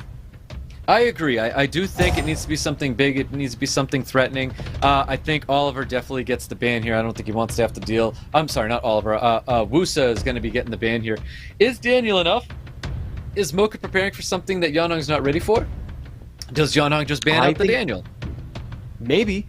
How threatened are you by the payoff? It's like, do you ban the facilitator? Do you ban the execution there? So, I think that the facilitator, he's taking his chances right now. So Stoic. Now, with that in mind, this is pretty dangerous for Yeonhong, actually, right? Because it's like, I think that is correct. I agree. I would take out the facilitator, but you run the risk. If Daniel finds the opportunity to use skill 3, that's an AoE reckless. It is, but I do think Yeonhong is kind of prepared for that. I feel like the unit of focus right now for him might just be that Daniel and remove that unit from the field, because we know it's not going to be built very, very tanky, and it did resist that defense break, which is pretty big. I think if he keeps up with attack breaks, has that second skill available, gets the attack break, gets the slow, that limits a lot of damage on Daniel, who probably deals damage based off of attack and even speed. He needs a stun right now, because this is going to be it. This could be it right now, actually, because Oliver can reduce that attack bar down to 0. And so here comes the Oblivion from the Tsarion, and we're going to see this Daniel go off. I was going to say, he needs that defense break to land right here, and he's got nice attack bars that are low. Not as much damage as we thought. Now, there was buffs up there, keeping his team just a little bit tankier than he was expecting. Keep in mind that was a defense break and a slow sitting on top of the Daniel, really limiting the kind of damage that he was going to produce there. But I mean, that was a great opportunity. That was the moment where MOCCA's really able to shake things up here. Any additional turns that pop up, any stuns that Yeonhong gets is definitely not what MOCCA needs to see right now. It's a beautiful stun, locking down the Tsarians. Their Despair stun to follow up with that on top of this Oliver, though. Yeah, and here comes the Juno. What can she do? Not a lot of damage up against the Tsarion because she's got the buff on her right now. Here comes Oliver to reduce the cooldown time, or rather increase the cooldown time of the Jemire, but can only do so much considering the skill 3 is untouchable. Who do you boost up here? I feel like you just go for the Tsarion and Tsarion onto this Juno to stop this Juno from happening here. I think he does go for Desperation second skill, cross his fingers for any Despair stuns to hit the field here. And he does opt to go for skill 1. I mean, skill 1's a great decision when you're able to gain a little bit of attack bar. And of course, he had Toy Knight available, getting only a stun on that Zabala, though. Yeah, sometimes I forget just how much damage you can put on the monkey when it's Oblivion right now. And the Daniel having access to the same skill too as Oliver is a really nice tech to have. Yep, it really is. Fire Monkey King still holding on. Notice Bear Stuns are coming up with this Juno, though. We're going to see this take. He has to take this right here onto the Fire Monkey King. Does do that. We haven't confirmed if this unit's going to be built on Violent or not. I am not too sure, but no additional turn popping out with that Oliver. Of course, we're going to see that third skill happening. We've got everything on line for Yan Hong. Laura looking to pummel in some big damage. That could be enough to finish off that Tessarian. Tessarian is still alive. This is so close here. It looked like MOCCA was inching ahead, but the damage from that Laura just called things into question, and the proc from Tessa could put some serious damage down range on this Juno. She's sitting below half health. Wow, able to stay alive there, taking out the Tessarian was really, really big right there. There's that third skill once again, just really not doing too much because obviously attack bars weren't as low as possible. There's that second skill happening here, and there's a lot of damage seen on the side of MOCCA. He's got the slows, which are really hurting his team. The attack breaks are limiting his damage right now. Yan Hong, I still believe, is in control right now, even though he's got a stunned up Laura and a defense broken Oblivion Juno, which has just shook that. Oliver gets dropped here. Beautiful additional turns from Yan Hong, finish it up, and we go into a round 2 victory with Yan Hong. Yan Hong all of a sudden sitting at match point in this best of 5. MOCCA just can't quite crack the code on this matchup yet, Stoic. No, we can't. We thought that Daniel might be what shook it up there, but I feel like Daniel, in the position that he was in, we were looking at an attack break, we were looking at a speed slow there, and that's like everything that Daniel does not want to have on him. He doesn't want his damage being nullified by an attack break or a slow, or else maybe we would have seen something different out there, because Daniel does have that ability. It was a really great opportunity for that unit there, but he was not able to capitalize on that moment due to the negative effects that he did have there. So we could have seen something different. MOCCA did try something. We'll see what else he has in store, because Yan Hong looking really strong right now. Yan Hong just looks so impenetrable right now in terms of his comp. Like it's really tough to crack the code. Again, we talked about not envying MOCCA's position, and that is still true, because coming off of that victory, going up against a Titan like Yan Hong is so difficult. The Daniel was so cool to see in play, and we got that first hit. We got that first one with the quantum explosion that actually put everybody to like half health or so, and then that second one, you felt the miss. You just felt every single one as he just kind of reduced attack bars a little bit, but mostly was resisted. It just didn't feel quite right. I think maybe even a cigar would have been slightly better there or something, but you know, it's tough to say. Ultimately, it's up to MOCCA, and he's going to have to figure it out right now. Yep, right now, this is it right here. Sean was the pre-ban, and it didn't even matter. Going into that match there, I feel like you could have pre-banned anything, but we're going to see a more ideal pre-ban for both players here. Laura in the pre-ban, Sekhmet getting the pre-ban as well. Yan Hong with the first pick. Of course, Oliver is going to get locked in here. Oh, definitely. I'm feeling the Oliver. The Oliver's just getting passed back and forth. Here comes the Jameer as well from MOCCA. Oh, he's thinking about it more than normal. It's even crazy to me that we saw 3 seconds go by before Oliver locked in. Like, it's like not even a second should go by and Oliver gets locked in. It's so fast. But the Vanessa going into what usually was a Shizuka. Oh, I'm sorry, not a Shizuka, but a cigar. But we're seeing double Valkyrie coming out here. Vanessa, Camilla getting locked in. Yan Hong saying, hey, I could be slow too. And he's going to go with this turn 2 style of play as well. Praha and Shizuka hitting the field. Yeah, in those slots with the Valkyrie sisters, I mean, we're normally seeing Jameer and Shizuka in those slots instead, but this time MOCCA opted to just take them, let the Shizuka go over, and now we've got a race, Stoic. We're going for first turn. Yeah, just like that. Like he got it's almost like the Camilla called Yan Hong's bluff and he opted to go for turn 1, drops in the Praha, drops in the Shizuka, and MOCCA goes, psych! We go and we got a cigar and we got an Ashir getting locked in here. So does Yan Hong choose the speed contest, you know, using his own 33 speed lead? But it looks like we're going to see a potential triple revenge Verd come out here. Yo, he goes full turn 2. Now we got a kinky triple revenge Verd hitting the field here. Oh, these answers are pretty good. I like the Verd to turn cycle some more. I like the Kinky because it kind of calls out the units that he's got in play right now. And also Kinky's a great reply to specifically Camilla, considering he doesn't crit. So that means she's not going to be reducing the damage that's incoming. Yep. I wonder what MOCCA has here, and it looks like a Sawiki is going to be hitting the field as well. Nice. I think the Sawiki is going to get banned out. Anyways, Oliver is going to get the ban out going against Yan Hong, guys. We have a potential Game 3 where Yan Hong's looking to shut it down and get the 3-0. MOCCA looking to stay alive. Is this the draft that does it? Is it going to be the Camilla against the world trying to gain victory here for MOCCA? We'll see what happens, guys. We're getting into this thing right now. As Sheer kicking things off for MOCCA. Yeah, Sheer with the turn 1 to set up the rest of the team. No defense break, but that's okay. Where we're going, we don't need defense break. We reset the Shizuka, and we get countered by everybody and their mother. Yeah, everybody that can counter just did there, but no defense break or no despair stones. We can't confirm this is a despair Kinky just yet, because we've seen a lot of violent Kinkies pop out here. Nice little 2-turn slow there on the Pra. Pra don't care. Pra don't care. Pra procs out. Yeah, Praha does not care. Yan Hong here is looking to establish some dominance. That attack bar gain from Verd is actually going to become pretty oppressive as the match goes on. Yep, Pra doesn't care about anything. Pra just proc. Pra's doing even more damage to the Escher as well. I'm still waiting to see if this is despair, if this is violent on the Kinky, because this is going to be good knowledge for later on if we have options that, just like this one where Yan Hong, might have, he might have the same result going into, I forget the other opponent that he's going, ZERA. But we'll see later on. Shizuka got skills available, only that skill 2, getting it right back onto, geez, this just procs on procs right now. It's crazy. It's like unnecessary procs. He doesn't even need these. Yeah, these are completely optional procs. It's like they're barely helping. They're just a skill cooldown for sure. Oh, Kinky can do some big damage right now. Oh my lord. The cigar, Vanessa skill 3. Everything is off. Now, MOCCA is quick to reply by taking out the Verd that he's been working on for a little while. And I have to say, I was low-key super impressed by the Ashir's skill 3 damage right now. Is it going to be enough to bring him back, though? Yeah, we'll see, because that's all things landing on top of the field. That's a lot of things there. I almost think that he just kind of goes with the skill 2. Everybody's stunned up already or frozen. He could just wake him up and strip those speed buffs off all the units there. Look at the amount of damage being applied by this Kinky. That is wild. Can't confirm if this is despair or violent yet, but it's pummeling in massive damage. This could be full broken, just insane stats. I doubt that. But this Kinky really is putting a ton of damage on this field.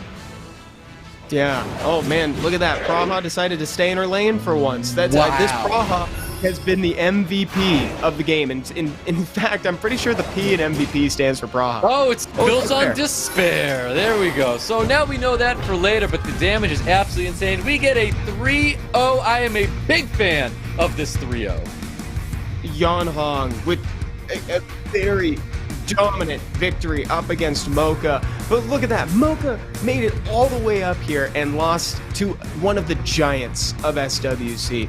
Yan Hong had a great showing. MOCCA had a great showing. But ultimately, we're going to see ZERA versus Yan Hong in the grand finals. Yep, and that's going to be a matchup that a lot of people are looking for, because we saw some incredible matches from ZERA. ZERA played phenomenal throughout the day, and I feel like if there's going to be anybody to, give Yan Hong a run for his money, it's going to be this man right here. So we've got a super exciting final tonight. Yeah, that's right. We've got a really exciting final coming up. I'm so glad that we have one more match ahead of us, because I'm not quite ready to say goodbye to these players just yet. Feels greedy to ask for more after such great games, but heck, I'm going to do it. I'm looking forward to the grand finals. It's going to be so cool. And we also have more codes in the future as well, so make sure to stick with us. The first one is already in chat, and our lovely mods have posted the link for it, as well as the code itself if you happen to be on Android. And Stoic, that I gotta highlight that Kinky. That Kinky dealt so much damage. In fact, it reminded me of Spires' Kinky. It did. If Spires' Kinky slammed like this, it was so crazy. I feel like both turns, because Spires runs a violent Kinky, turn 1 and then violent proc turn 2 was equal to the amount of damage that Yan Hong was putting out with his Kinky damage, because it was absolutely insane. Almost as insane as this coupon as we have below. Yes, almost as insane as 3 mystical scrolls and an SWC emblem. So make sure to collect those emblems, because again, if you've been paying attention to SWC so far, you probably have a few of these accumulated by this point. Make sure to use them in the aptly named Emblem Exchange Shop. where you can get scrolls amidst other things. There are legendary scrolls too. And if y'all happen to be going to the America's Cup on September 16th in Los Angeles, we could maybe summon our legendary scrolls together. I don't know if we'll have enough emblems by that point, but we could at least we could try. Just make sure to redeem those codes. Again, the code on screen is for Android. If you happen to be on iOS, you can just interact with the link that our mods in chat have posted.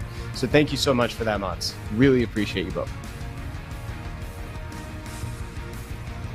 Yeah, man. I can't wait to get a Shizuka of my own with these scrolls, Stoic. I'm aiming for the stars. Yep, I'm aiming for the stars as well. I would love a Shizuka, man. It would change my gameplay as much as we've seen Shizuka change the gameplay tonight. So, quite a showing here. Really was. Yeah, it was. Ah, look at this, man. And I loved seeing the Suiki on this one. His whole draft was great. And also, Praha has just been such a sleeper champion. Yeah, she really was. We saw a lot of Praha lean back for, was it like supportive play as a healer, as a bruiser. So it was really, really insane to see what they've been drafting and what they've been leaning on, because it changes throughout all the regions. So great play, great transitions. I look forward to our final. Me too, man. Yeah, look at this. Oh, and the Daniel. We didn't get to see the Daniel quantum explosion. That's okay. We don't, but we'll see it later on under someone else's name. Who knows? But we'll see, because I think we're going to be taking a break shortly, right after these highlights. So I look forward to seeing it later on. Yes, me too. So make sure to stick around, because we've still got the grand finals ahead of us.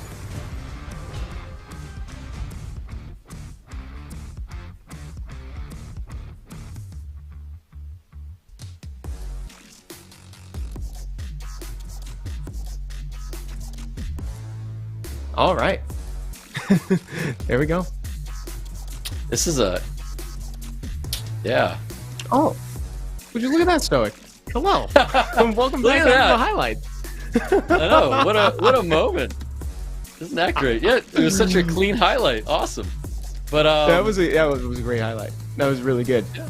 So guys, best of 5 coming up here. I want to remind everybody again, this is the grand finals. We don't have a losers bracket today. This is the last game coming up. We've got 7 matches. We've seen 6. We're going to know who's going to the world finals after this.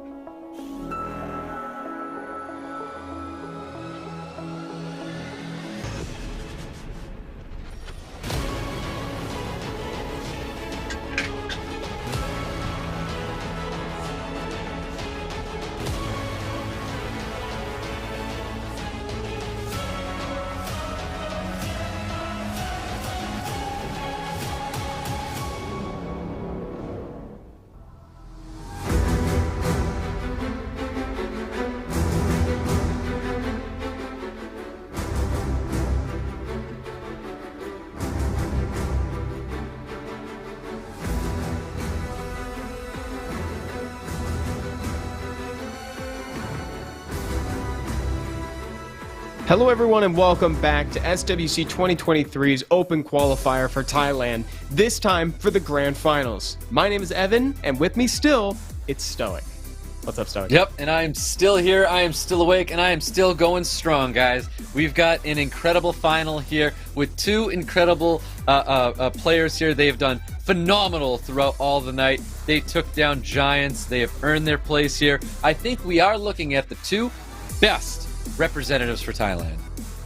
I completely agree. These two have proven that they're both willing and ready and prepared to represent Thailand in the World Finals, and that's exactly what they're playing for today. Just as a reminder, just in case folks joined a little bit late, we've been best of 5 the whole way through tonight. No losers bracket, winners bracket only, and what is on the line is a spot in the World Finals, but just one. This is the journey that we've been on today, and we find ourselves in the Grand Finals with ZERA versus Yon Hong here, Stoic, and we're hot off of 2 3-0s from both of the people here in our Grand Final, both participants. So that tells me that they are the only ones that can suitably challenge each other right now. I know, it's just so many dominant performances tonight with Monkey against Judas, with MOCCA against NICKCLAS, with Yon Hong versus DOCTHURR, and then right into the semifinals, ZERA taking down Monkey, Yon Hong taking down MOCCA. Nothing but dominant performances, and a lot of it was settled in the draft. Yeah, that's right. And guys, this is all leading up to the World Finals in Bangkok, Thailand.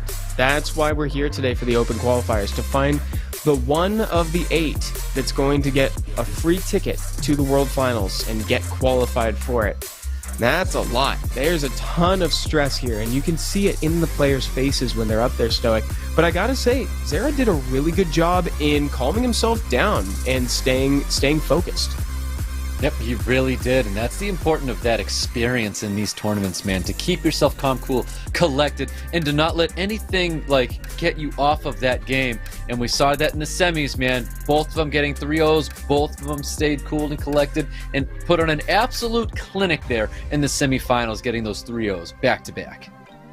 Yeah, so tell me honestly, do you think that we're going to a 5-round game right now, or you think that we're seeing something like another 3-1, 3-2?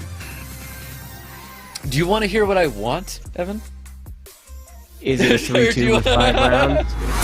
Yeah, sure. It's a 3-2 with 5 rounds. I want to see. I'm just kidding. I know it's it's 5 a.m. for you, bro. What do you mean? It's tomorrow. We're going to be having breakfast soon.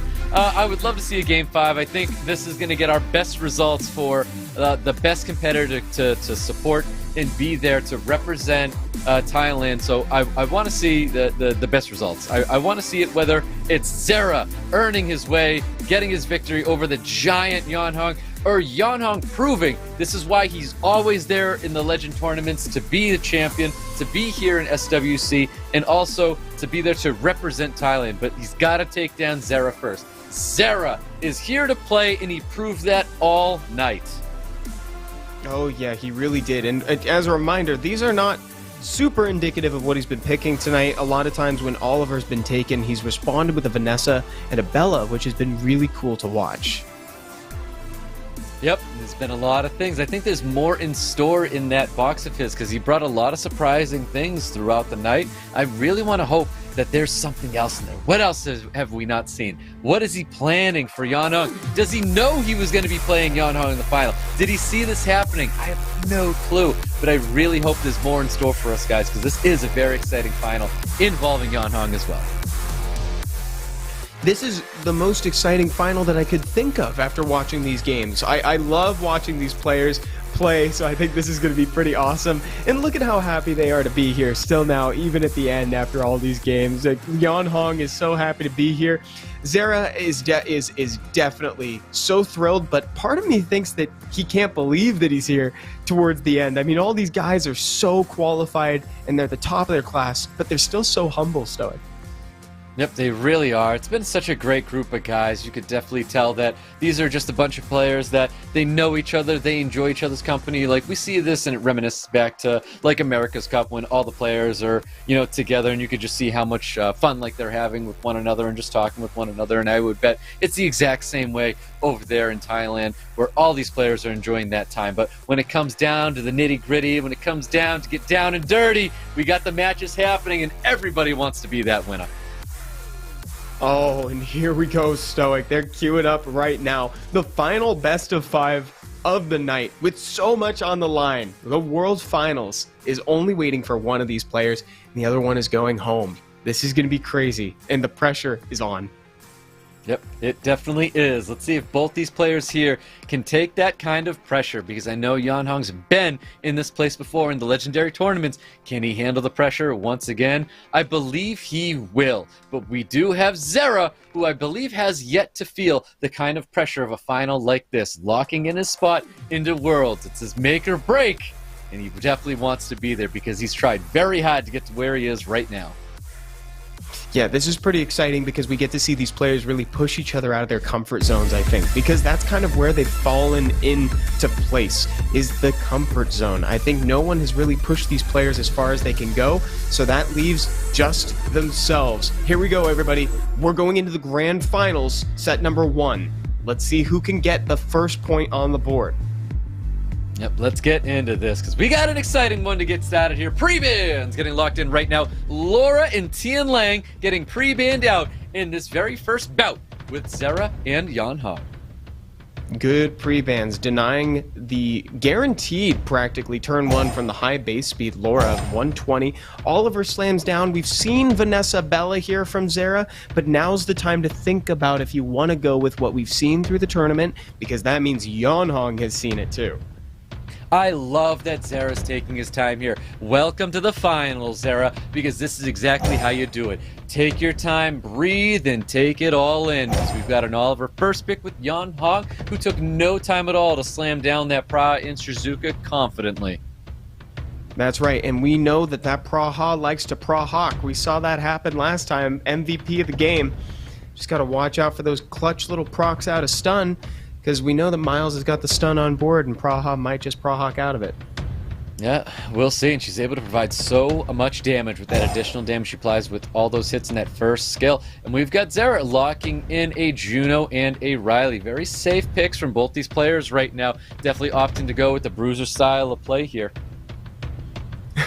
Stoic, I can't tell if the Shizuka's staying in or not. We got the Juno to cleanse, the Riley to cleanse, the Rakuni to cleanse.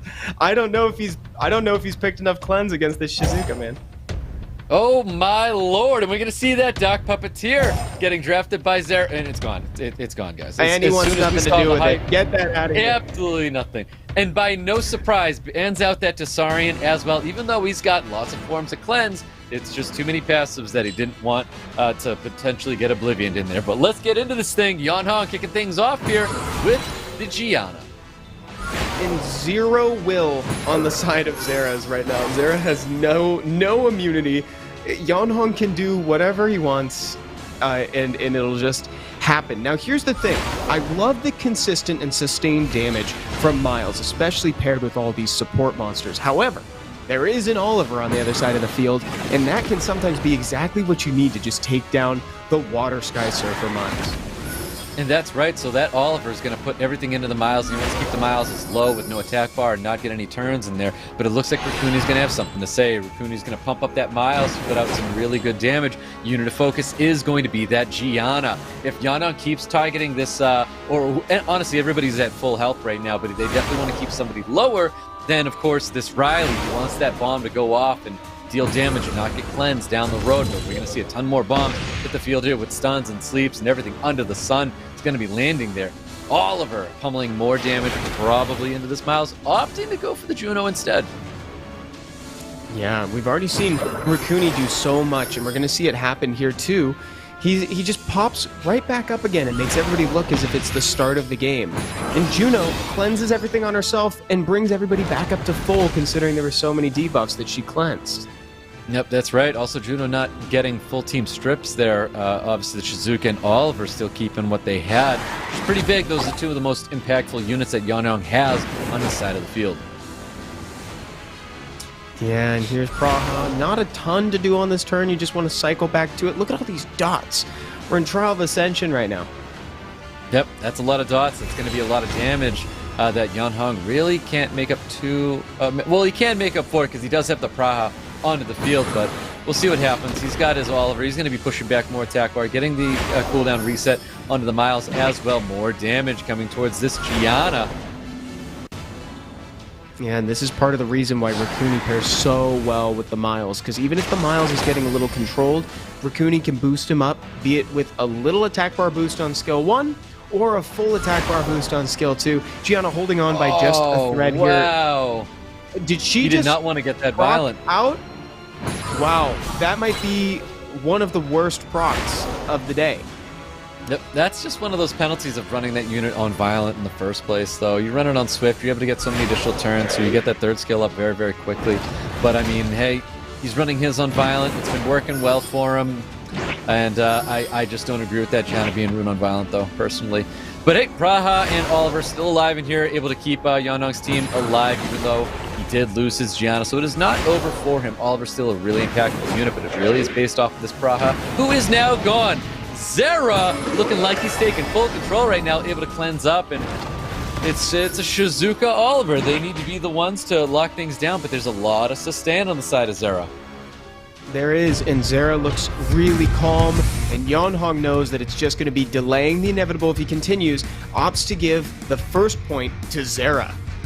I love to see that sigh of relief that ZERA just took, man. He got that first round victory. That weight off of your shoulders, knowing you are up a game, is huge. Definitely helping ZERA's attitude. I'm expecting him to keep up with this style of play and keep moving forward with this, because I think he found a place where Yeonhong was going for a lot of control. I really liked Yeonhong's draft. He was just not able to really take advantage of his opponent there. A lot of sustain. We saw what ZERA drafted there in that game there, and I'm expecting to see him, take that similar route there.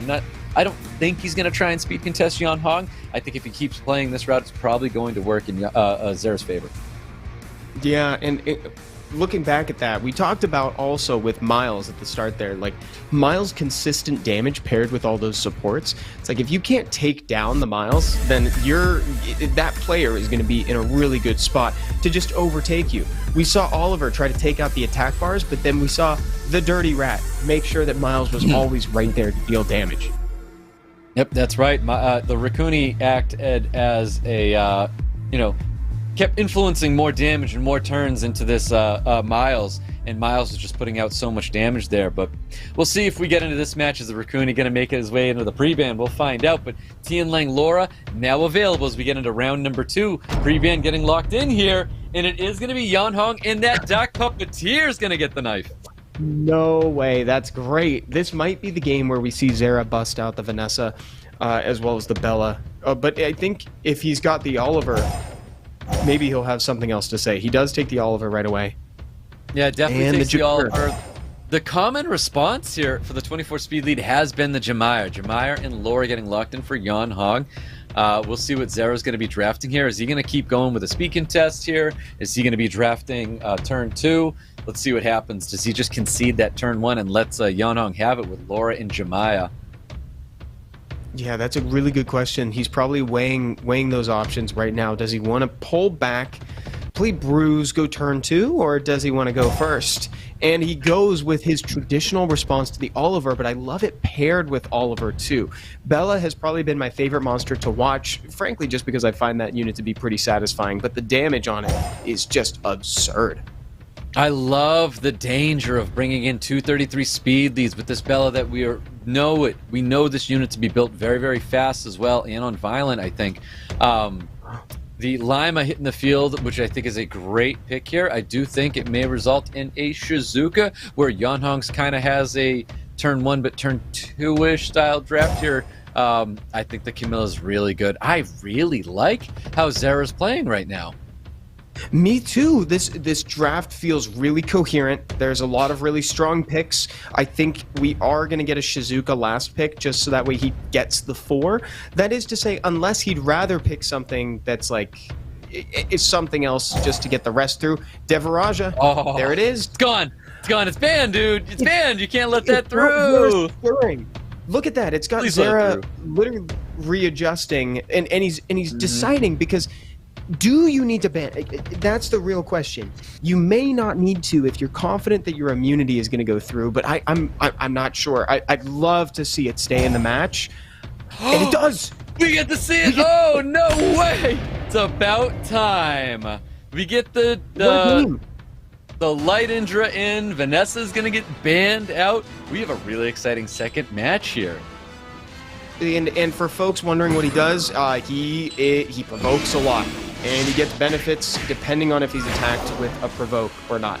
And he can turn SSJ2. SSJ2, more importantly. We'll see what happens here. We've got the Light Oracle skills available, throwing it up. You know, that invincibility with immunity up here as well. No reason to use any skills here, so just a little bit of poke damage. And I feel like sometimes that's a tell you can see where he wants to put that damage in. It looks like he wants to get rid of this Dak Cannon girl Bella as soon as possible. Oh, no provoke on Bella, actually. This could be moderate to huge. Let's see.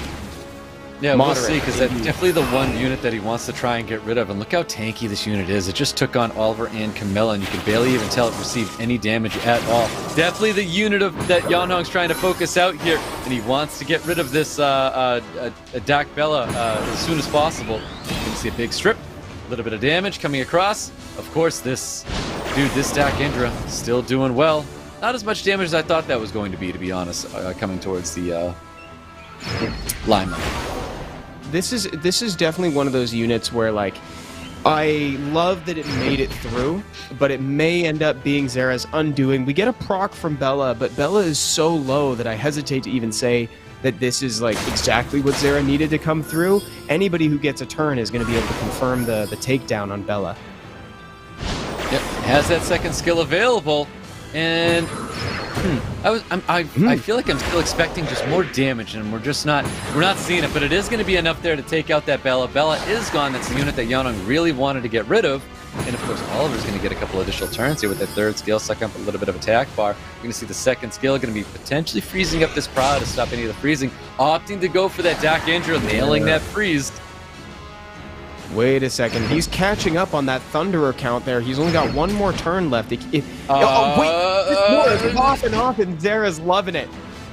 You see that? ZERA was laughing. Insane, man. Crazy when you see that happen with any of these oracles as well. We've got that third skill available. Now's the time to be using it, and he does get his cooldowns right back. All skills available. Dak Indra looking to get some provokes across the field here, going up against ZERA. Nails those provokes in all the best places. Gets the additional turn as well. Throws in some damage coming towards the Camilla. Inadvertently cleanses the Camilla, but this is looking to be a little bit too much tempo for Yanhong.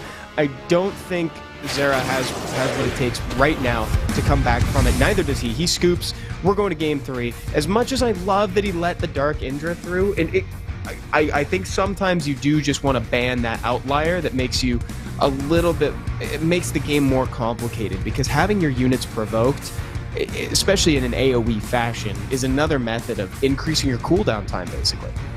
That's right. I mean, you're watching these units not being able to do anything but go ahead and, deal with their provoke and waste their turns away like that. I think that Dak Indra is a sneaky pick. I did think the Dak Indra was going to do a little bit more damage than that. So, that being said, it was definitely a unit that became very, very troublesome, because, like, it's so tough when you've got all that. It's able to keep itself alive so well. The provokes were very, very strong, keeping back his opponent not able to do anything. Like you said, it's like having them reset or stun, because they're not able to utilize anything there. Yeah.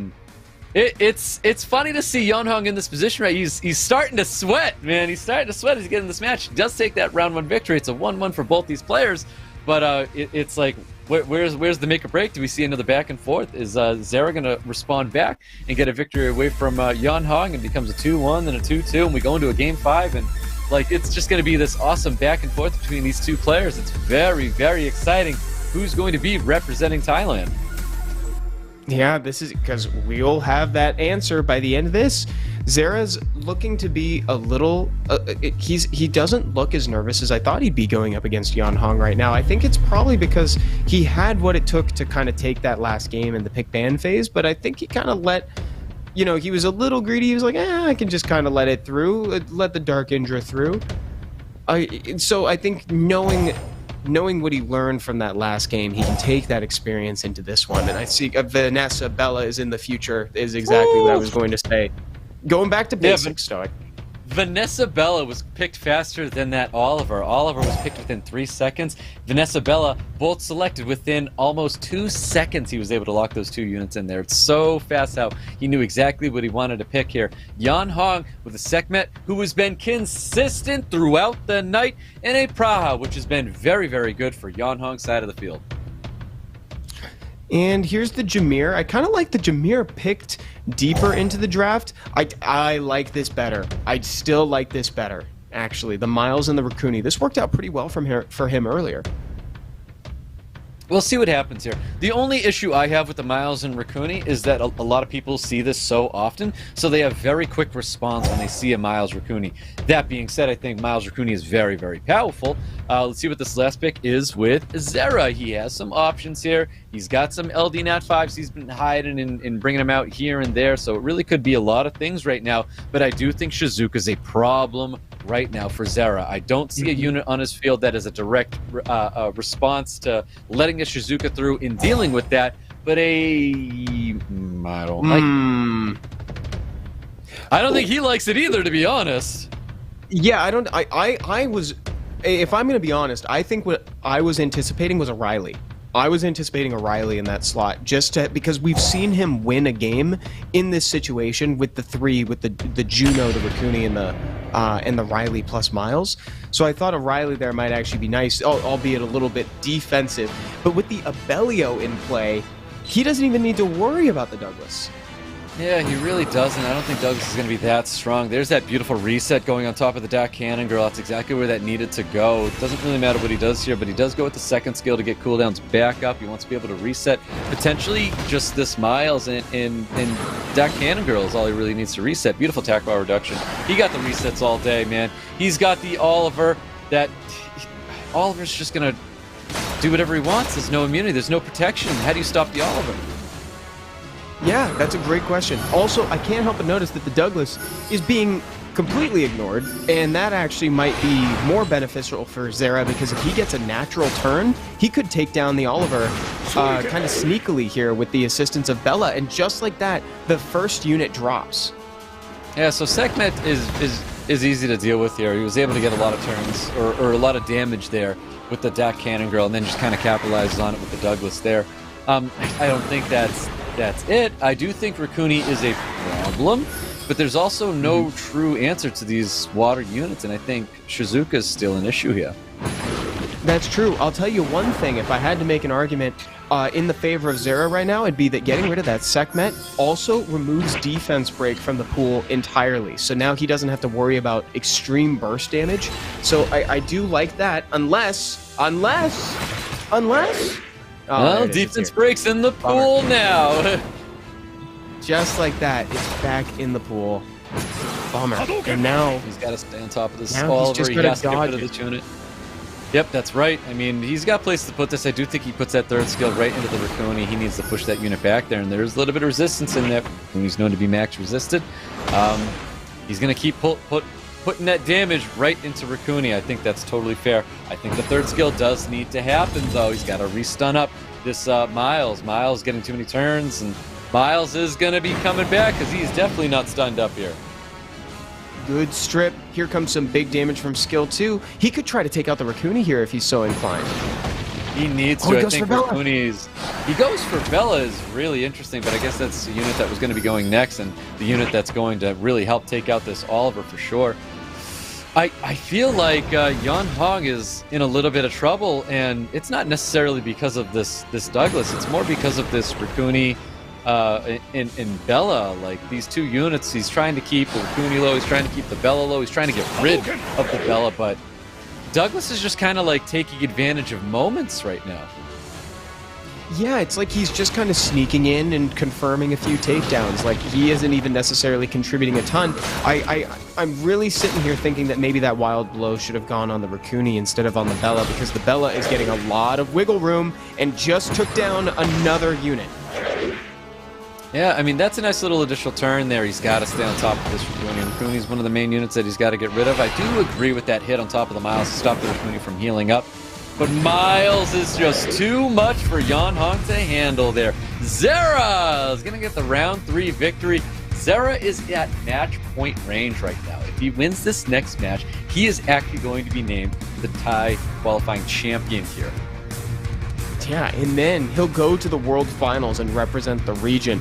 That is an incredible honor, and it all rides on this next point. Can he get it?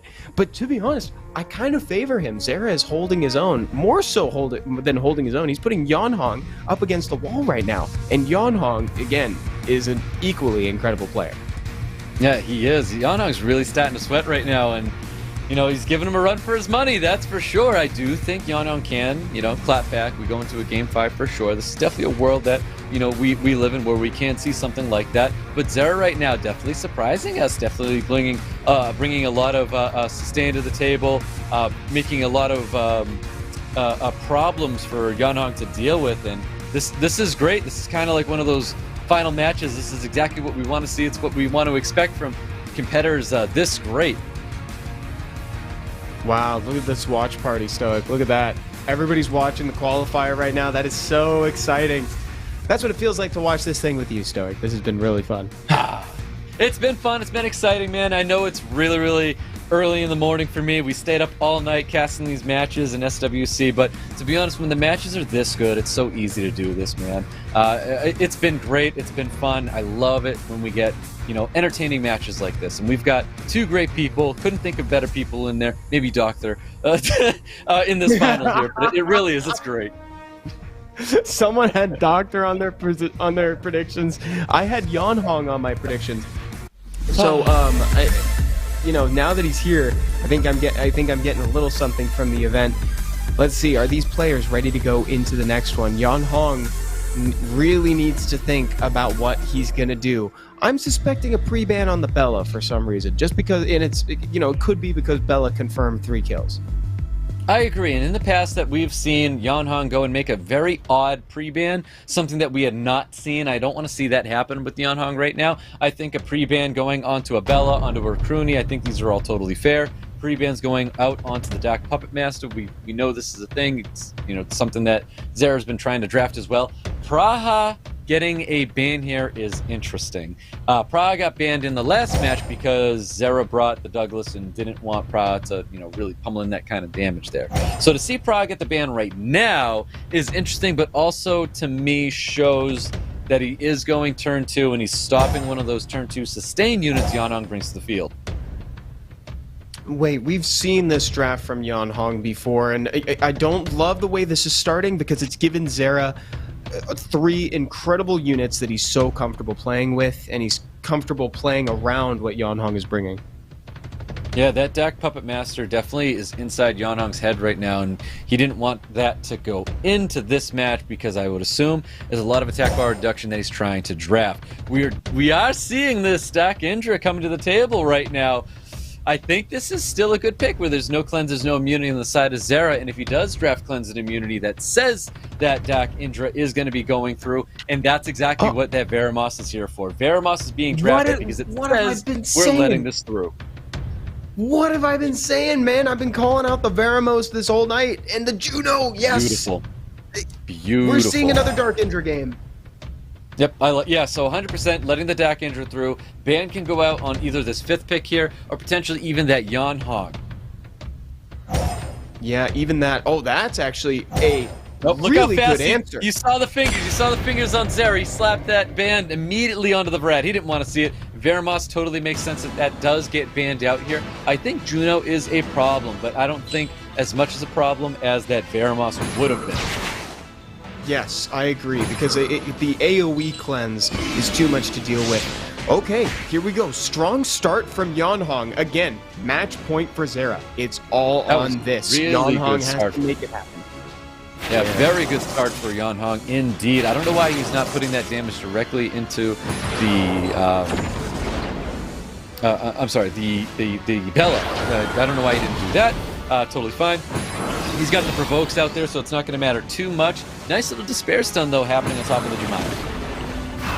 Yeah, it really is. And I believe he does get a pretty serious damage reduction, and he reflects it. That was a lot of proccing from the Bella, and you hate to see it, because not only did it heal the Indra, it extended his Thunderer state, and it killed Bella, basically. That's right. That was absolutely insane that's how that just went down. But we're going to see more damage coming towards this Laura. This should drop the Laura, and it is going to be dropping the Laura. So Laura's coming down here, but this Dark Indra is definitely still going to be a problem for ZERA. He's got lots of this time where he's going to be in this phase. He's able to do a little bit more damage and cause a little bit more problems here for ZERA. We'll see if it is going to be enough here. Any Despair Stuns is kind of what ZERA is looking for right now. This is a lot of damage, and additional turns popping out. Yeonhong's going to be dropping right there. Looking super good for ZERA. Holy cow, is this going to be it right here?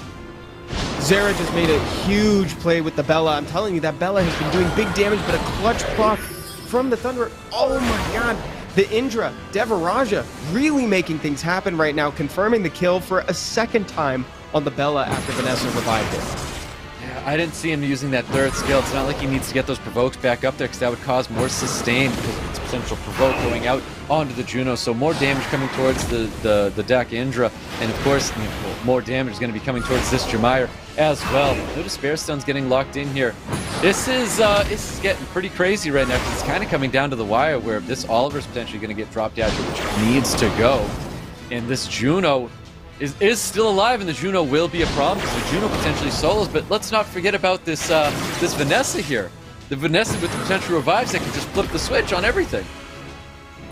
Yeah, and the fact that the Oliver just survived that attack from Jameer actually bodes very well for ZERA right now, because that means that he can focus entirely on the Devaraja right now. Defense break goes out. This could be it. This could be it. He needs the additional turn coming out right here. Does get the additional turn as well. Is this going to be enough to kill the Juno? It is enough to kill the Juno, but there's the Vanessa passive, and that it's going to push back the attack bar. That's a little bit more damage. Now the second skill is available to get it, but I mean this unit's so tanky right now. And it's reflecting damage at every hit right now. Can he do enough damage to outweigh the reflect? He can't get it. He can't get it. If he's able to get these provokes, he keeps provokes up 2 turn provokes. Oh, he's going to be able to do this with the Dark Indra. Oh, but the additional turn needs the defense break. Doesn't get the defense break though. The Thunderer State reapplication. Here we go. The provoke. Oh, there's the provoke. Oh my god, it got so close. Was that a 1%? That had to have been less than 1%. I don't know what that was. Holy cow, Dark Indra holding on. Wow. That was awesome. That was so dope. Dude, the reflect damage got the Vanessa. That was so sick. That was so Oh, man. We're going to game 5. We're going to game 5. You know, okay, so what I will say is I get the provokes, 2 turn, a lot of healing makes the Dark Indra very, very strong. The reflex damage is wild. So it's so much like out of your hand. There's not much you could do, because like it just starts popping off. But like back when Gurkha was super broken, I feel like Gurkha was maybe stronger than where this Dark Indra is right now. I think the Dark Indra was really volatile, very good. It clutched it, it held on. The reflect damage is wild. Man. Yeah. Man. I would agree with you. I think that the 2 turn provokes plus the massive heals from the Gurkha back in the day were strong. We're stronger. Yeah. But like, stronger, yeah, I don't think that they would. I don't think that the new monsters would ever get to the point where they're like Gurkha again, because that was pretty. That was pretty bad. I don't think we're like nerf this unit. It's super broken. I think it's super good, but it's definitely not Gurkha good, because Gurkha good I think would have already shut this thing down like yesterday. Totally, it would have been patched out right away. I gotta say though, I really like the showing for the dark pajama. Devaraja really like seems to be a strong wall. Like that defense is pretty high, and also like the fact that you can't outpace it with units that aren't really damage dealers. You know, it's like in the whole time you're taking reflect damage back, but when it came down to the wire and like Bella was gone, there was no damage going on that guy. Yeah, I know. There really was. There was no damage coming towards him. That was so crazy. What a crazy match. I know we talked about Oh my God! I already forgot that second match. It was incredible. It was the match of the night, in my opinion. But it's coming back to this final. This finals is insane, man.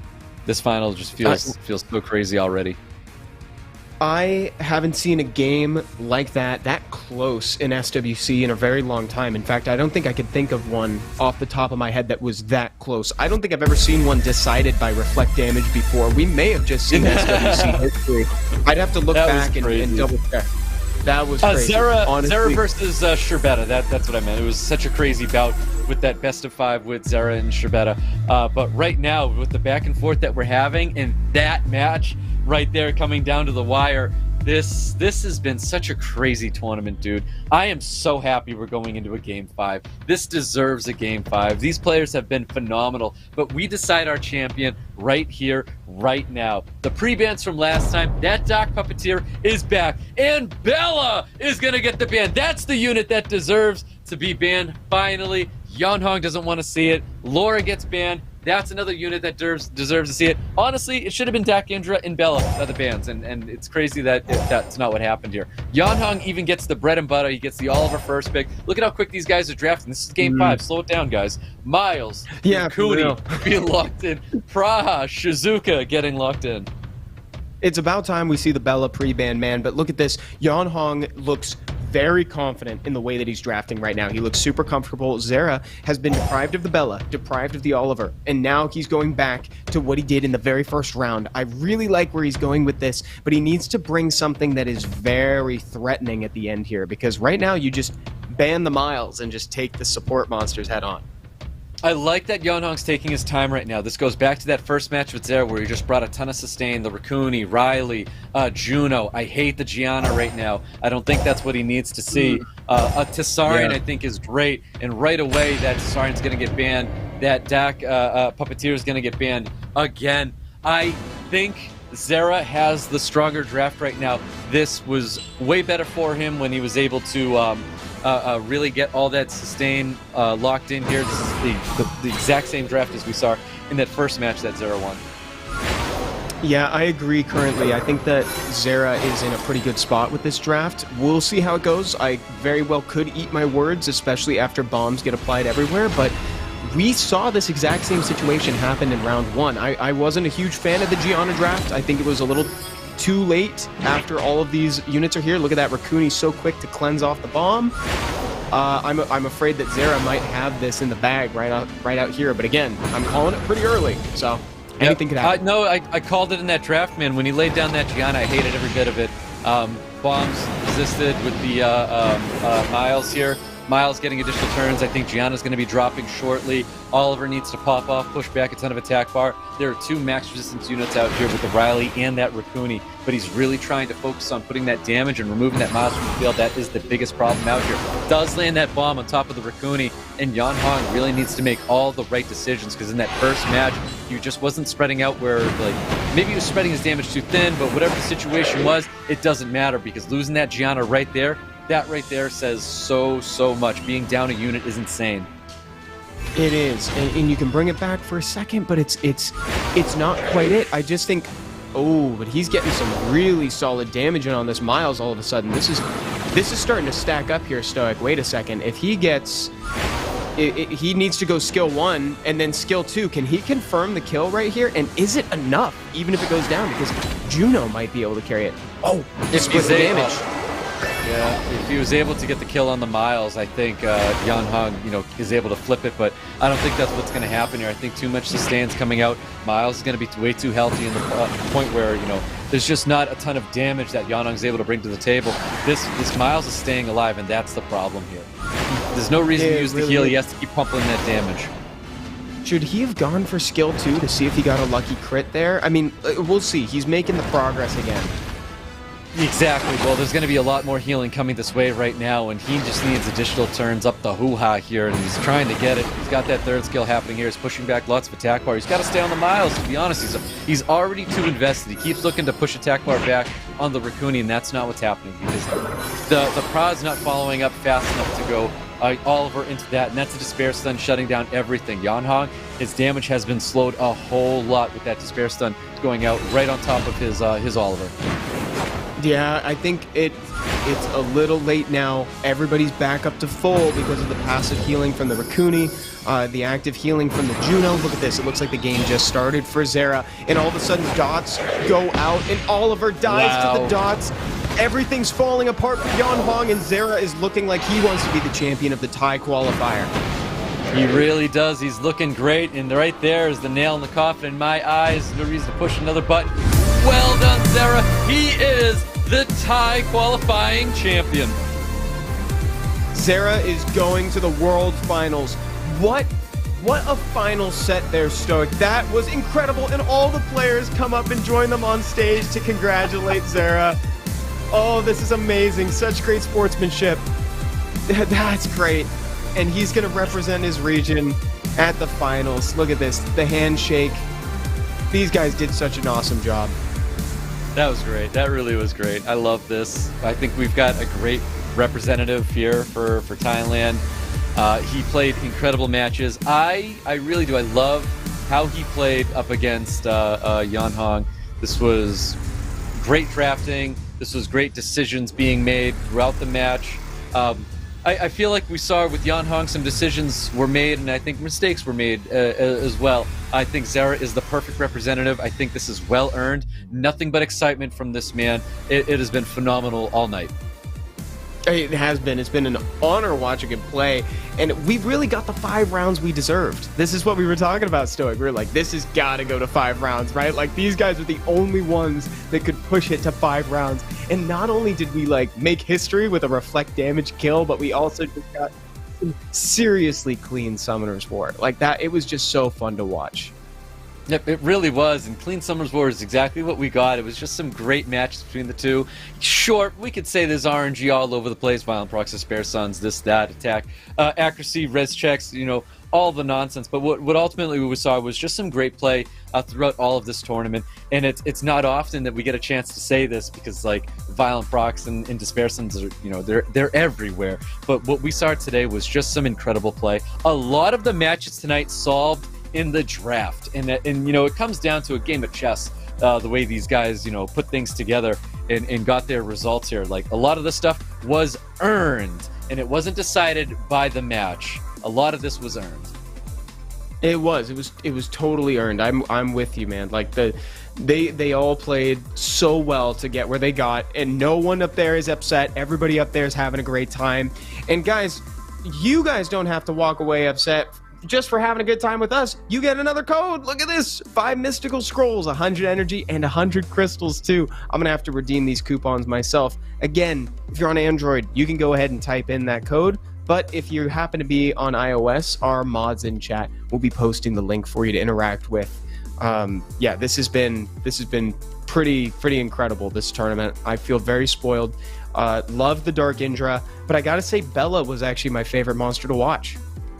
Yeah, Bella pumped, man. There was so many opportunities that Bella took advantage of the opponent's Violent Procs and just so much damage, so much additional damage as well. Like, that unit is very volatile, and I think ZERA used it to the full extent, where he brought that unit in there and absolutely dominated his opponents to the point where it finally was getting pre-banned by Yeonhong, but it was a little bit too late.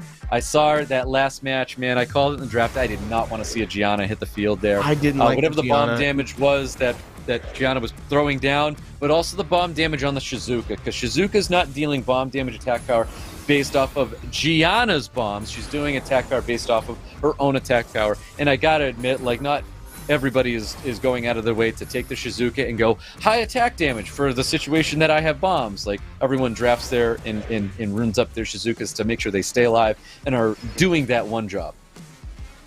True, exactly. I'm with you.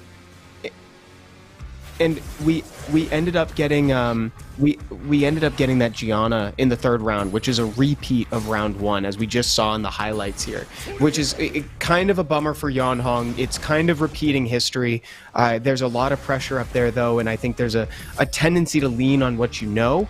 And what he knew was the Gianna gameplay with the Shizuka as well. But, like, we've already seen how this falters, and how Miles with 3 awesome consistent supports can really sway the game.